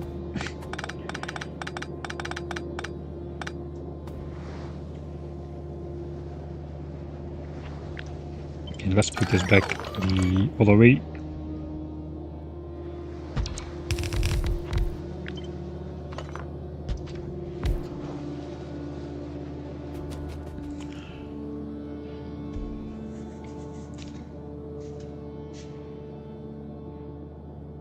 Yeah, so that was indeed unnecessary. All of you guys were correct. My overflow for batteries means we don't have trash accumulators. The batteries get trashed, the iron gears continue down the bus, so nothing will block up. So let's remove that clutter. But that is accumulators fully done, which is both of the ingredients. We have the assemblers for those now. Now I guess we need to work on getting the green chips then. The green chips for the supercapacitor. As well as the copper and plastic. You know, actually this looks very easy. I have been trashing blue chips for red chips in my figure it stuff out base. But now that I think about it, green chips combined with plastic and I guess copper cable, but copper, that is just red chips.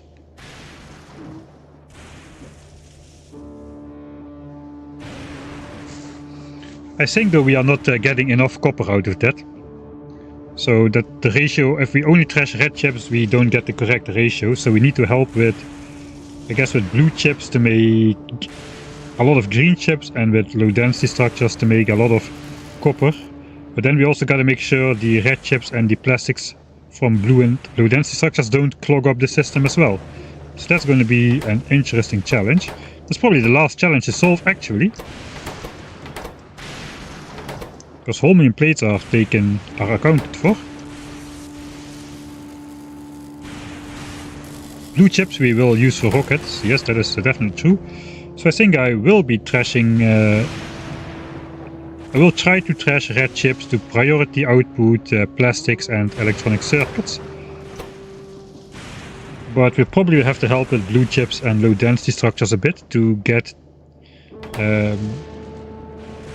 with priority on red chips and then just use the blue and low density structures for extra. Will automatically balance out the correct ratios while keeping the maximum amount of blue chips and low density structures available for the rocket silo. So a rocket launch costs 50 of each resource now. I hope the recycling recipe gives the same amount of low density structures compared to blue chips then. It does not actually.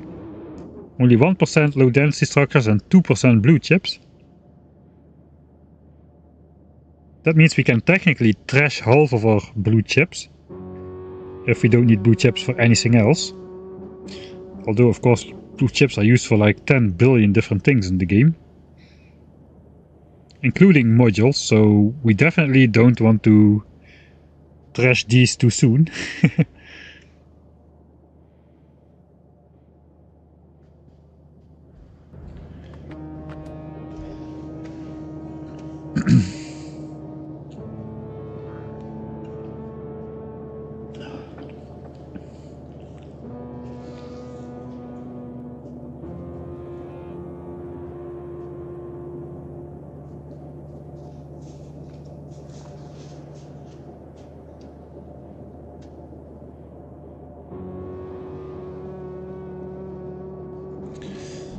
Somewhere near France. I guess if you live in America, I'm somewhere near France. I'm Dutch. I will have to do some stretching. I will re-chat a little bit during this get up and stretch period. Look at me immediately responding to this. That is something new.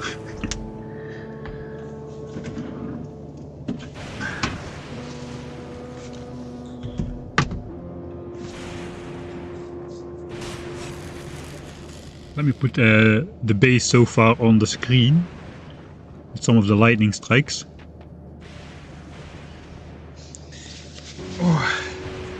Novice map still infinite, practically yes. I guess all the maps will be practically infinite.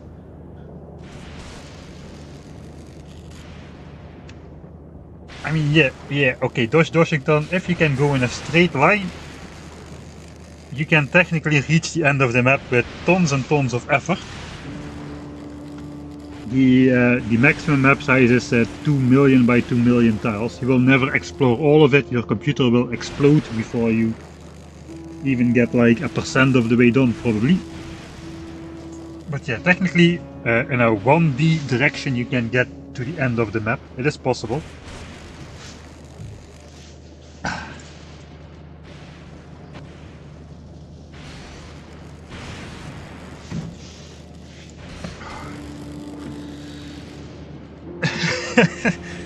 Dutch? No wonder Mike doesn't like cliffs. He's not used to them. Yeah, I don't know. I don't know of any cliffs in the Netherlands at all. We do have some like hills in the south, but actual cliffs, I don't think we have those as much.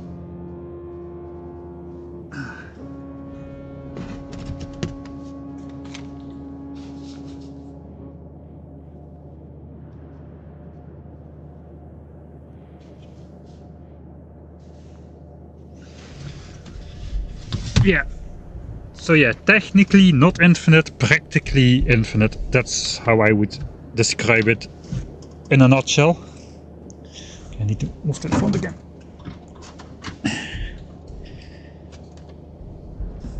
Why no concrete on the floor? I don't actually hate paving, but I don't really see the benefit of doing it. especially on RVs, it stops tiles from absorbing pollution. You can walk faster, yes, but do you really need to? By the time you can pave over your entire base, you can usually walk around in a Spidertron or a mech armor. I wonder if concrete speeds up flying in the mechanical armor. If you watch the Friday Effects, you could see that you can just fly over your machinery. And the legs in your armor do increase the speed you can walk and fly at. The speed is the same. I wonder if concrete on the floor under the assembler also will allow you to fly faster over it. I think the answer is going to be yes, similar to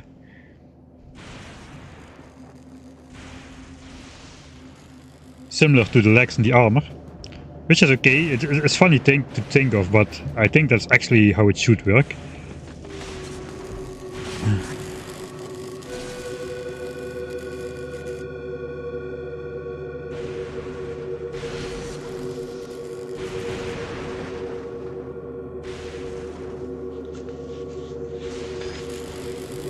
What CPU is in your PC? It's a laptop.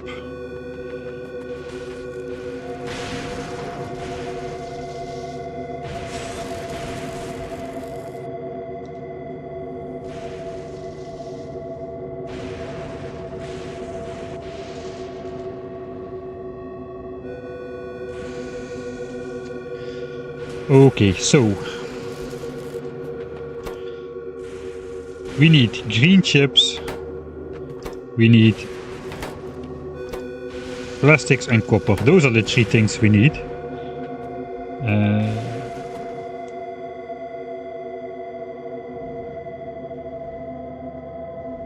Okay, let's walk to a recycler and see just what we have available to us.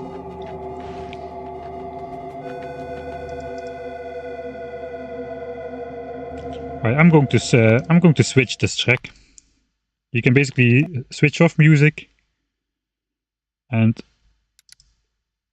switch to a different track by then enabling it again. So this one is just a little bit, I don't know.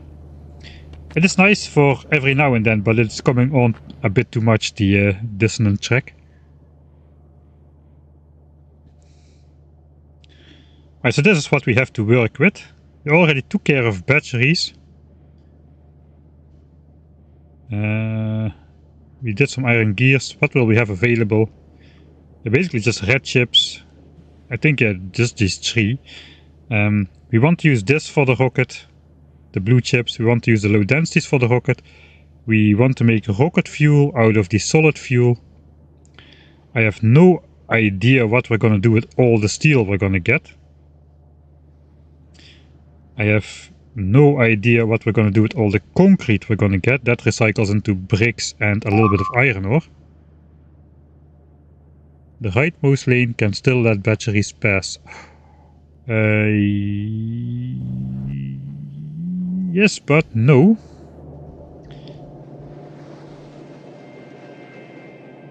Because we have output priority on the right, everything will go to the right unless this is blocked up, which theoretically it will never be once the belt is flowing. Then we just filter out the batteries, and the batteries will never block up because they are priority inputs into this splitter, and they are on both sides of the belt, so these batteries will never back up. So batteries probably should not be able to get through at all. Unless the belts stop for some reason, which in the end they never should. In the end everything should flow continuously.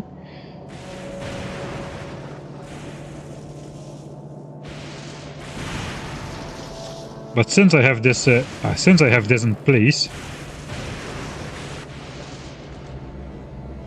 I kinda did it to prevent batteries from backing up. But yeah, I do not need the careful grabby splitter anymore. I can just put this one straight on the belt if I do this system where we trash the batteries. So yeah, we'll fix that once we get back up there. Alright, so rocket silo. The remaining 3 ingredients we need to make: rockets, No clue. No clue.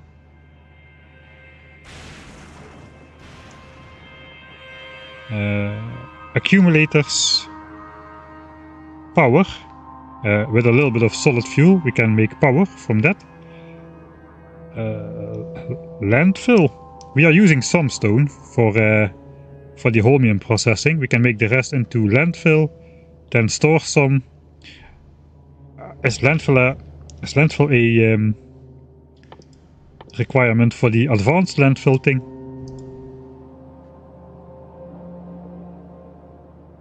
Used in Yumako soil. Okay, this is like gleba stuff.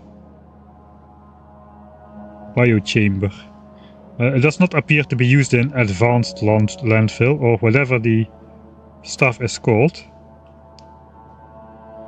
Can be placed on lava, oil ocean, which is this one. We have the oil oceans here, but we need stone for that, not landfill. Also, so that makes landfill useless, and landfill is basically impossible. Not technically impossible, but practically impossible to ship off the planet. So we don't need to make landfill. We'll just stash stone and then trash it in the recyclers, I guess.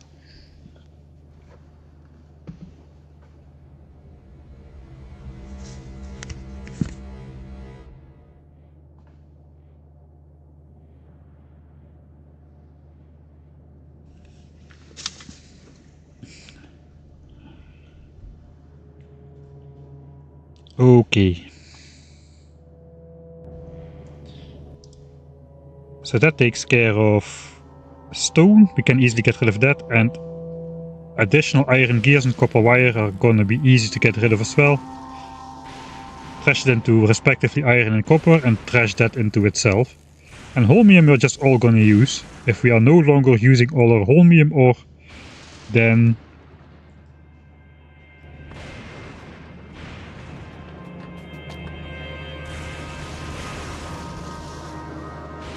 the base doesn't really need to run. Even if we want to make these super capacitors, if we don't want to make the science pack, we will still want to make these capacitor thingies, so we will still be using up holmium ore. So yeah, I think the plan is complete. Now is the stage where we're going to be using a lot of recyclers. I cannot set the recipe on recyclers, so we'll have to just throw something in there to make it intuitive. So I'll just grab a bunch of stuff off the front here.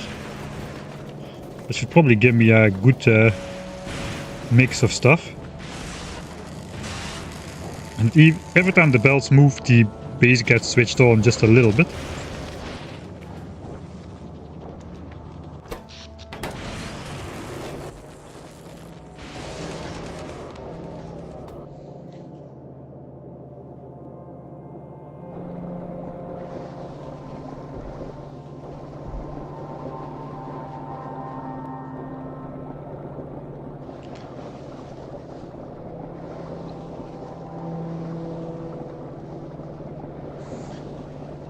Where is the giveaway thing coming from? Giveaway is of I guess people who are watching the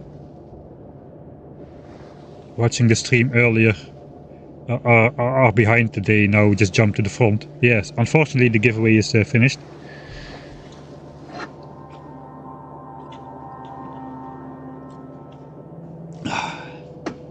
Thanks T-Rex again. Landfill now costs 50 stone. Arendelle, I swear. Yeah, in space exploration it costs 50 stone as well, I think. So that's probably coming from there. I don't know where to start. I think we'll just start by trashing red chips, really.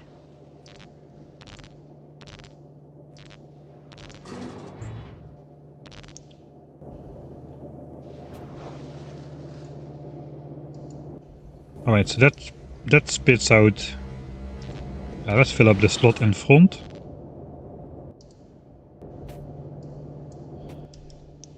Okay, that does spit out copper wire. Let's just see, what kind of ratios do we need for the stuff? 2.4 green chips a second to run this. Let's just write it down. I think we should write some stuff down again. 2.4 a second. 2.4 a second. We'll put it on this side now. And then the other two things. 0.36 copper and plastics a second. Alright. So we need a lot more... okay, I see. We need a lot more green chips than we need plastics and copper. And that is probably why... That is probably why the trash recycling recipe gives us like 2 times as many blue chips over low density structures. We just need a lot more green chips, which come from blue chips. Then we need copper, which comes from low density structures mainly. Some copper cable we get directly, but by far not enough, I don't think.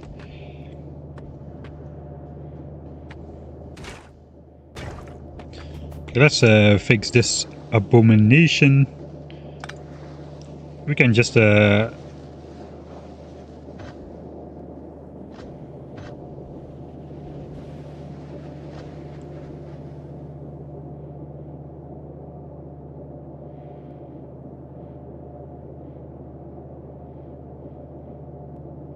we need to go around anyway.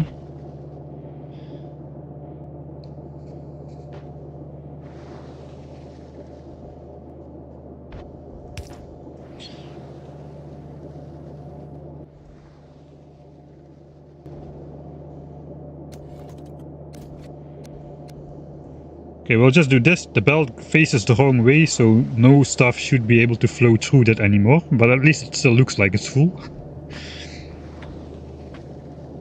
We just won't do that again in the future.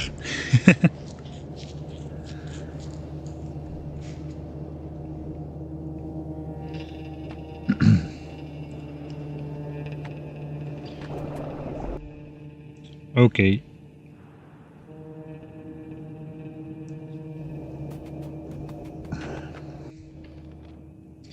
So do I need to trash red chips at all? How many red chips do we get? 3% red chips.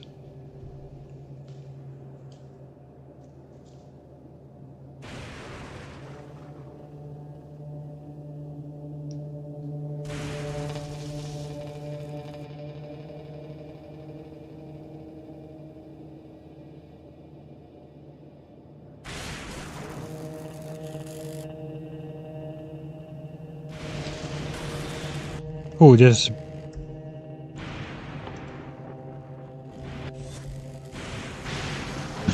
% red chips. You get 3 red chips a second, 3.6 red chips a second. If we trash red chips...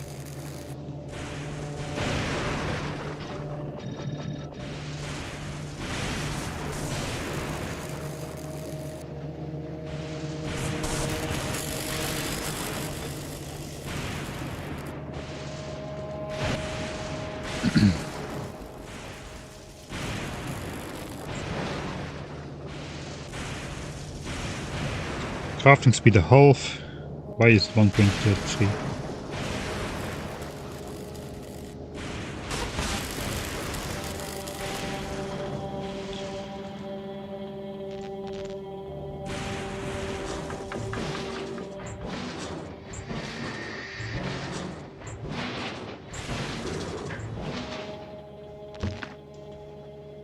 Just trying to figure out how long it takes. It says 1.33 seconds, but crafting speed is a half.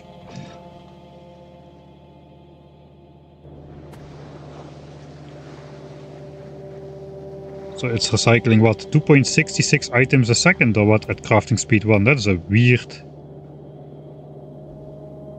timing.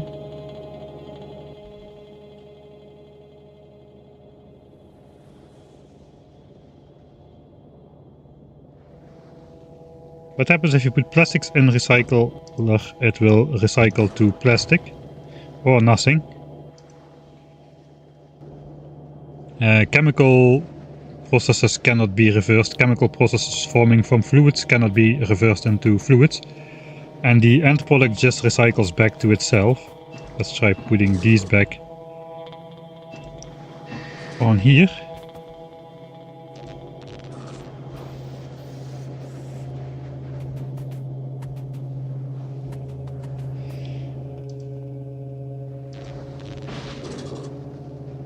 I guess I'm just gonna go with the tooltip. I don't understand where the crafting time is coming from. Is the crafting time different for... crafting time is different from different recipes.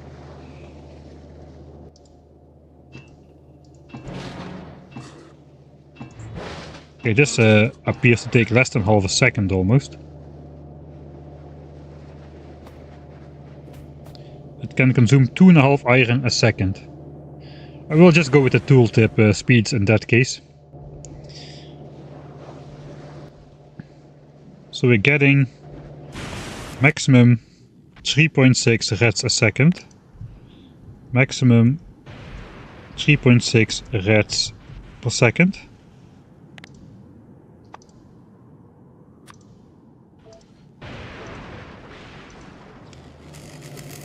This thing can eat up 1.33 a second.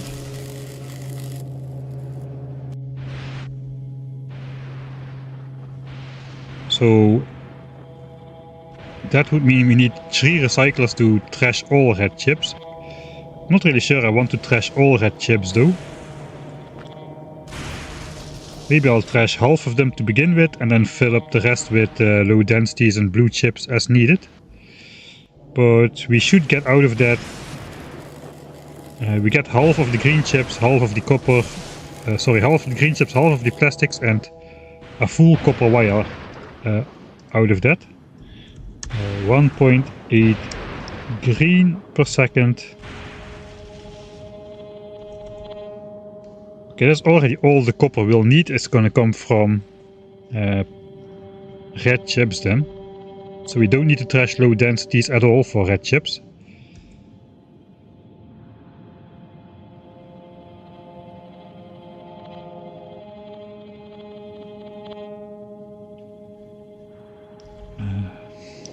Let's use symbols. 1.8 green, 1.8 plastic, and 3.6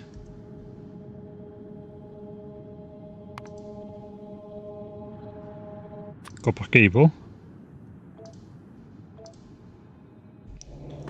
Let me look at these again. Okay, this requires the green chips, that's why we need so many of them. It's also 4 green chips a pop, I think. Yeah, 4 green chips a pop. And whereas these require copper plates. Where do we need copper wire then? I thought we need copper wire for something. Copper cable. What did we need copper cable for? Or did I just... I was constantly out of copper cable, but that's probably because I was needing that to make green chips and just infrastructure for building the base. Like miners and all that kind of stuff. It does actually not appear that we need any copper wire for anything of these things. There's just copper plates. So the wire is not directly useful. We could use it again to craft more green chips combined with iron. And then 3.6 copper wires becomes we need 2.4 of those a second. Okay, let's do it differently. What would we need to get 2.4 green chips a second out of recycling? We simply cannot do that just with recycling red chips, it appears. Also, we will have way too much plastics if we do that. So this actually, to fulfill the plastic requirement, which is gonna come from red chips then, we need to recycle 0.36 No, twice. 0.72 red chips a second need to be recycled to get the plastics.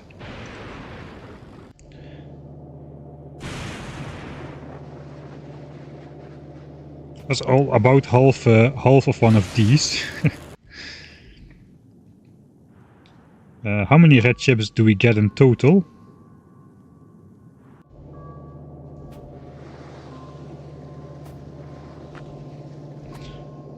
Let's say we're doing one of these. Let's draw half the red chips of the bus for this. So let's build it up a bit higher. Pretend the bus is coming up. We'll do one of these things, which we have been doing already, to draw red chips of the bus. So be it. And the rest of the red chips we'll just let pass.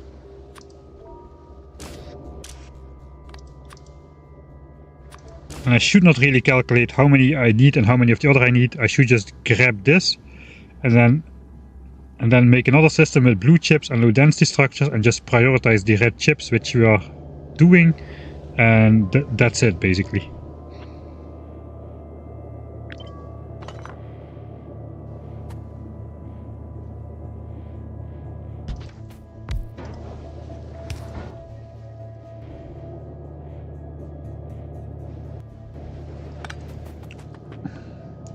Okay, let's just keep it beyond the substation. We can probably still do that here then. The belt of red chips can come in like so. We can copy this like so. And here come the red chips.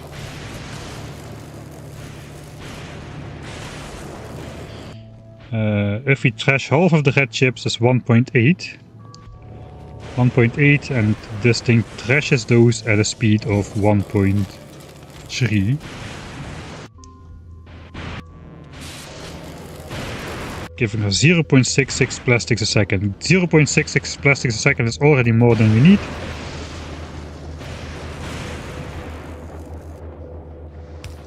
So I think I'll simply just use a single recycler again. This big base is turning out not to be that big at all.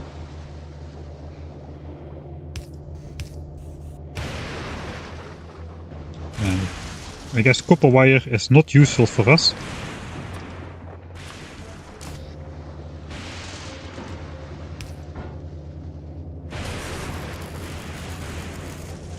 We can basically just shove that back on the bus perhaps. On average we'll be taking one... it's a bit tricky, maybe we should not do that.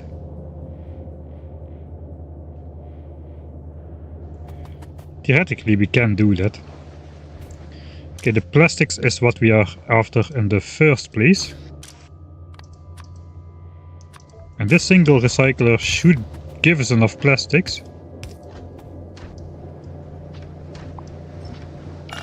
To fulfill the entire plastics needs for the superconductors.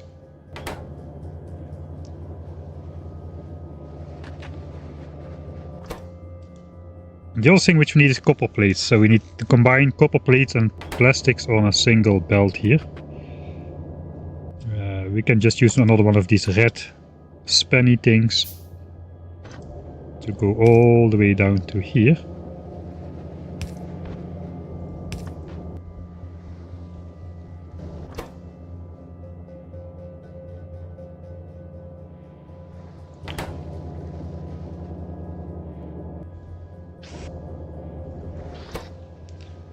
It's 2.5 second recipe to insert. I think we'll use a fast inserter here.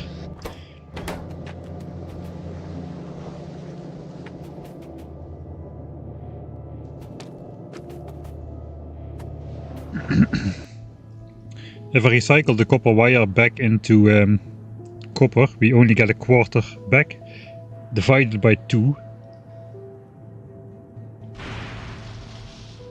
That's basically nothing. 0.45 copper plates at max speed, but we only do half of that even. That is not enough copper. So I guess we'll just be trashing... we're just gonna be trashing some low density structures.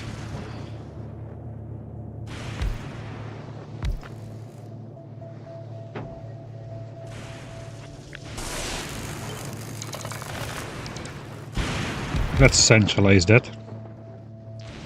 So we have some red chips, we'll do some low density structures, we'll do some blue chips trashing over here. And we'll just have a nice triple... Ah, god dang it.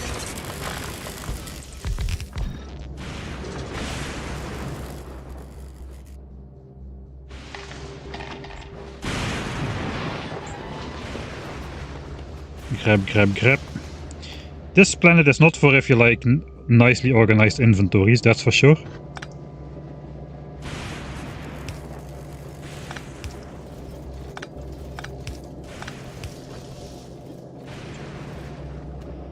Again, we'll just grab the stuff.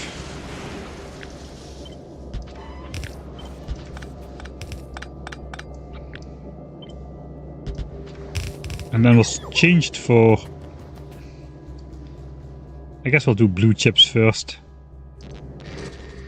And then low densities.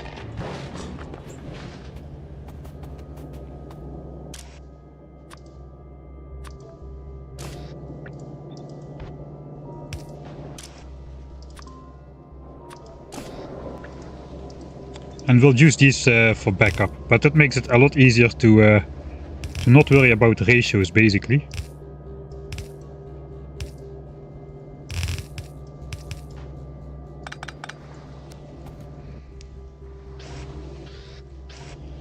Do I use fast inserters here? 1 a second, 0.8, 0.53, okay.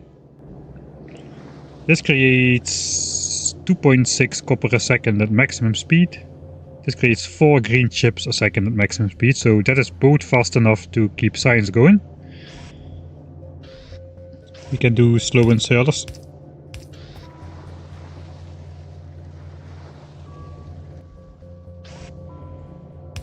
Same for here, we'll do slow inserters. And green chips here, alright. It's starting to make sense now.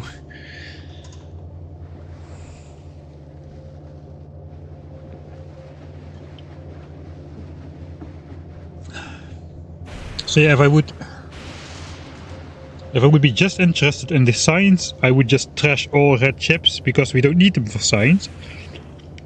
The problem is, we still need to get off this planet, and perhaps if I intend on not returning to Norvis, we may end up resetting up the basic science packs over here. We need to, because we haven't even researched the other planets yet, so we cannot even travel to those before researching those. So I do not want to trash stuff which I will be using, like red chips are used for everything basically. Also for building infrastructure and whatnot.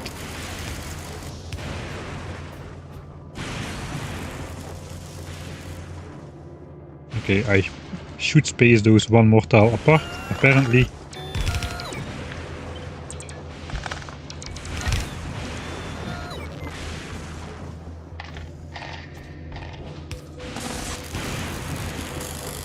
I could just output those in underground, that looks neater. Let's do that everywhere.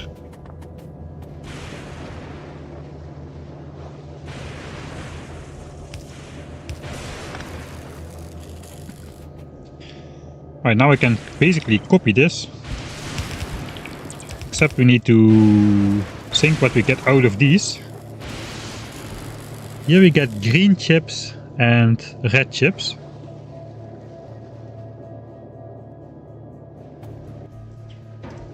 That's convenient. Only wait, yeah, they are spread out over here. Looks like I did not need to... Okay, let's do red chips over here.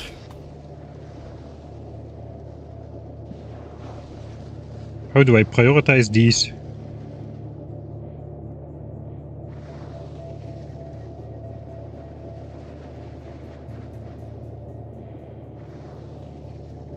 Good question.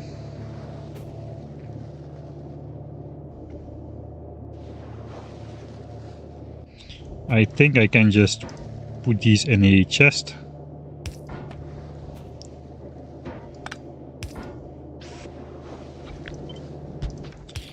And we'll just have one inputting these red chips in here, and we'll just hook up this inserter to only insert if red chips equals 0.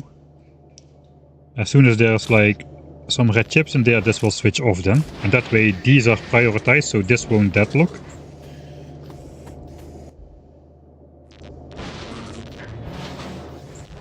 Let's just trash a couple so these chests fill up a bit. I do kind of feel we need a fast inserter for the green chips. For a second, that is a lot. Here we get copper as the main here we get copper as the main out gradient. We also get plastics. And we get steel. No idea what to do with the steel.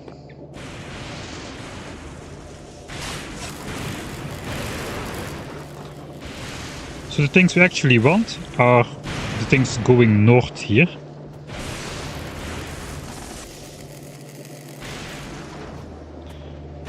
We want this plastic to be prioritized at all times. So let's give it a fast outserter. We can, I mean, plastic should be enough from red chips. We don't even need to hook up this plastics to...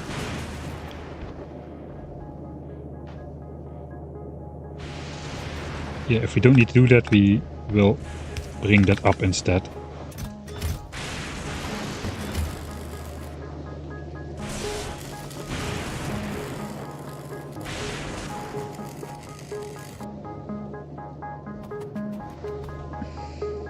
Yeah, this is already too much plastics.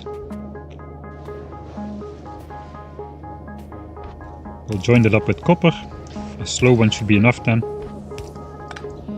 Copper which is going to come from over here. Probably should not do it like this, but... yeah, let's do copper over here.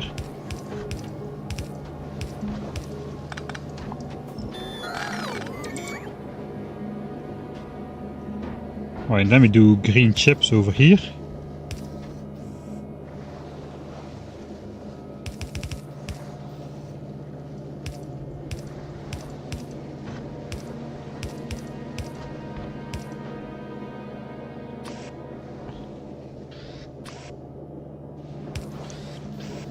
Alright, and doing this basically means that the red chip, green chips will be prioritized as this belt just will be full. But we will need to add green chips from blue chips here to get to the required 2.4 green chips a second. So I guess we'll do fast ones here for the outputting. Let's go that fast as well. We'll be using that.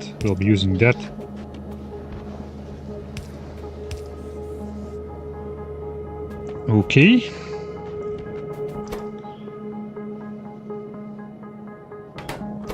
So, copper and plastic belt goes in here.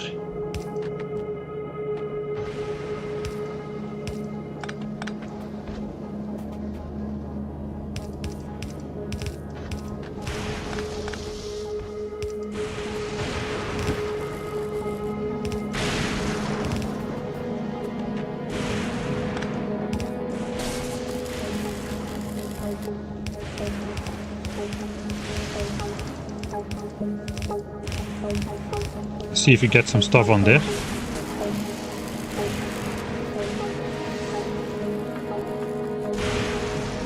We'll pretend. Oh, there comes some low density, okay.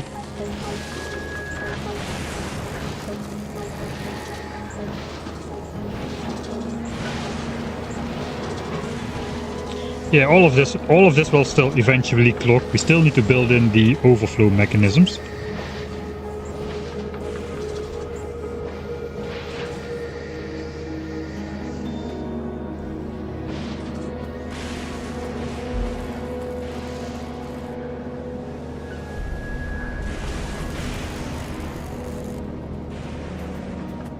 We do actually want this one to clock. We don't mind if this clocks.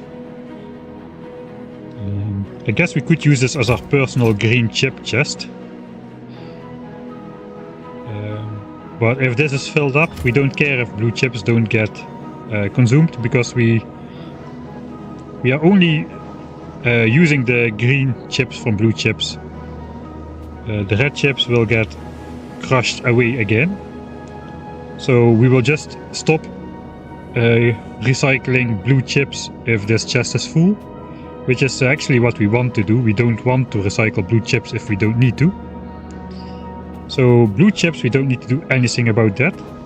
Here we need to get rid of the copper cable, and we need to get rid of the overflowing plastic. Green chip production should by far not be enough to clog up the system, since we are prioritizing green chips. We are not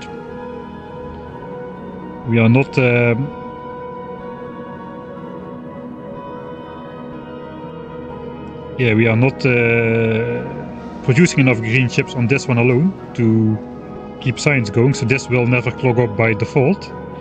Because if we don't have enough of this, then we don't have enough of anything else. So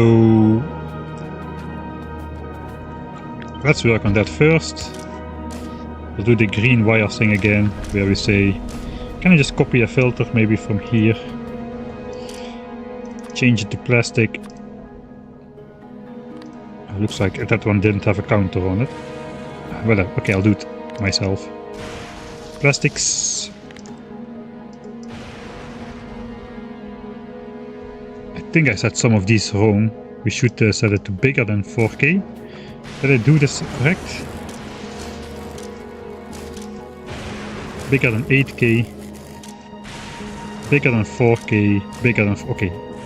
These are all set to be bigger, so that's good.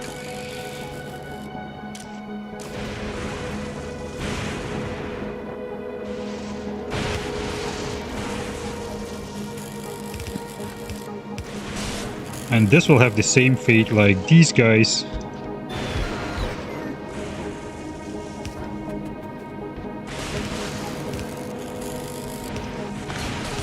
I don't see us needing a lot of plastic ever, but we will stash up like 2 chests of it.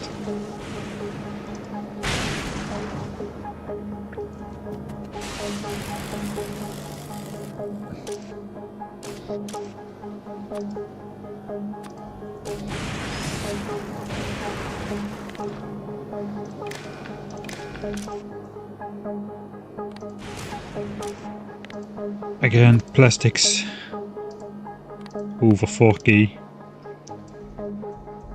I have to say, this is getting a little bit fiddly. I don't know of any other way to do it though without actually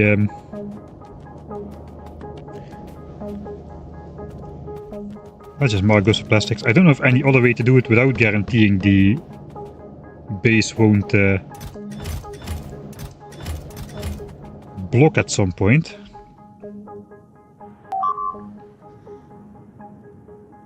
Extremely minor. Oh no, that is not minor. You can type 4K instead of... Really? Is that why you can input letters in these boxes now? It is so annoying that I cannot close this anymore with the hotkey E. I used to just do that, type 4E. But now you can type letters in here apparently. So let's see if we can use it to our... Yeah, looks like we can.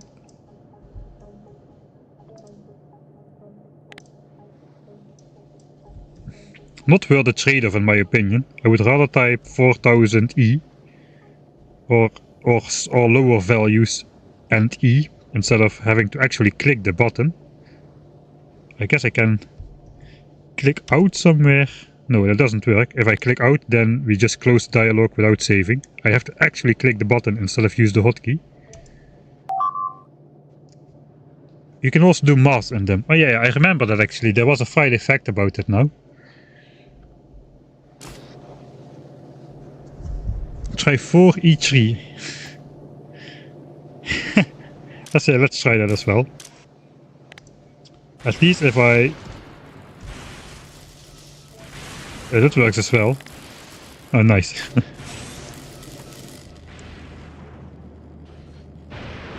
You'd almost forget this is a lightning planet.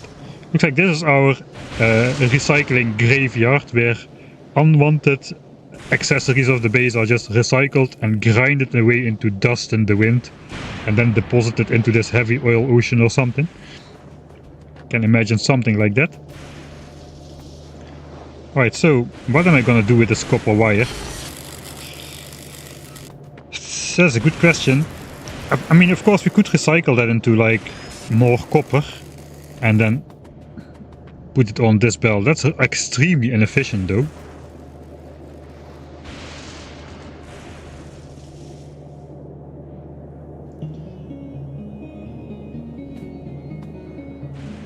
I think we won't. I think we just want the copper to go in.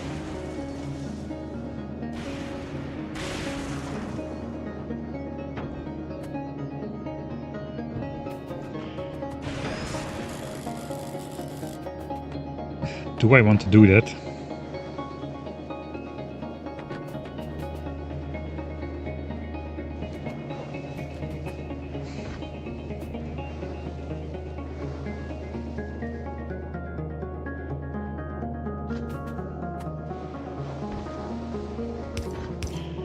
Maybe I do.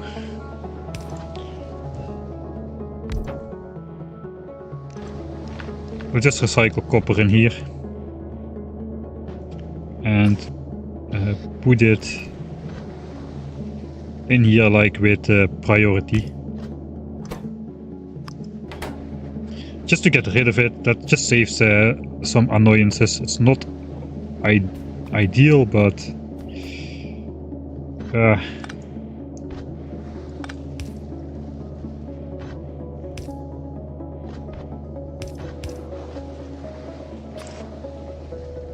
we'll just throw that in there. I forgot you don't need to output this. It will automatically output. It outputs on the wrong side of the belt though.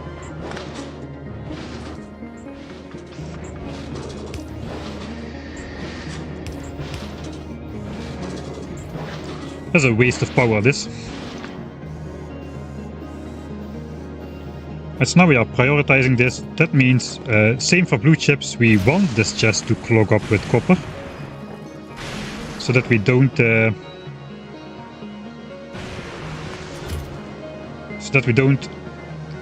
grind down more low densities than we need.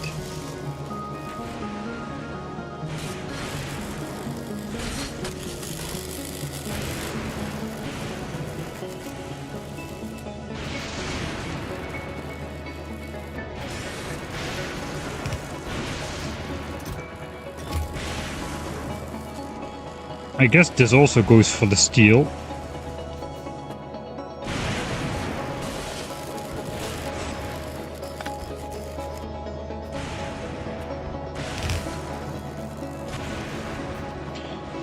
We've got more plastic here. This plastic will just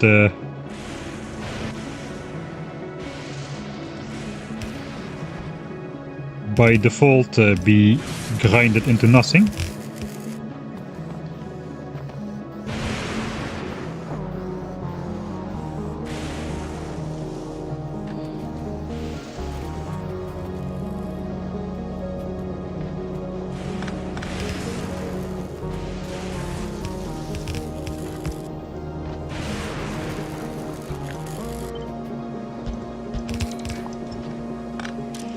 Alright, now we set this to steel, this we set to steel, this we set to steel. 4K is good.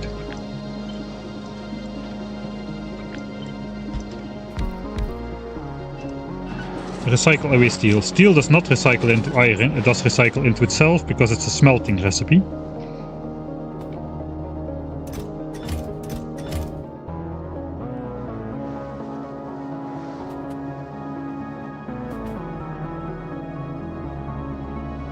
If we need it somewhere else in the base, we can draw it out of there again, but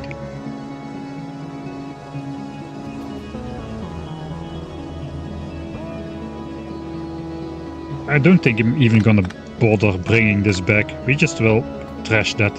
This is the graveyard, not the recycling yard. This is the graveyard, where resources go to die.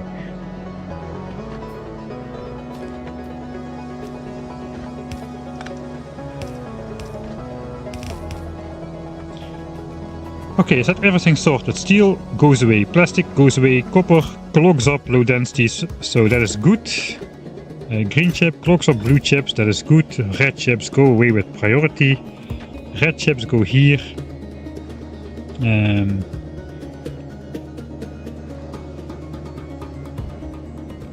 Wait, don't we want the same for red chips, really?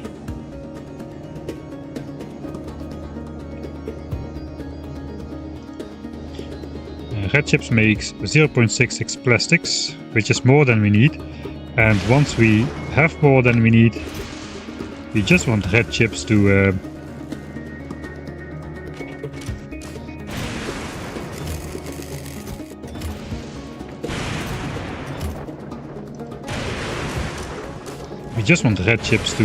stop consuming our items.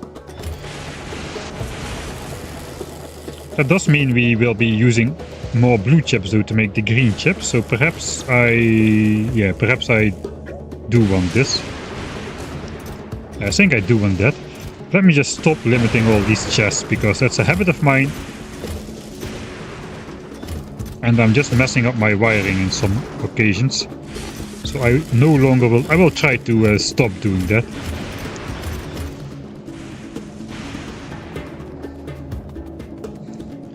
Right, that should be the capacitors. Let's bring the copper and plastics over. Then it's just the holmium plates, and once we have those, let's assimilate. We will be making the superconductors in pairs. Those go on the belt to the electromagnetic plants.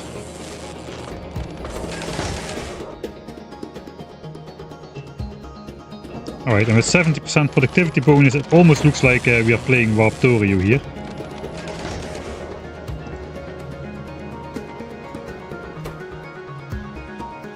Alright, we also need holmium plates in these, and the other ingredient is the electronic circuits. The batteries are already coming in from somewhere, I forgot how I did that. They're coming in from here.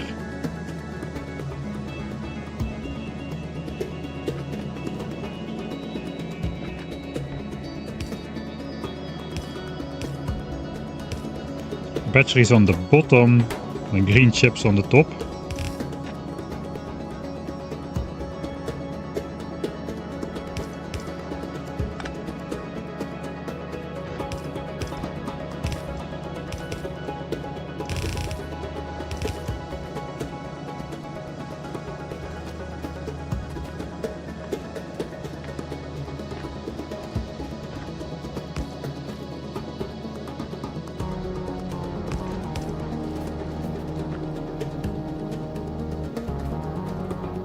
Oh wait, no, this is a mixed belt.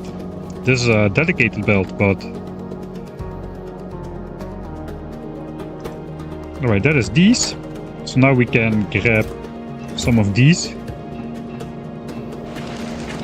which starts this process.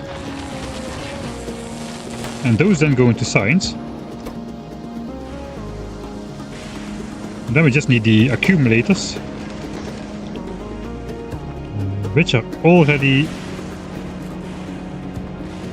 hooked up, but they are outputting on the wrong side of the belt.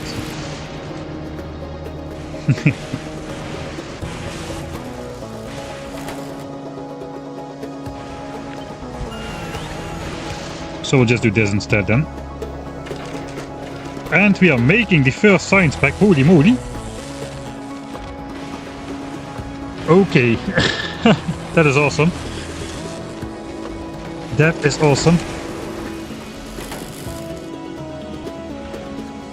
We're not quite done yet with the base, but this is a milestone. That means everything for the science pack automated, including trashing. Let's not call it recycling. It's not recycling, that part. That part is just trashing. Alright. So that means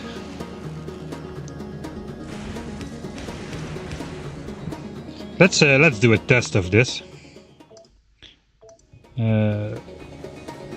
For that we'll go into editor mode, because this problem with this world is you cannot really switch anything on until the entire base is done, because basically the belts will just block up and production will stop. So what we need to do is we just will artificially expand this belt and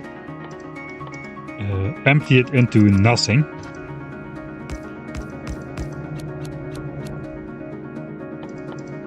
And for that we need the map editor, because this will, the 12 different ingredients on the belt, this will be very annoying to set up. We just remove everything which enters these chests, so this belt will keep flowing forever. Let me save in a separate save, editor mode test. Alright, so our science per minute goal we should already be making here.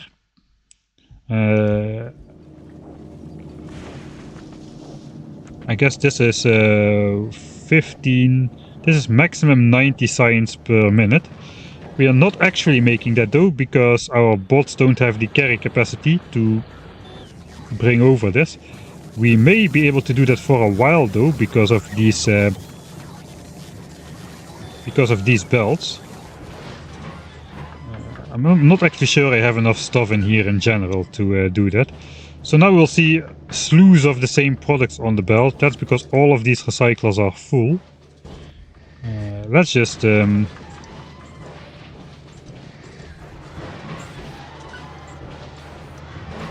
I cannot empty those. I'm not in map editor mode anymore.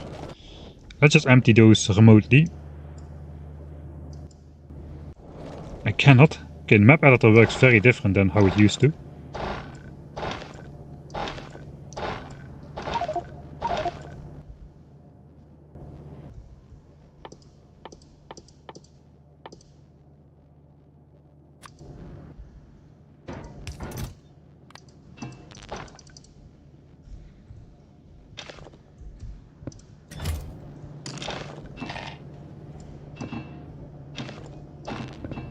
I'll do this so the belts will form a more accurate representation of how the resources will be flowing down the belt.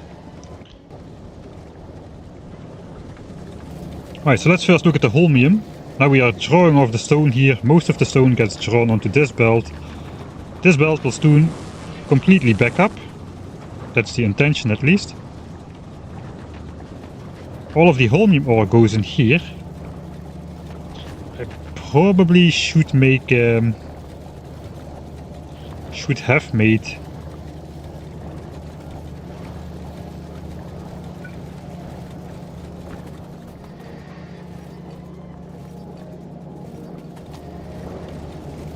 I probably should have made a buffer chest for the holmium as well.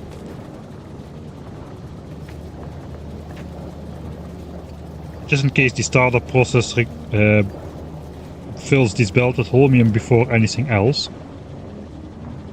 There is a small risk. I guess it's a minor risk though. Look at that. Now we just need to sort out all the other garbage. The massive iron gears, the solid fuel, the steel, the ice cubes. How is the base doing? We reached 0 accumulator charge almost. Alright. That is not great. I'm going to pretend we have this hooked up already.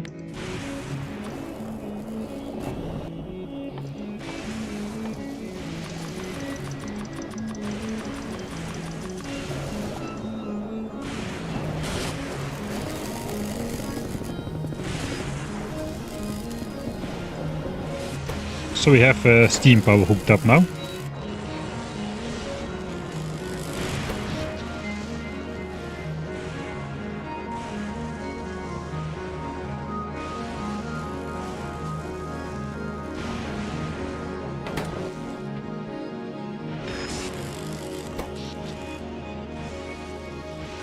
Right, looks like we are doing our live production with the gigawatts of lightning strikes during the night.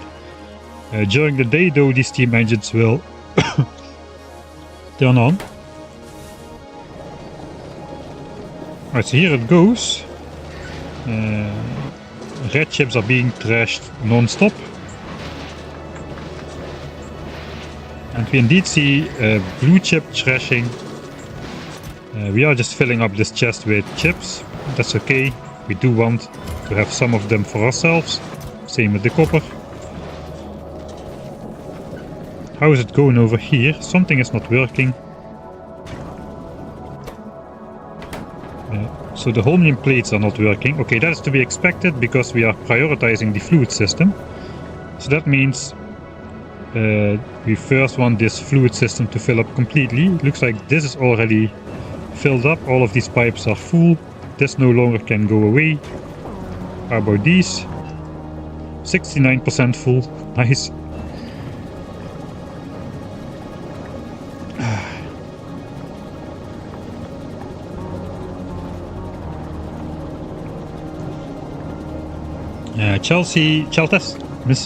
Miss Cheltastic says 95% sure the copper can deadlock. Let's take a look. This one, right? Yeah, this is supposed to deadlock. I don't think you're talking about this one. This goes into nothing. This is supposed to deadlock. We don't want to trash more low density structures than we need. We do want a chest of copper for ourselves because copper plates are very hard to get by on this planet. But in general we want to use these to launch rockets. So we will first send as many of those past rocket launches before we will actually trash the rest of them. So we want this process to stop once the copper backs up in here. Same for blue chips, we want this to stop once the green chips back up in here. Let's simulate that for now. Okay, the copper is backed up, green chips are backed up, and this will never back up. That is the prediction. As soon as this fluid starts to process.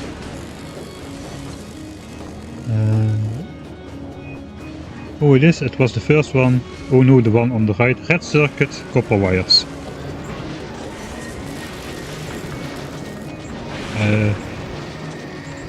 Yes, but no.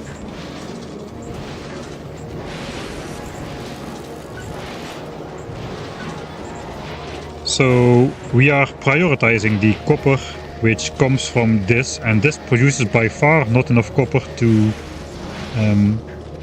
keep science going. I do agree though that this will probably, this could back up if this is full of copper. Now it's backing up. And then this could indeed clog up. We would no longer be producing plastics, which we don't need anyway, which we do need, but yeah, we're trashing these, so I don't have a backup system. So it's probably better to at least output this in a chest for now.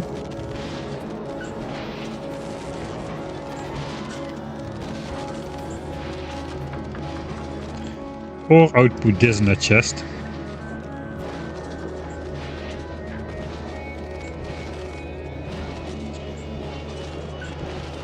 And then we can send the extra copper plates to trashing like we did with the other stuff. Maybe that's a better way to do it.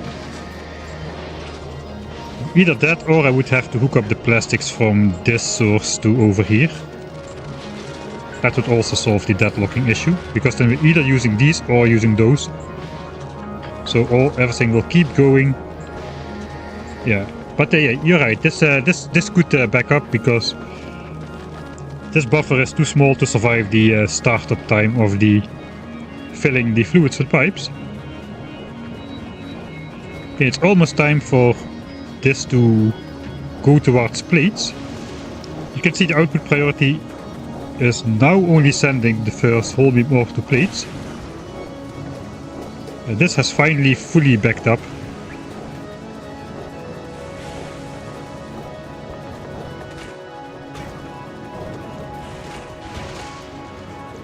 We need 2 of that to make the solution. Alright, so now we're going to be producing the first plates. Yeah, because of this output priority stuff, it has a long startup time. It only has the startup time once though. Once the belts are full, they are full forever.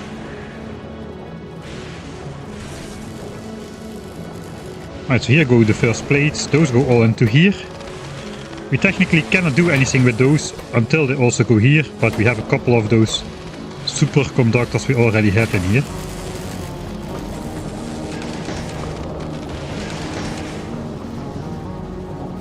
So now this just goes in here without doing anything. And when the things are full, let me grab those. Right, so now this belt will start backing up.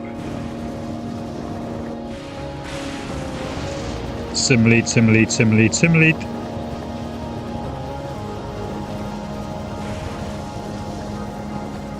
I probably should not be doing that.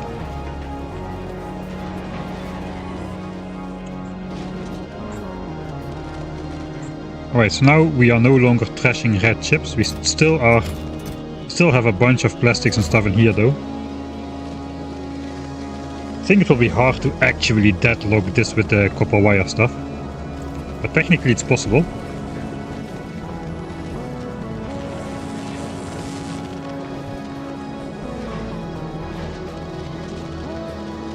Yeah, technically it should unclog automatically. I think that's right, because we are producing more plastic than copper cable, and this plastic is not gonna go anywhere. So eventually this will start moving once holmium is gonna reach all the things. And then copper is gonna be moving as well, because this copper is not going anywhere, and then this will automatically unclog. So I think I just will keep it like that. Once it's running, it will never clog up, I don't think.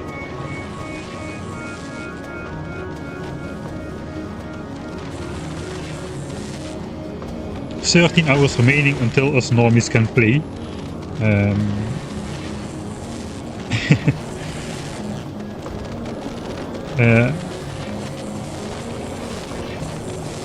I have a nice base which I want to show to some of you. People who have been watching all the stream will already know it. I will show it one more time though. Right, we are making a bunch of science packs. Looks like most of these are working. Let's see if how the scrap stuff is going.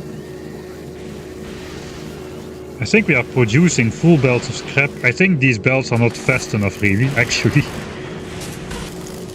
These belts are not fast enough to deal with the entire belt of scrap throughput, so my estimations are a little bit too high, because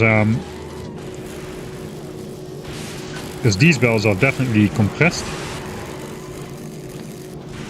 They are compressed with stuff.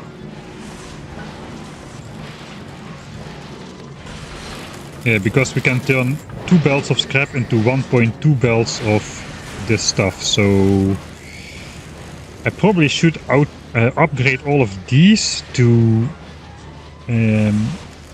red belts, and I should already pre-filter out some solid fuel and ice cubes, which we not will need anyway to go to the power plant, on a separate belt, and then all of the rest can merge. I basically need to delete like 0.8 belt of stuff from here, so the other so the total output of 4.8 belts can go through 2 double speed belts right here, something like that.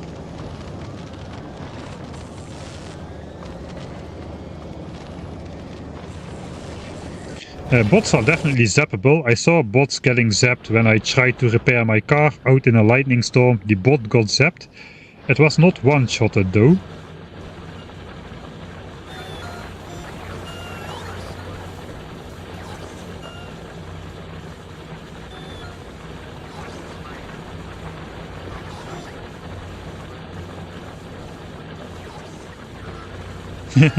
Already made dinner for tomorrow, so when I get off I can immediately start playing. What did you make dinner? If you intend to start playing, you will forget to eat it anyway.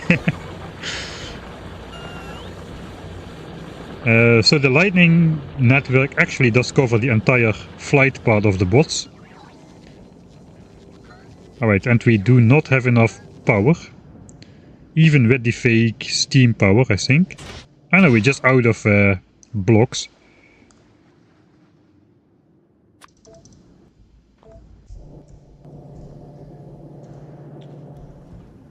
Okay, so it does look like we do need the... Hey, this is new. Things which don't stack still have a marker on there. It now just says 1. Whereas before it would just not say how many. That should probably keep these boilers going for a while.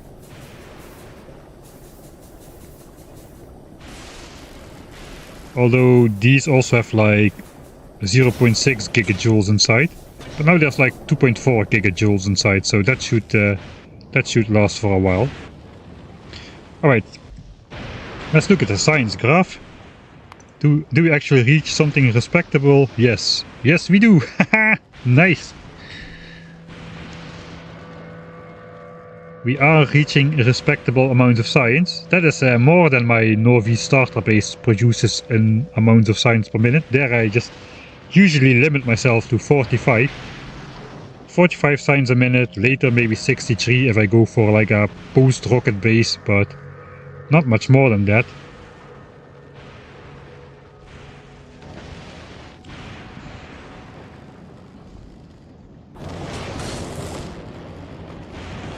Right, so now we just... Chat is saying last electromagnetic plant is clocked. Last electromagnetic plant of what though?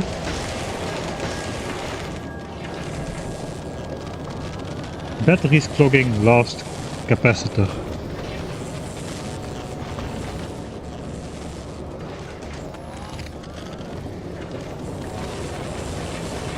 Ah, yeah, I see.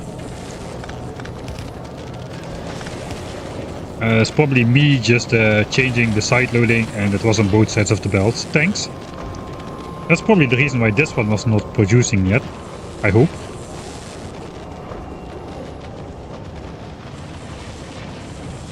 Alright, so I'm going to save this editor test mode B, and I'm gonna speed up time. Let's see if we can still get we can still get 10 times normal game speed somehow. Yes, maybe a little bit too flashy.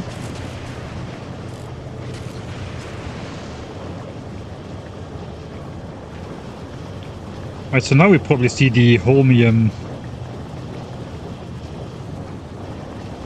Yeah, I think we do need a buffer chest of holmium though. We do need that buffer chest of holmium. It's gonna be a bit hard to set up since I...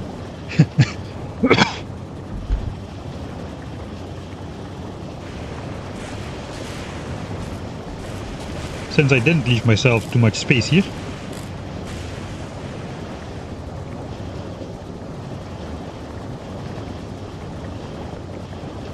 I guess we'll find a way, maybe.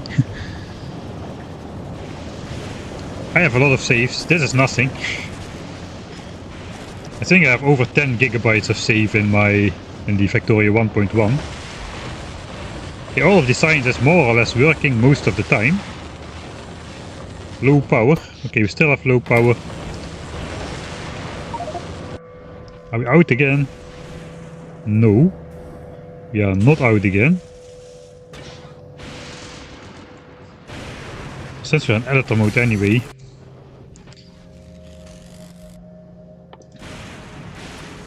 I miss editor's extensions mod already. Let's make sure the base can fuel itself. So we don't have enough power already to just feed the science base. We do have enough power, but we don't have enough accumulator capacity to store power. So we probably... maybe we can just store steam at the end of all of these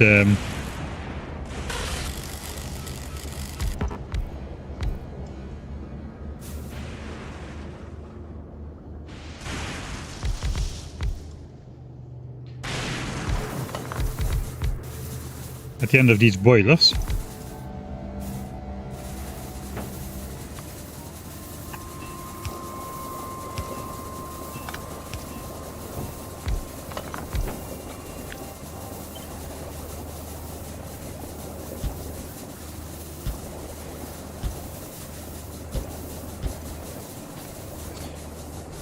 And that would make these things produce constantly.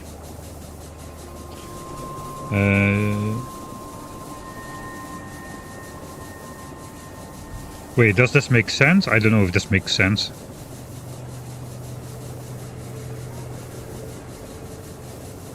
I think it makes sense.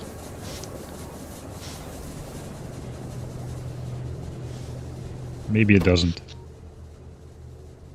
So yeah, our accumulators are out. If you look at the graph for the accumulator charge, you can see we are charging up real fast, but we are plateauing because we only have like 5 gigajoules of power.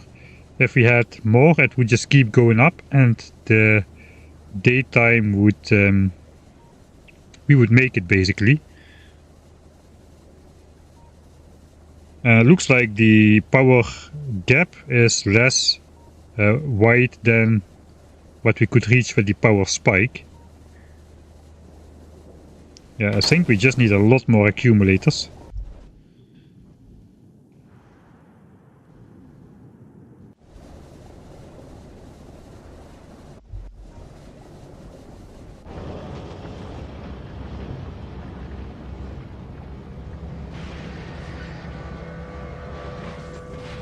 Alright, so now we are having a big gap in the belt because of the power loss.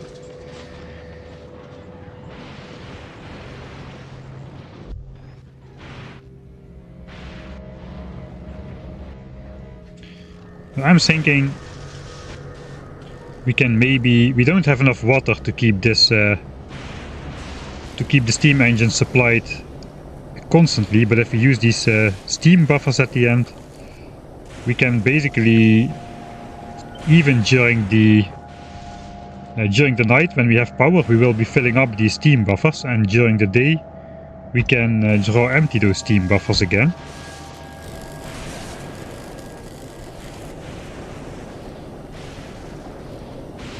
And basically during the night we would not be consuming water, and we would just make extra steam power to spend in the evening. And then during the daytime we will be spending all our power. We won't have enough water to turn into steam, but we'll have the steam stored up in the tank behind here. Yeah, it does make sense. So I probably can roughly double this. We'll have 72 megawatts of steam power.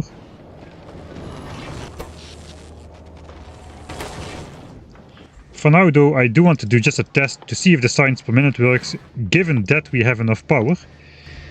So I guess the only thing I can do for that is to fake that we have the power with one of these guys. And now power is never an issue, because this just generates all the power.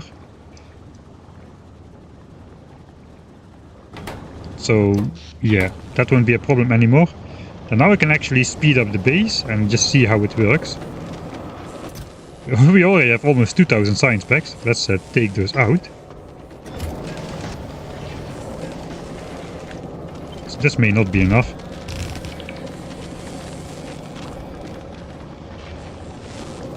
Yeah, that kinda looks better than this. That's a boat.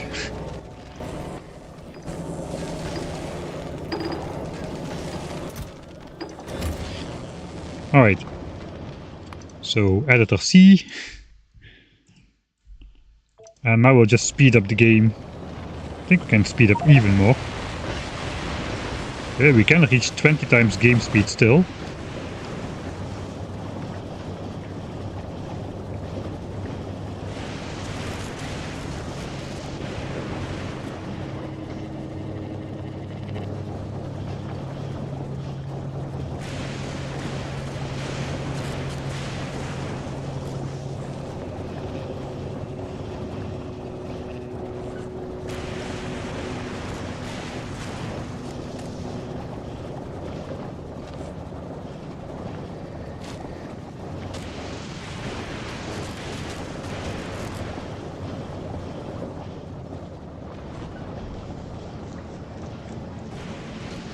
I will just have a good old long simulation to see if anything clogs up here. Let's have a look at the science graph. We're going up and down a bit. I'm not really sure what's going on with that. It does seem to be very... I mean, power should be good all the time now.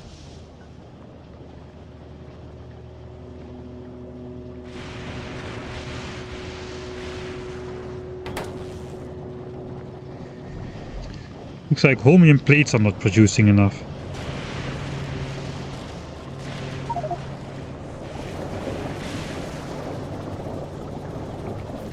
It does look like that. So like I said, we may need a... Let's see how much holmium ore we are producing.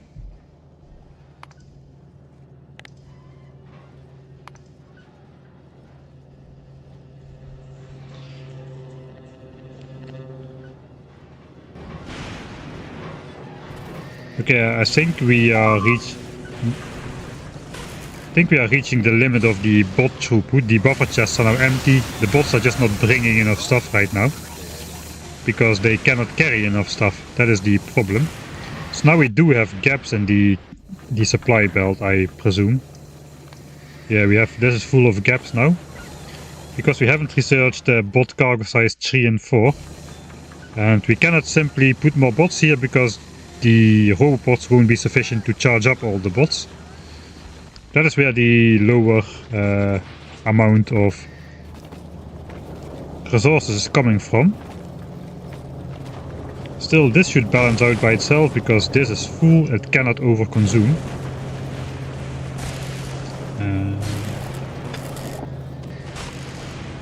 But yeah, the prioritization makes for this wavy pattern, I'm pretty sure. That is why this goes up and down a bunch, because we suddenly consume a bunch of the stuff, we make no plates, then this is full, then we make a bunch of plates, etc. That is why it goes up and down. Alright, let's see what is the science per minute figure. Looks like about 40. These patterns seem pretty decent. Let's try just to go crazy. 3000. Okay, looks like we can get approximately up to 40 times game speed during the day, 20 during the night.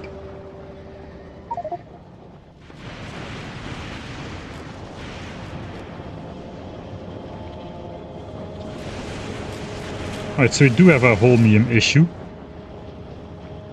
As predicted though, I'm glad at least the predicted bottleneck actually was the bottleneck.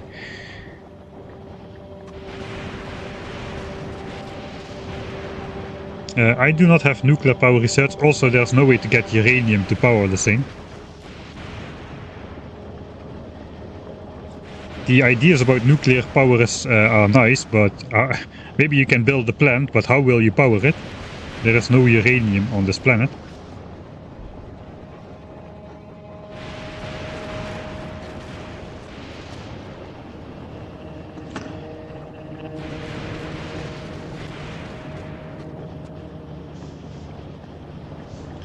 Yeah, solar panels are already super expensive and not really worth it on Norvis normally. So let alone here where they're like 20% of the usual power.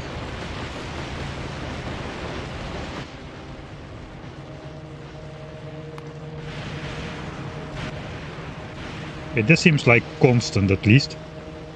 Looks like we're doing about 50 signs per minute. How much ore is that?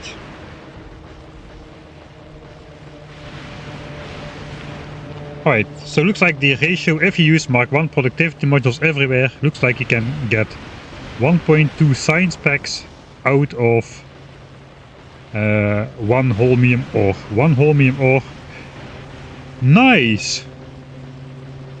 Check the tooltip. That is excellent. So you used to always question, what is this number? Is it like 23.99? 24.60? Now you can see in the tooltip exactly what the value is. That's a very, very, very nice addition. because this is not enough precision, the value in the mouse or in the square here, but the mouse over now tells you exactly. Does it also tell you for do we have like some bigger values? No, not really. Yeah, we do. It tells us exactly how much scrap we have done in the last hour. 240,000 scrap. 4k a minute. Alright, we will... yeah, 4k a minute we have produced. We have... in the beginning we had more consumption because the buffer chests were full. It looks like the bots can transfer 4,000 scrap per minute at the moment. Our belt maximum is... our belt maximum is 7,200. So we're over halfway there. Alright, so at the moment we have 50 signs a minute. Approximately 50 signs a minute.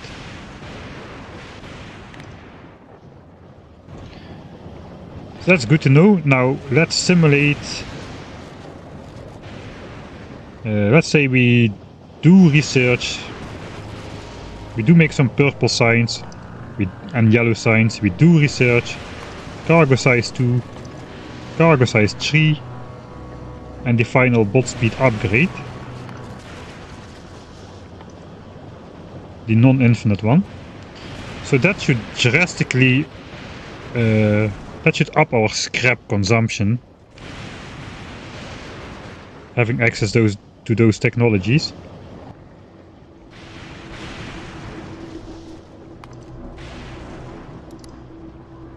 So we can see with the old bot technologies we did 4k a minute, and now we're gonna get up to 7.2k a minute. That is the maximum our belts can supply. That means these gaps should be like practically non-existent. And I guess once these belts back up, we will start filling up these recyclers again, because they just cannot output all the stuff on the belts. And then the scrap consumption will go down a bit again, because we are output limited by the speed of the belts at the moment. Let's check signs per minute in this occasion.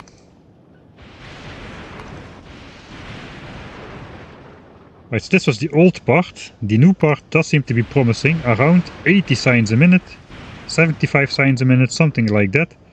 Let's get a full hour on there from about over here.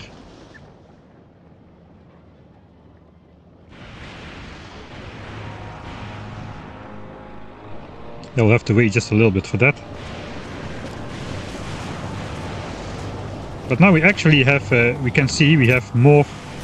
We are filling up this chest with holmium plates now. So that means all holmium production is up to speed. We have fully saturated both fluids. The rest is going to holmium plates. We have fully saturated the holmium plates belts. It does look like this buffer belt is not long enough though. It could use like a small buffer chest, so this inserter always has access to these superconductors, because those are not really backing up. So let's stop grabbing those. And then everything should belt up for now, back up for now. Man, those lightnings are loud.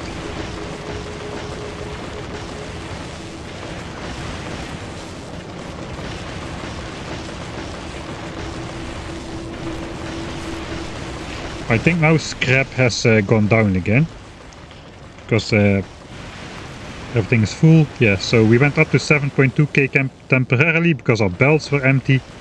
But now it looks like the true amount we can do is 6k a minute. That does actually... yeah, that is exactly what we are expecting. Because we are trying to put 7.2k scrap.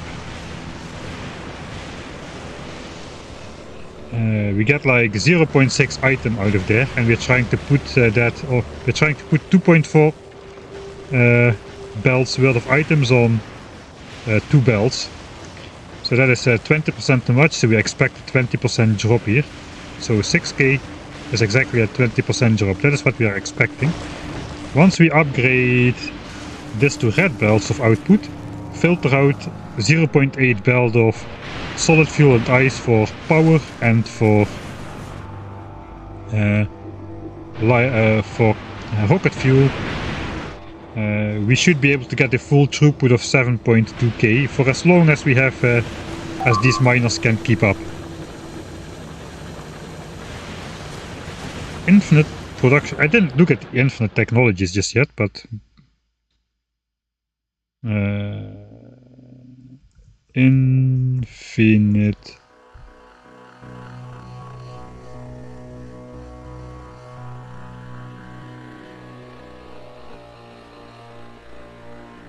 Scrap recycling productivity. Okay, that makes sense. Okay, I did not know about this. We don't really need it. But yeah, this can easily turn one belt of scrap into one belt of products after not too many of these levels. It's like I don't even double. So that's 10, 20, 30, 40, 50%. We would need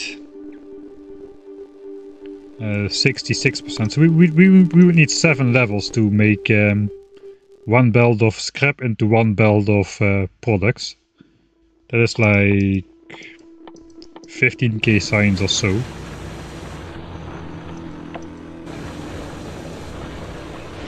Eventually, though, some of these miners will start running out. We do not actually have just about... I don't think we have actually got the amount of miners we need to produce 8 belts of scrap. I think we have like 7 point something high belts of scrap out of these miners, as long as all of the miners are running. Let's look at the science. We should have an hour full now. Okay, so that is good to know. If we research those 3 bot technologies, we jump immediately from 50 signs a minute to 80 signs a minute. That's a pretty big buff. Is scrap already stable for an hour as well? Yes, scrap is stable for an hour as well. So we are not having the 7.2 scrap consumption rate science. This is the actual science out of the scrap we are currently consuming. So this could be 20% higher still. About 96, almost 100 a minute. It could be almost 100 a minute.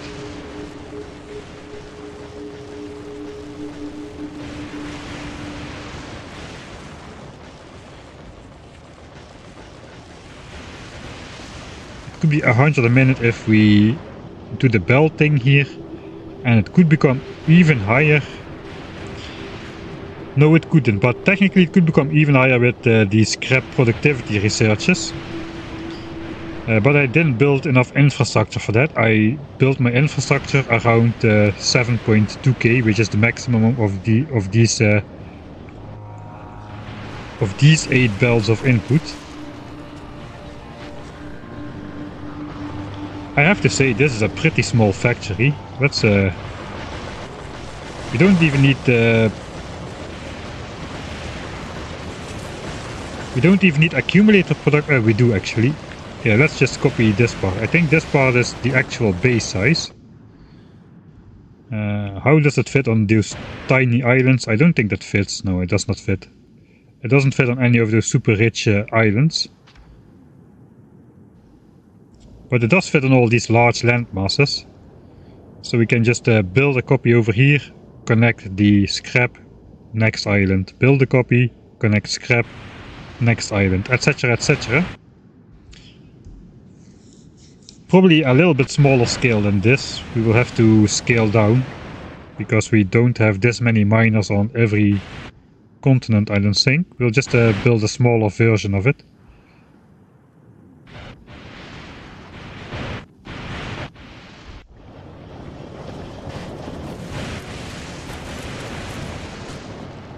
Alright, I will save this one as well.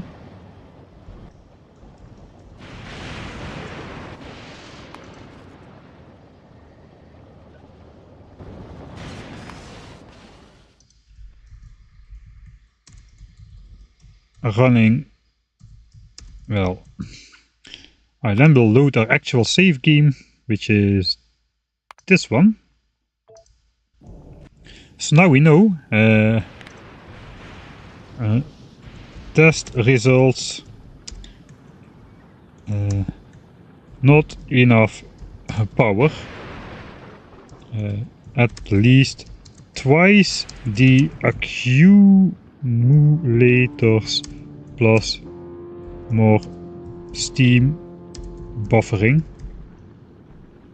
probably more than that. We also know bot tax as is 4k scrap per minute, resulting in 50 SPM.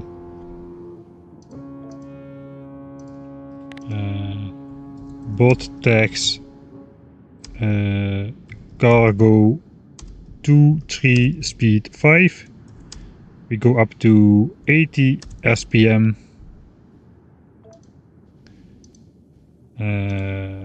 With 6000 scrap per minute.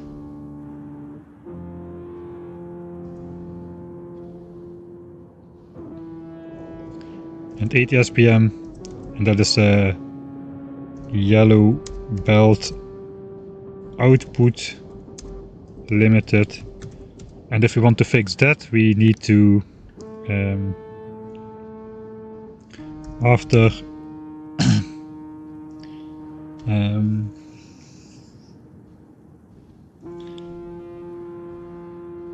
after using 7200 scrap per minute, we should have roughly like 90 to 95 SPM.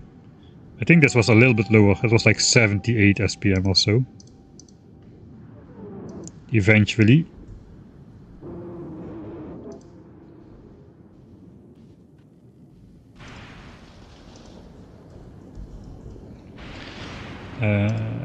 We can do this by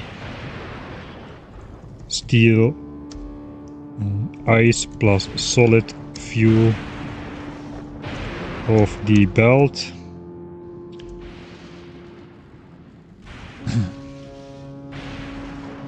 Upgrade to 4 red outputs, then steel solid fuel plus ice of the belt before merging into 2 red belts. Let's not make it too long. Then in brackets we are now trying to put 4.8 belts of output onto 4 belts of space. And that makes 7200 into 6000. Okay, that I did put there.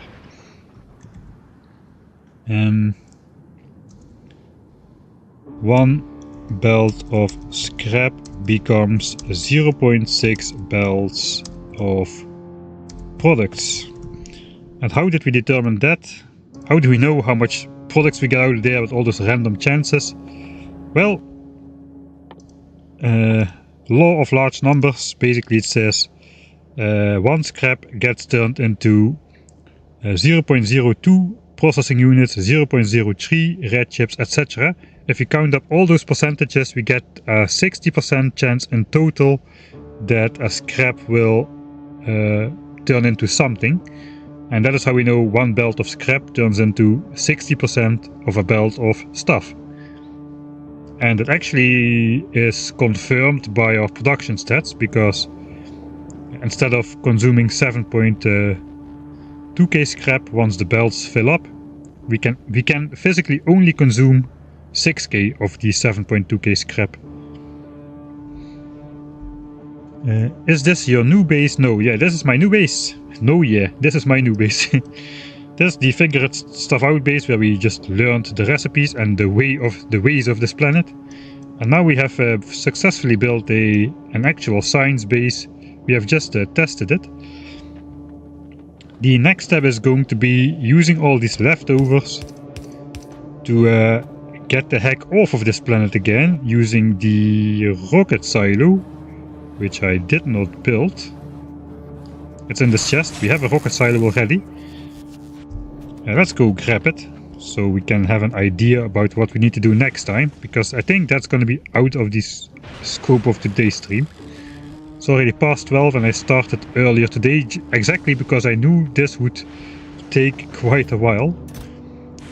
Let's grab the rocket silo for next time. And we'll make a rocket out of scrap. That's quite funny. Yes, next we need to figure out how to put this stuff into here. And make a functional rocket out of it. As you can see, the blue chips and low density structures are already laying on the belt. We just need to make rocket fuel out of the solid fuel, which is easy enough. So that is what we need to do to get off of this planet. And then we just need to turn the rest into nothing. We just need to turn the rest into more nothing. That is basically what it comes down to. We need to turn ice and solid fuel into power, and we need to turn the rest of the solid fuel into rocket fuel. The blue chips and low densities will stash up in chests to make rockets. And all the extra stuff will just recycle away into nothing. That is going to be the plan for the next stream. After we get that done, we also still need to make a spaceship with those shiny new parts. So actually that's like, here we go, I've completely forgot about those.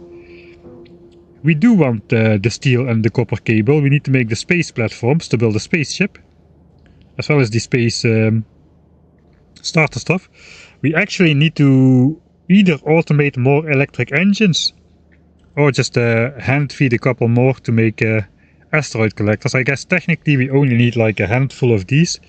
Like I don't think we'll need 10 of those. I think we'll need less. So yeah, we don't really need to automate electric engines for those.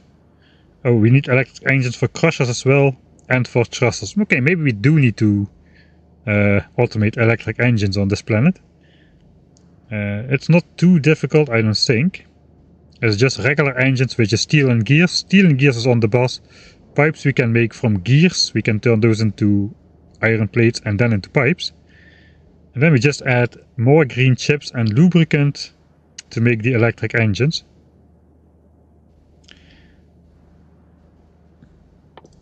Then we're a pretty good distance away on the way of automating yellow science actually. Because from electric engines to bot frames is just one more step. Steel and green chips and batteries and electric engines form bot frames. And all of those other ingredients for bot frames, they are... That's not true, yeah. Steel and batteries are being produced by the recycling process from scrap mining. And electric circuits we can get from those blue chips again.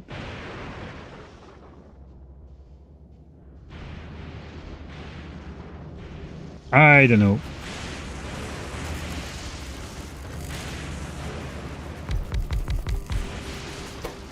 Maybe this will have to be a thing. And this one too, but we cannot put it in this assembler recipe. Question mark?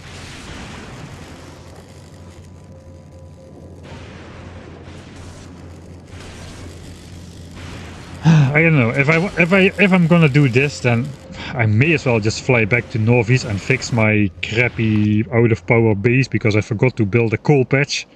This base could have been fine if I just built the coal patch before flying out, but no, I didn't do it. How are the biters doing?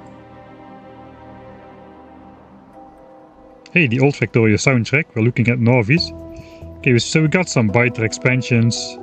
Really, not quite as close by yet as I was expecting.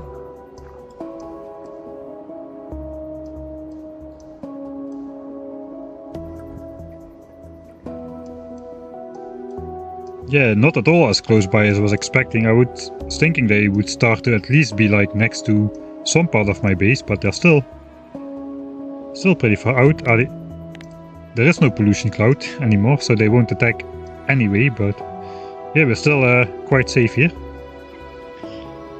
So we could do it the old-fashioned way. The old-fashioned way. The game is not even out yet. We could do the old way where we just automate rocket launches to the space platform, build a spaceship which ferries the new science pack to our home world. I kind of don't want to do it though. I like the nomadic idea.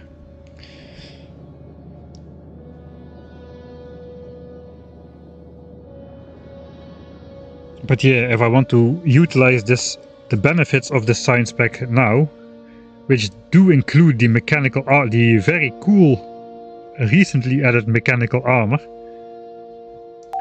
that would probably be a huge asset to have access to. A huge asset to have access to on the other planets, really.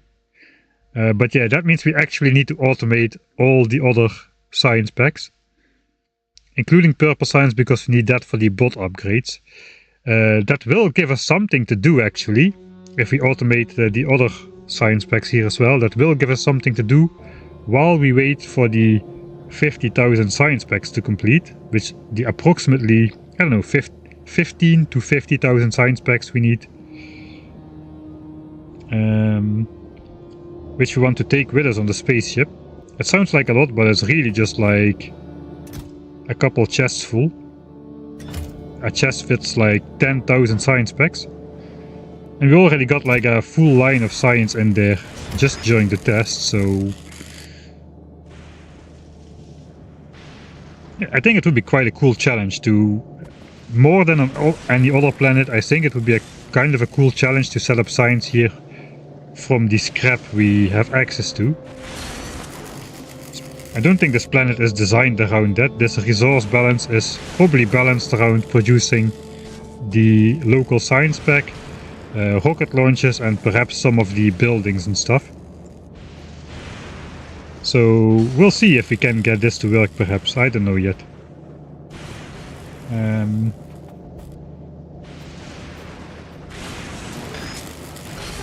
Yeah.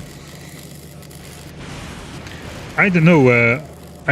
I don't think there is a mechanic that... Oh, dang it. I just remembered. There's a problem. Let's save, end of stream save. 69, end of stream save. Nice. I forgot you cannot build chests in space. I was just gonna say, there's just a couple of chests of science, but it is not. I cannot hold anything in my inventory when I go up to space, so that is useless. I will just be a passenger in this capsule. Let me just quickly check how the spaceship stuff worked. It's been a while already.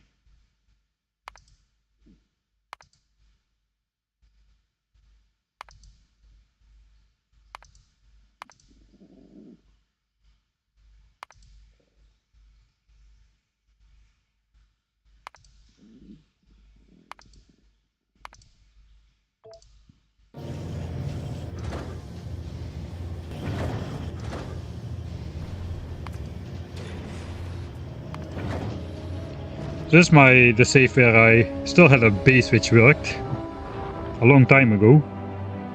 This is the vital situation on that base. You can see there's been a couple expansions here, but yeah, nothing too threatening. Oh, I forgot the cutscene.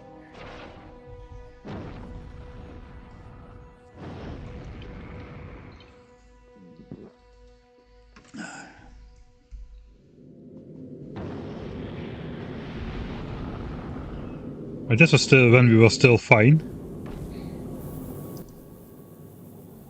So you start out with about 12,000 science packs worth of space.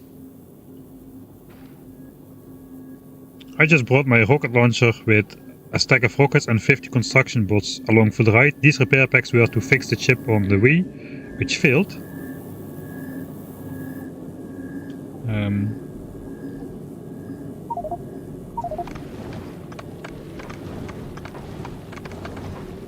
So I failed spectacularly during the first trip.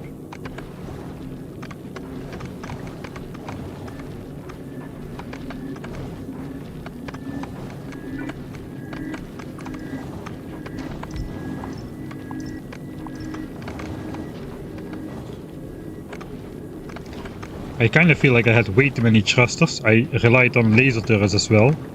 Let's see if with one thruster we can survive. Probably not. Maybe the platform will be able to repair itself. I think, yeah, chests cannot be placed in space, right? Yeah, no, we cannot. How much space does a cargo bay add to the spaceship?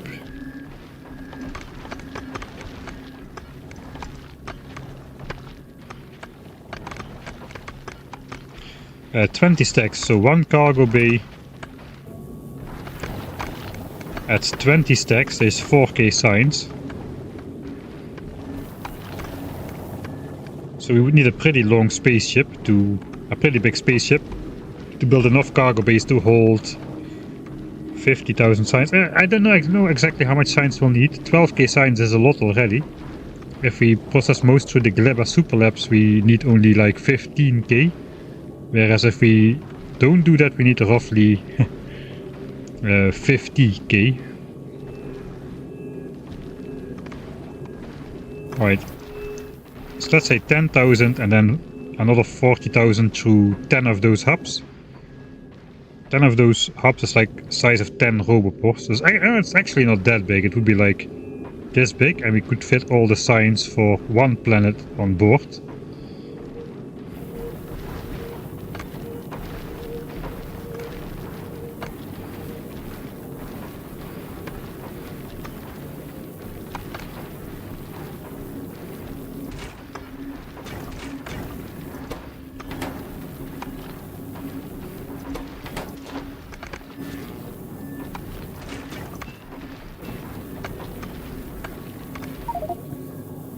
Okay, so this is now deadlocked for some reason.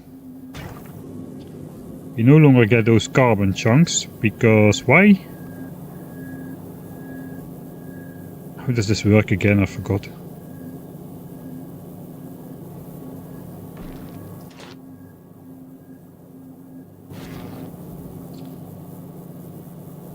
My system deadlocked because I output these on the wrong side of the belt apparently. Those get prioritized.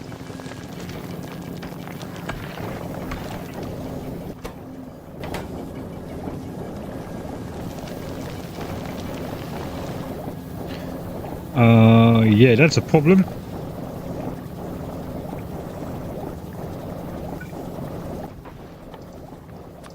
It's not really a problem I need to fix right now.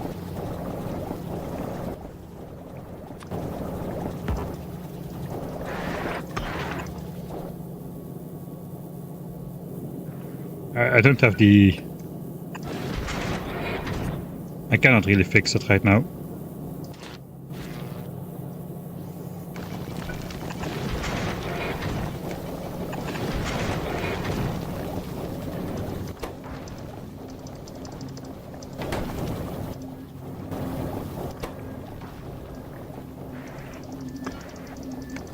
I can click those outer deer, they will go in this inventory. We can trash those then.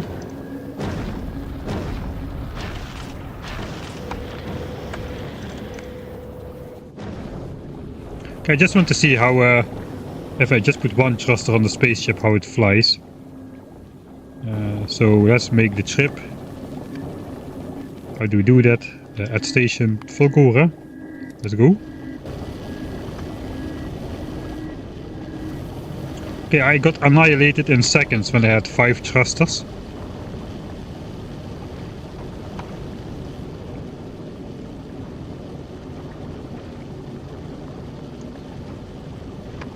It went so fast I didn't even realize what happened. I just want to see, could I have made it with this spaceship, even though it's only protected by 2 laser turrets, against which the big asteroids have a lot of resistance.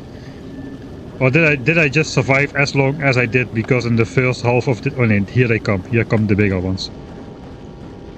Yeah, those are gonna crash into my ship. But will the bots be able to fix stuff? No.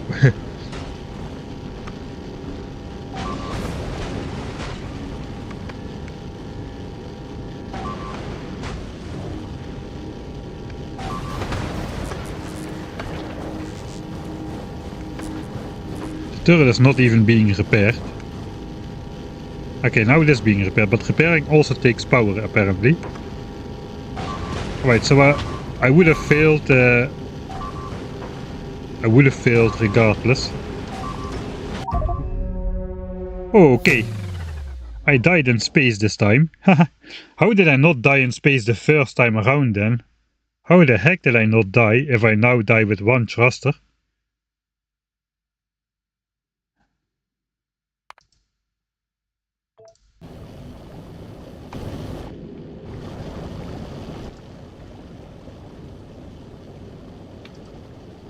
Can I just switch to going to Novice? Yeah, I can. Let's check out why I didn't die. Maybe I didn't die because... let's get rid of these autosaves. I still have the autosave of the actual first ship. Let's see if we can figure out what happened.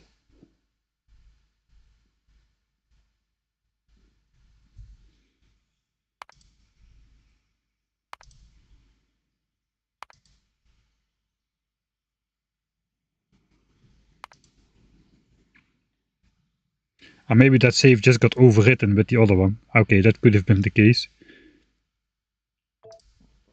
Let's watch the cutscene once more, because that was quite epic.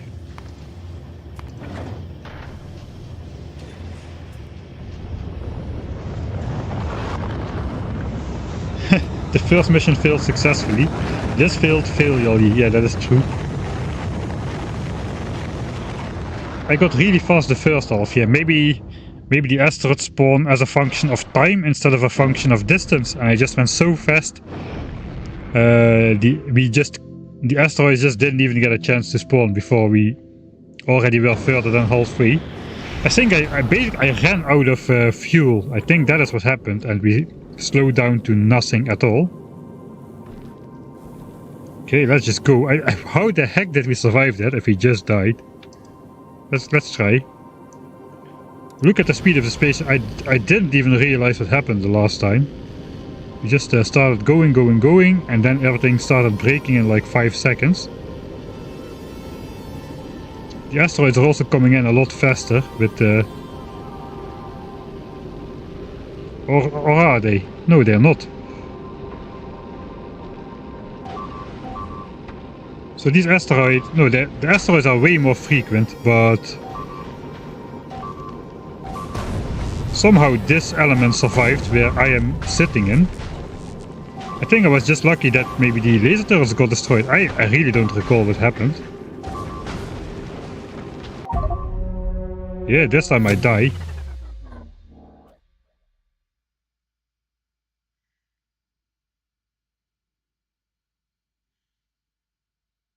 Yeah, mostly luck. That was a lot of luck then.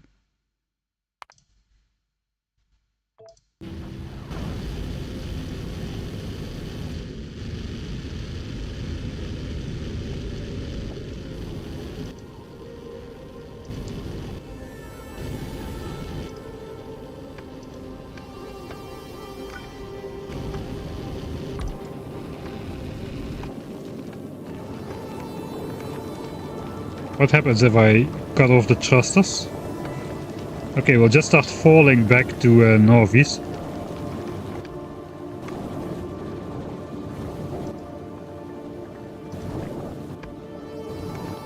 This works so unintuitive, this part, where... Okay, let's go. We just use a standard thruster.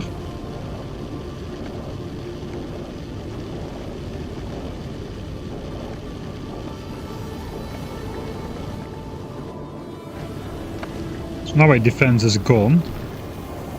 This barely protects anything. There's a lot of asteroids which are missing my ship. Alright, so maybe it was just dumb luck that not enough asteroids spawned in my path.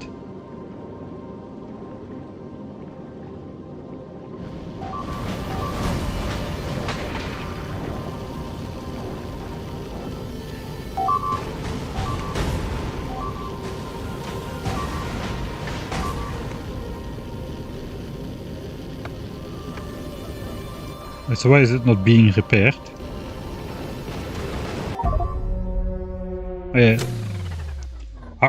How big of a luck did I have, man? Holy moly! How? No! How did I survive? That's insane.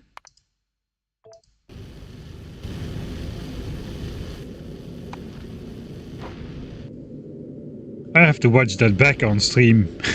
I have no idea then. If it is so easy to die, I didn't even know that you would just die if this blew up. It kinda makes sense.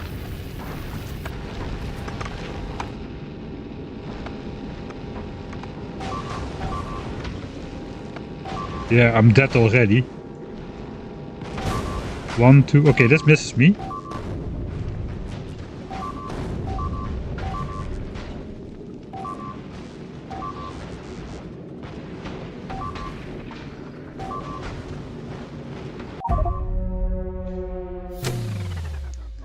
Holy moly. Yeah, I'm not letting it get full fuel now too. If anything, it should have less fuel.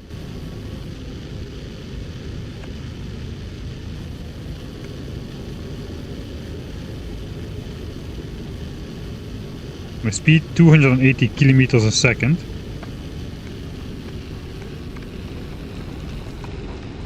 Thrust is going down now.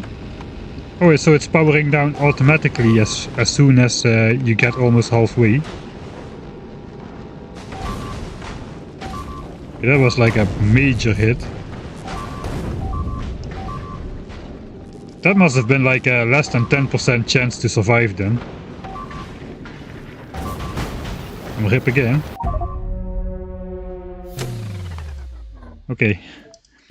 Okay, so for everybody who's just still here awaiting Fulgora progress, I made the end of stream save, so now I just want to look a little bit on how the heck did I survive with the spaceship, and then I'll just end the stream.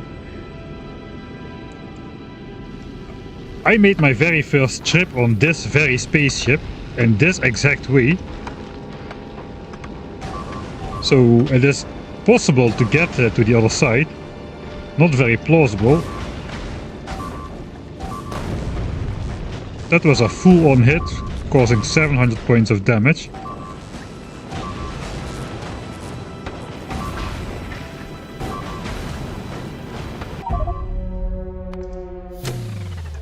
Maybe I was just lucky and stuff getting blown up.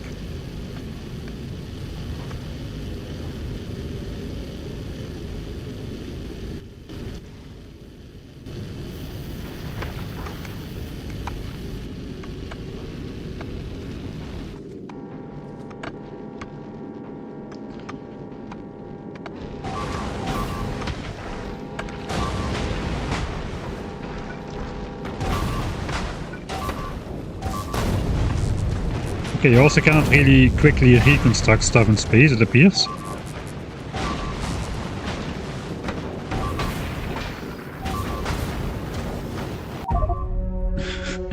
Maybe it was a lot less than 10% chance.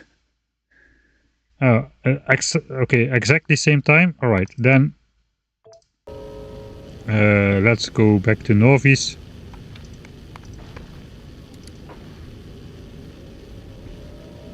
Okay, we are at Norvis. Now we are leaving again for Fulgora. That should probably mess a bit with the random number generator. Alright, yeah.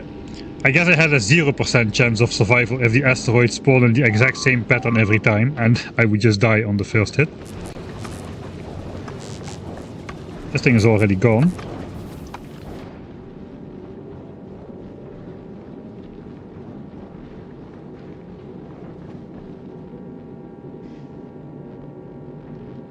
Space is a dangerous business.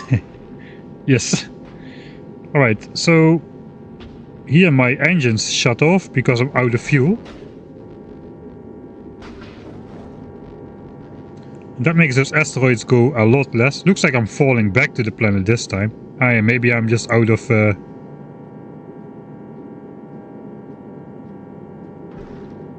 fuel in general. Okay, now we do the fall back into the planet of shame. We might actually kill our first asteroid here. I don't think I ever killed one. Yes, I did it. Oh, and even then they still have to be fired at, apparently. Now we have to do the 500 seconds of backward shame if we wanted to go back to our home planet. Okay, so I should actually just load the save where we go off into space, desperation save. And we won't enter the rocket on the same tick, no matter how hard we try. So now we should get a different pattern. The reversal of shame, yeah. I found it. If you want me to post the link, yeah, let's do it. Post the link, if it will let you. And I will see if I can play it on stream. I'm not sure I can.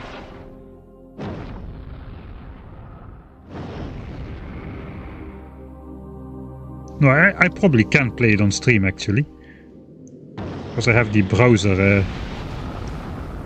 Okay, I probably should switch to like live chat or something.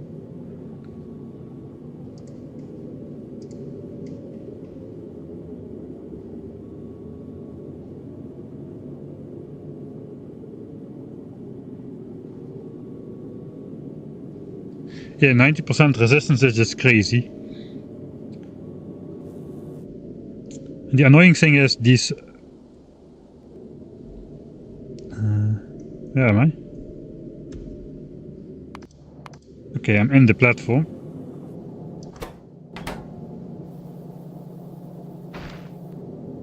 Alright, so these super tiny ones don't even damage you. The small ones only have 20% laser resistance, I found out.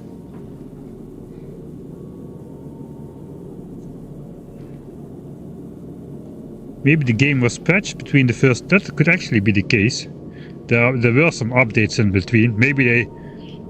You never know, maybe they saw me survive that trip with this spaceship that I built. And they thought that should not be possible. Holy moly.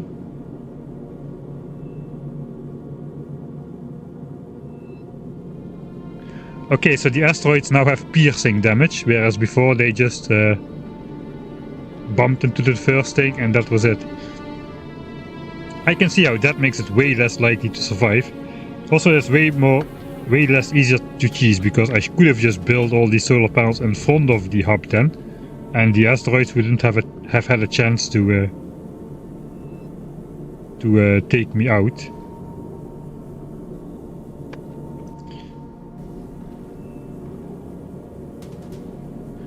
Ablative spaceships were nerfed.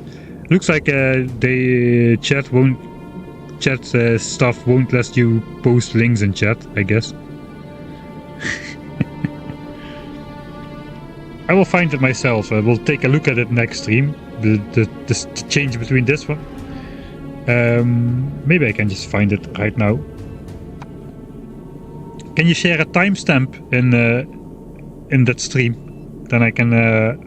I will find it in my browser. I'll switch to my browser and we'll watch it.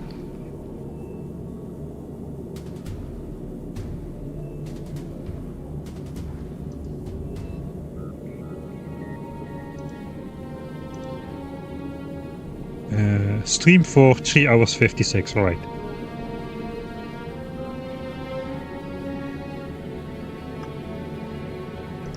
Nice that I number these streams. 3 hours 56.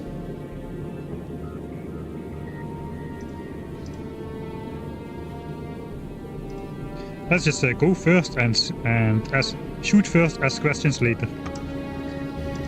Alright, that is the timestamp. Right, so how do I...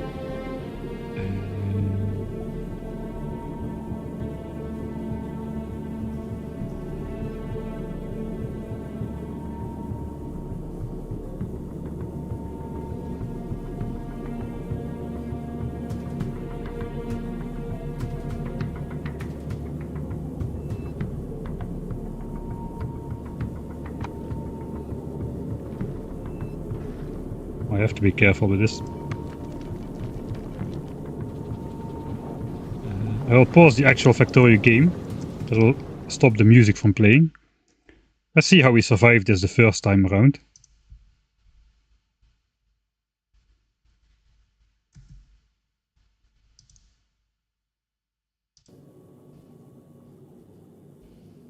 Let's just go first and shoot first, ask questions later.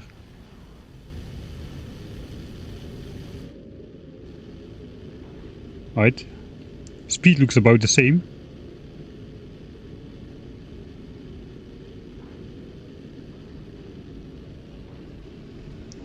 Okay, we definitely don't have enough fuel.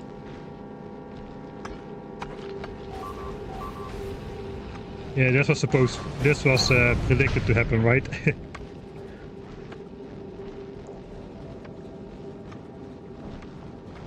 Ripperino. That is a lot of asteroids, man. So let's see, does this actually blow up on the force? It did a lot less damage to the laser turrets. Yeah, halfway there though. It looks like they just 1 for 1. We would have made it if we had enough fuel. So it looks like we just need to wait for a little bit more fuel then. Of course. Best Mike. Spaceship is perfectly fine for the rest. Fuel in reserve, then we should be good. But still, we should be able to go slow, right? I wonder if this was changed as a result of this spaceship trip. That would be pretty epic. Lol. Check the asteroids resistance. Yeah, let's do that. 400 hit points. Because now like 3 or 4 asteroids. It's good I didn't take flamethrower turrets. I know this one may not hit the. I think we got lucky both with the 100% electric resistance, so personal laser defenses don't do anything. That one just blew up without even kill a single asteroid.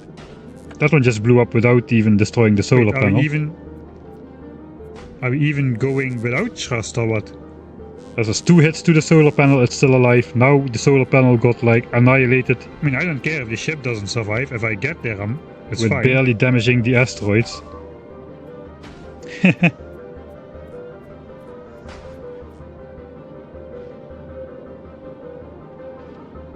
Yeah, I'm having the forward fall into the planet of shame instead of the backwards one. The forward one is better though. I need gun turrets. I just need like an impact zone at the front of the ship to protect my thrusters, I guess. Alright, so I'm taking a little bit of damage. I think the asteroids also did way less damage on the entity they impacted. I saw the solar panel take like 3 or 4 hits. The laser turret already took a bunch of hits. The repair packs of the hub could keep up fixing the spaceship. And that is now absolutely not the case. So I think something got nerfed here.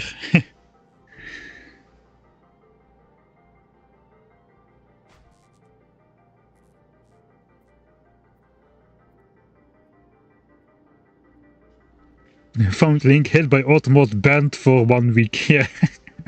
Trying to do good and got banned.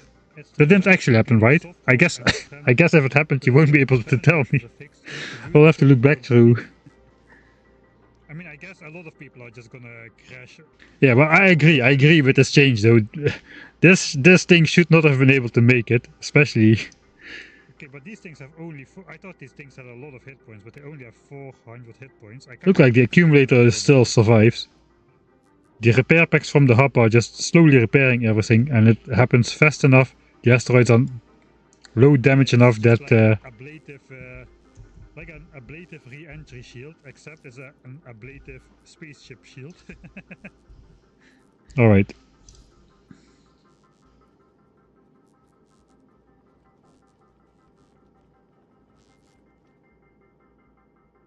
I think he would. So yeah, that kind of explains it. Let's do one more trip.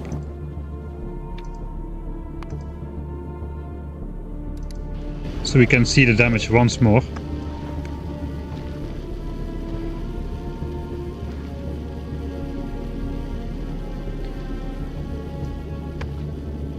Okay, soon the big ones will start spawning.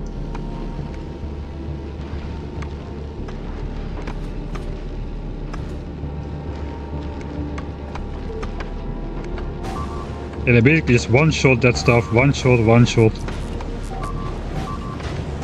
That thing just blew up 2 solar panels all by itself, whereas previously the solar panels could take like 4 hits before anything got destroyed.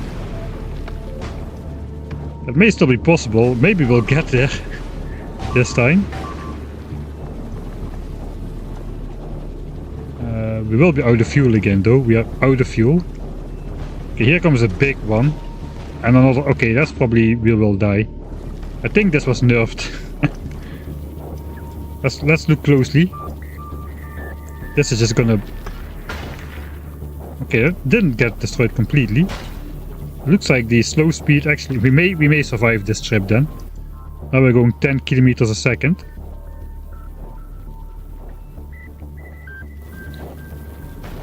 And now we are slowly repairing the solar panels again.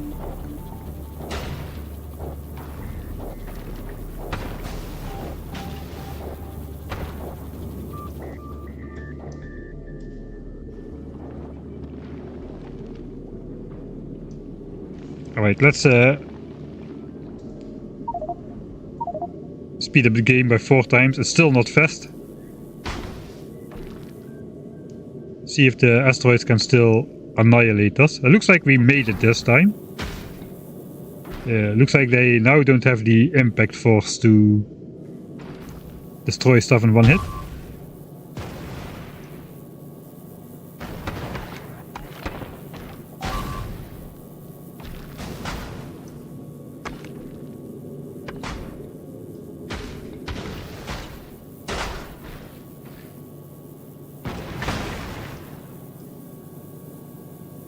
Alright, and we can fix the solar panels.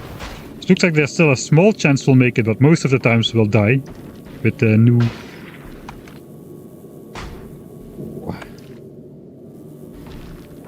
We're still not there yet. There's still a bunch of these asteroids spawning. They won't go away, so the first 3000 kilometers we didn't encounter any. But around Fulgora there are all of these all the time, so they won't go away ever. Hopefully we'll just make it before we die. Well, that goes fast. But still it did not destroy the panel. I wonder if the different asteroids have different damage values. But yeah, they definitely seem buffed. We have already used up like 70 repair packs.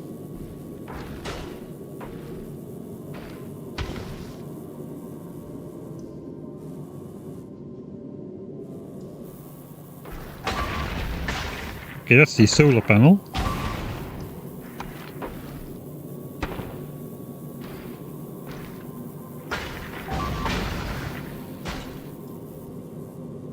I think we'll make it. This thing has 1000 hit points as well.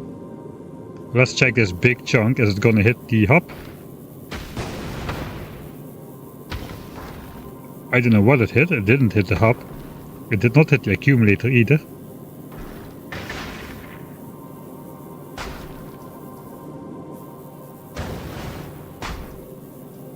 Oh, it's just hitting the front of the spaceship.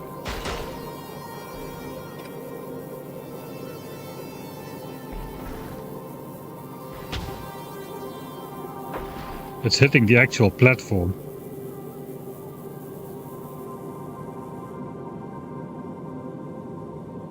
Oh, we are at Fulgora. Looks like it's still possible to survive, so I'm not absolutely sure stuff changed, but it does appear so. Or maybe we were just plain lucky.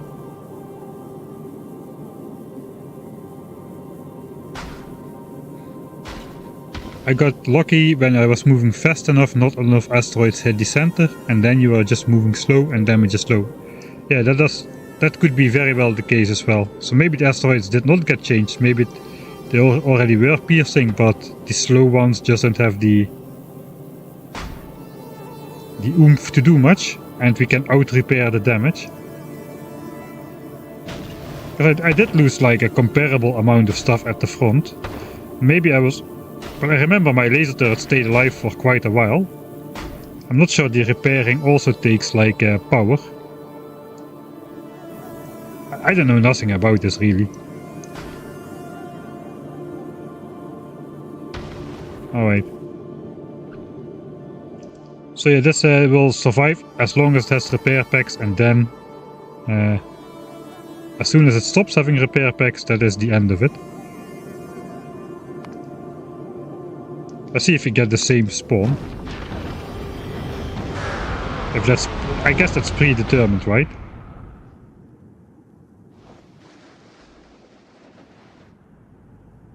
Pretty cool.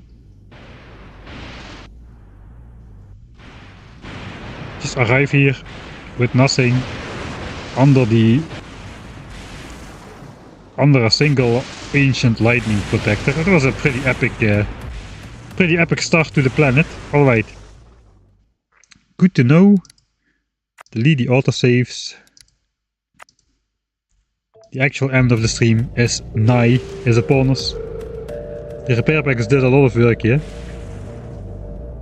I think it was a lucky collaboration of different ways of failing, which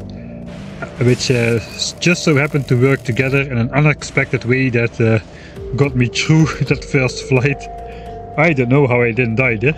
I can proudly say that this is still a hardcore run. We haven't died a single time yet. all thanks to my expertise in this game, obviously. No luck was involved. Why did you bring rockets to Fulgora? Because I didn't know what Fulgora had to do. I wanted to have something. Yeah, we're gonna need gun turrets, and I think we're gonna do that. Gun turrets and walls. We do have stone bricks on this planet, so we can build a better protected spaceship. Walls also, at least in vanilla Factorio, repair twice as fast as... if I'm not mistaken, they repair twice as fast as other entities, which may also apply in space, who knows, if that didn't change. I'm not sure yet when the next Fulgora stream will be. I will stream tomorrow, but I may just be streaming 10,000 signs per minute. Since it is the Space Age release day, I think most people interested in Space Age are going to be playing Space Age themselves starting tomorrow. So I may just do a couple days of 10,000 signs a minute. On the other hand, I do really want to finish this base, so I haven't decided just yet. But I also don't want to fully neglect the 10k signs per minute base. Because, yeah, I've been streaming now this for like 7 days straight. We'll see what happens. Probably tomorrow I will stream from 7 o'clock Central European summertime again, which is my usual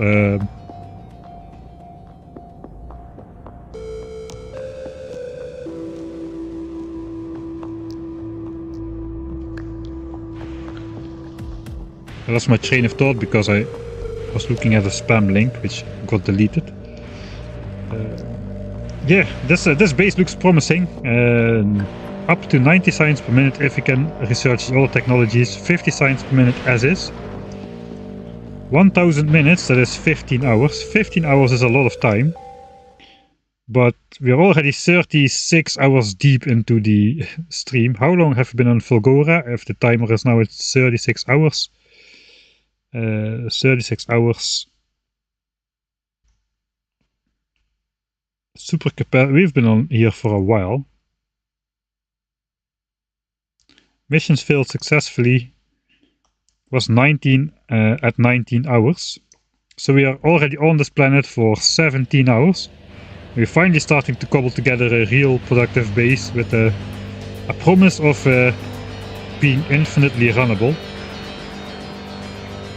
Alright, if you are going to play Space Age and you want to skip the opening, you can check on my Discord. I have this save up for download. It is just available for everybody. You don't need to support in any way or whatever. I built this nice base, which is a Novi starter base with none of the new content unlocked. So even stuff like quality modules have not been researched. But this base is a lot better than what I built for myself. Modules are ready to go. Even if you research quality, you can build it there. We have stashes of resources for everything. Yellow and purple signs have not been touched, but they are ready to be flicked on by the touch of a couple bells. The rocket is ready, that's the only thing that did change. But everything post-rocket, everything after the rocket is ready to be explored. So if you don't have too much time but you still want to enjoy Factorio Space Age and you don't have time to build your own starter base, you can download this from my Discord. It is also possible to take an old save from Factorio 1.1 and play on with that for Factorio Space Age. There not too much has changed. You may need to do some fluid network stuff if you have long pipes. The only thing that significantly changes, satellites are just gone, rocket control units are just gone, and the rocket is built by the same stuff, just in a lot lesser quantities, 50 pieces, and the rocket control units have been replaced by blue chips. So the blue chips which previously went into the rocket control units together with speed modules now just are blue chips, and that is basically the only major change. So this save is available to download on the Discord. You can just get it if you want to. Of course, feel free to start playing from the beginning, it's very nice as well, but if time is limited, this may be a nice startup package. It cost me about 12 hours to get this done. It does follow the same progression like in my stream, and I even have for you prepared the blueprint book with the self-extending Roboport arm, for which you do need to unlock space science and logistics network, but yeah, we have the laser turrets in the chest, the bots are ready to go, etc, etc, etc. Blah blah blah, you get the drill. This has resources hooked up, whereas my base doesn't have nothing, and most importantly, it is alive, steam power is working, it is taking in a nice array of resources, that kind of thing, you know. So yeah, that is gonna be, that is that. I will just load this for the outro screen for a couple minutes, while I still read chat to see if I missed anything super important. Can I just go to a nice vantage point?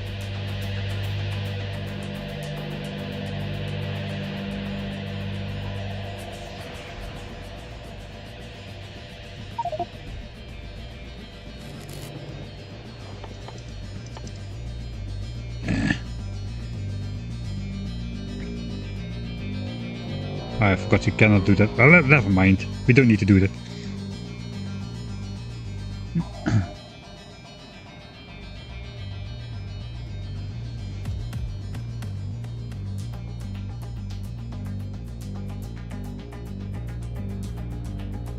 Can you play with biters off on the new game? No, I don't think so. Please don't abandon that playthrough. No, I am not planning to.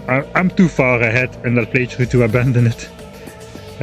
We have 10,000 signs per minute on rocket science done. Or do you mean the starter base?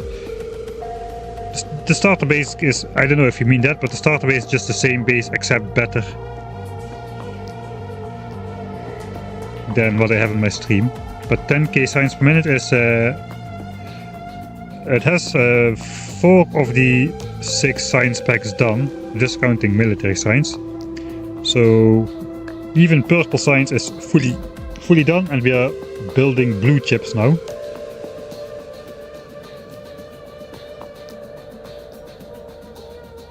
The one with Fulgora? No, this playthrough is not getting abandoned. Are you insane? This is just going to be a slow discovery of the game. I'm very much enjoying myself here. And I absolutely don't want to rush through the content. So yeah, we probably will build the science packs here.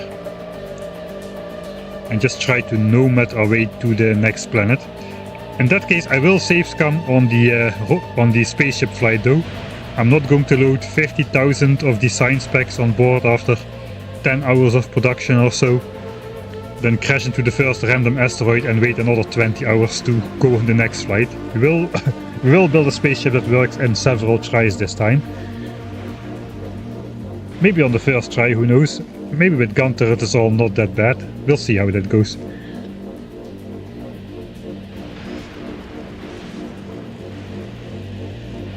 I think the base game won't have changed in terms of satellites and rocket control units, as the goal of the game is different.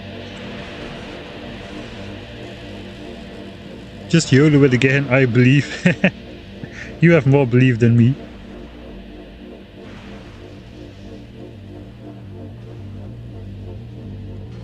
$10K SPM in Space Age actually seems surprisingly doable once you have all the late game upgrades unlocked. You get things like insane productivity on everything from mining to research. And Kovrex himself stated in one Friday Facts that his test base was getting close to 1 million signs per minute. So that's like a factor 100 larger than what is currently plausible in the base game. We have little Johnny. He's a novice. We have twin Johnny or novice. Yeah, he didn't come with us in the spaceship for obvious reasons. What time does Space Age come out? Yeah, approximately 11 hours from now, Space Age comes out. So yeah, this is gonna be it. Thank you everybody for being here, and I hope I will all see you next time.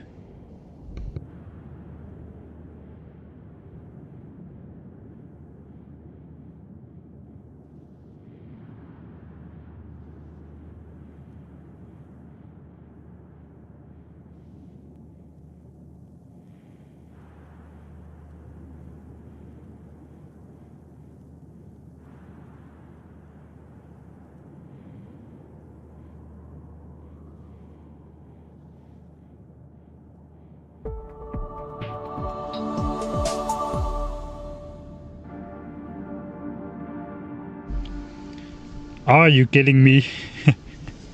Hello tumbling satellite. Thank you for the raid. I just said my goodbyes. And I was about to click the end stream button, like literally my mouse was hovering on the end stream button.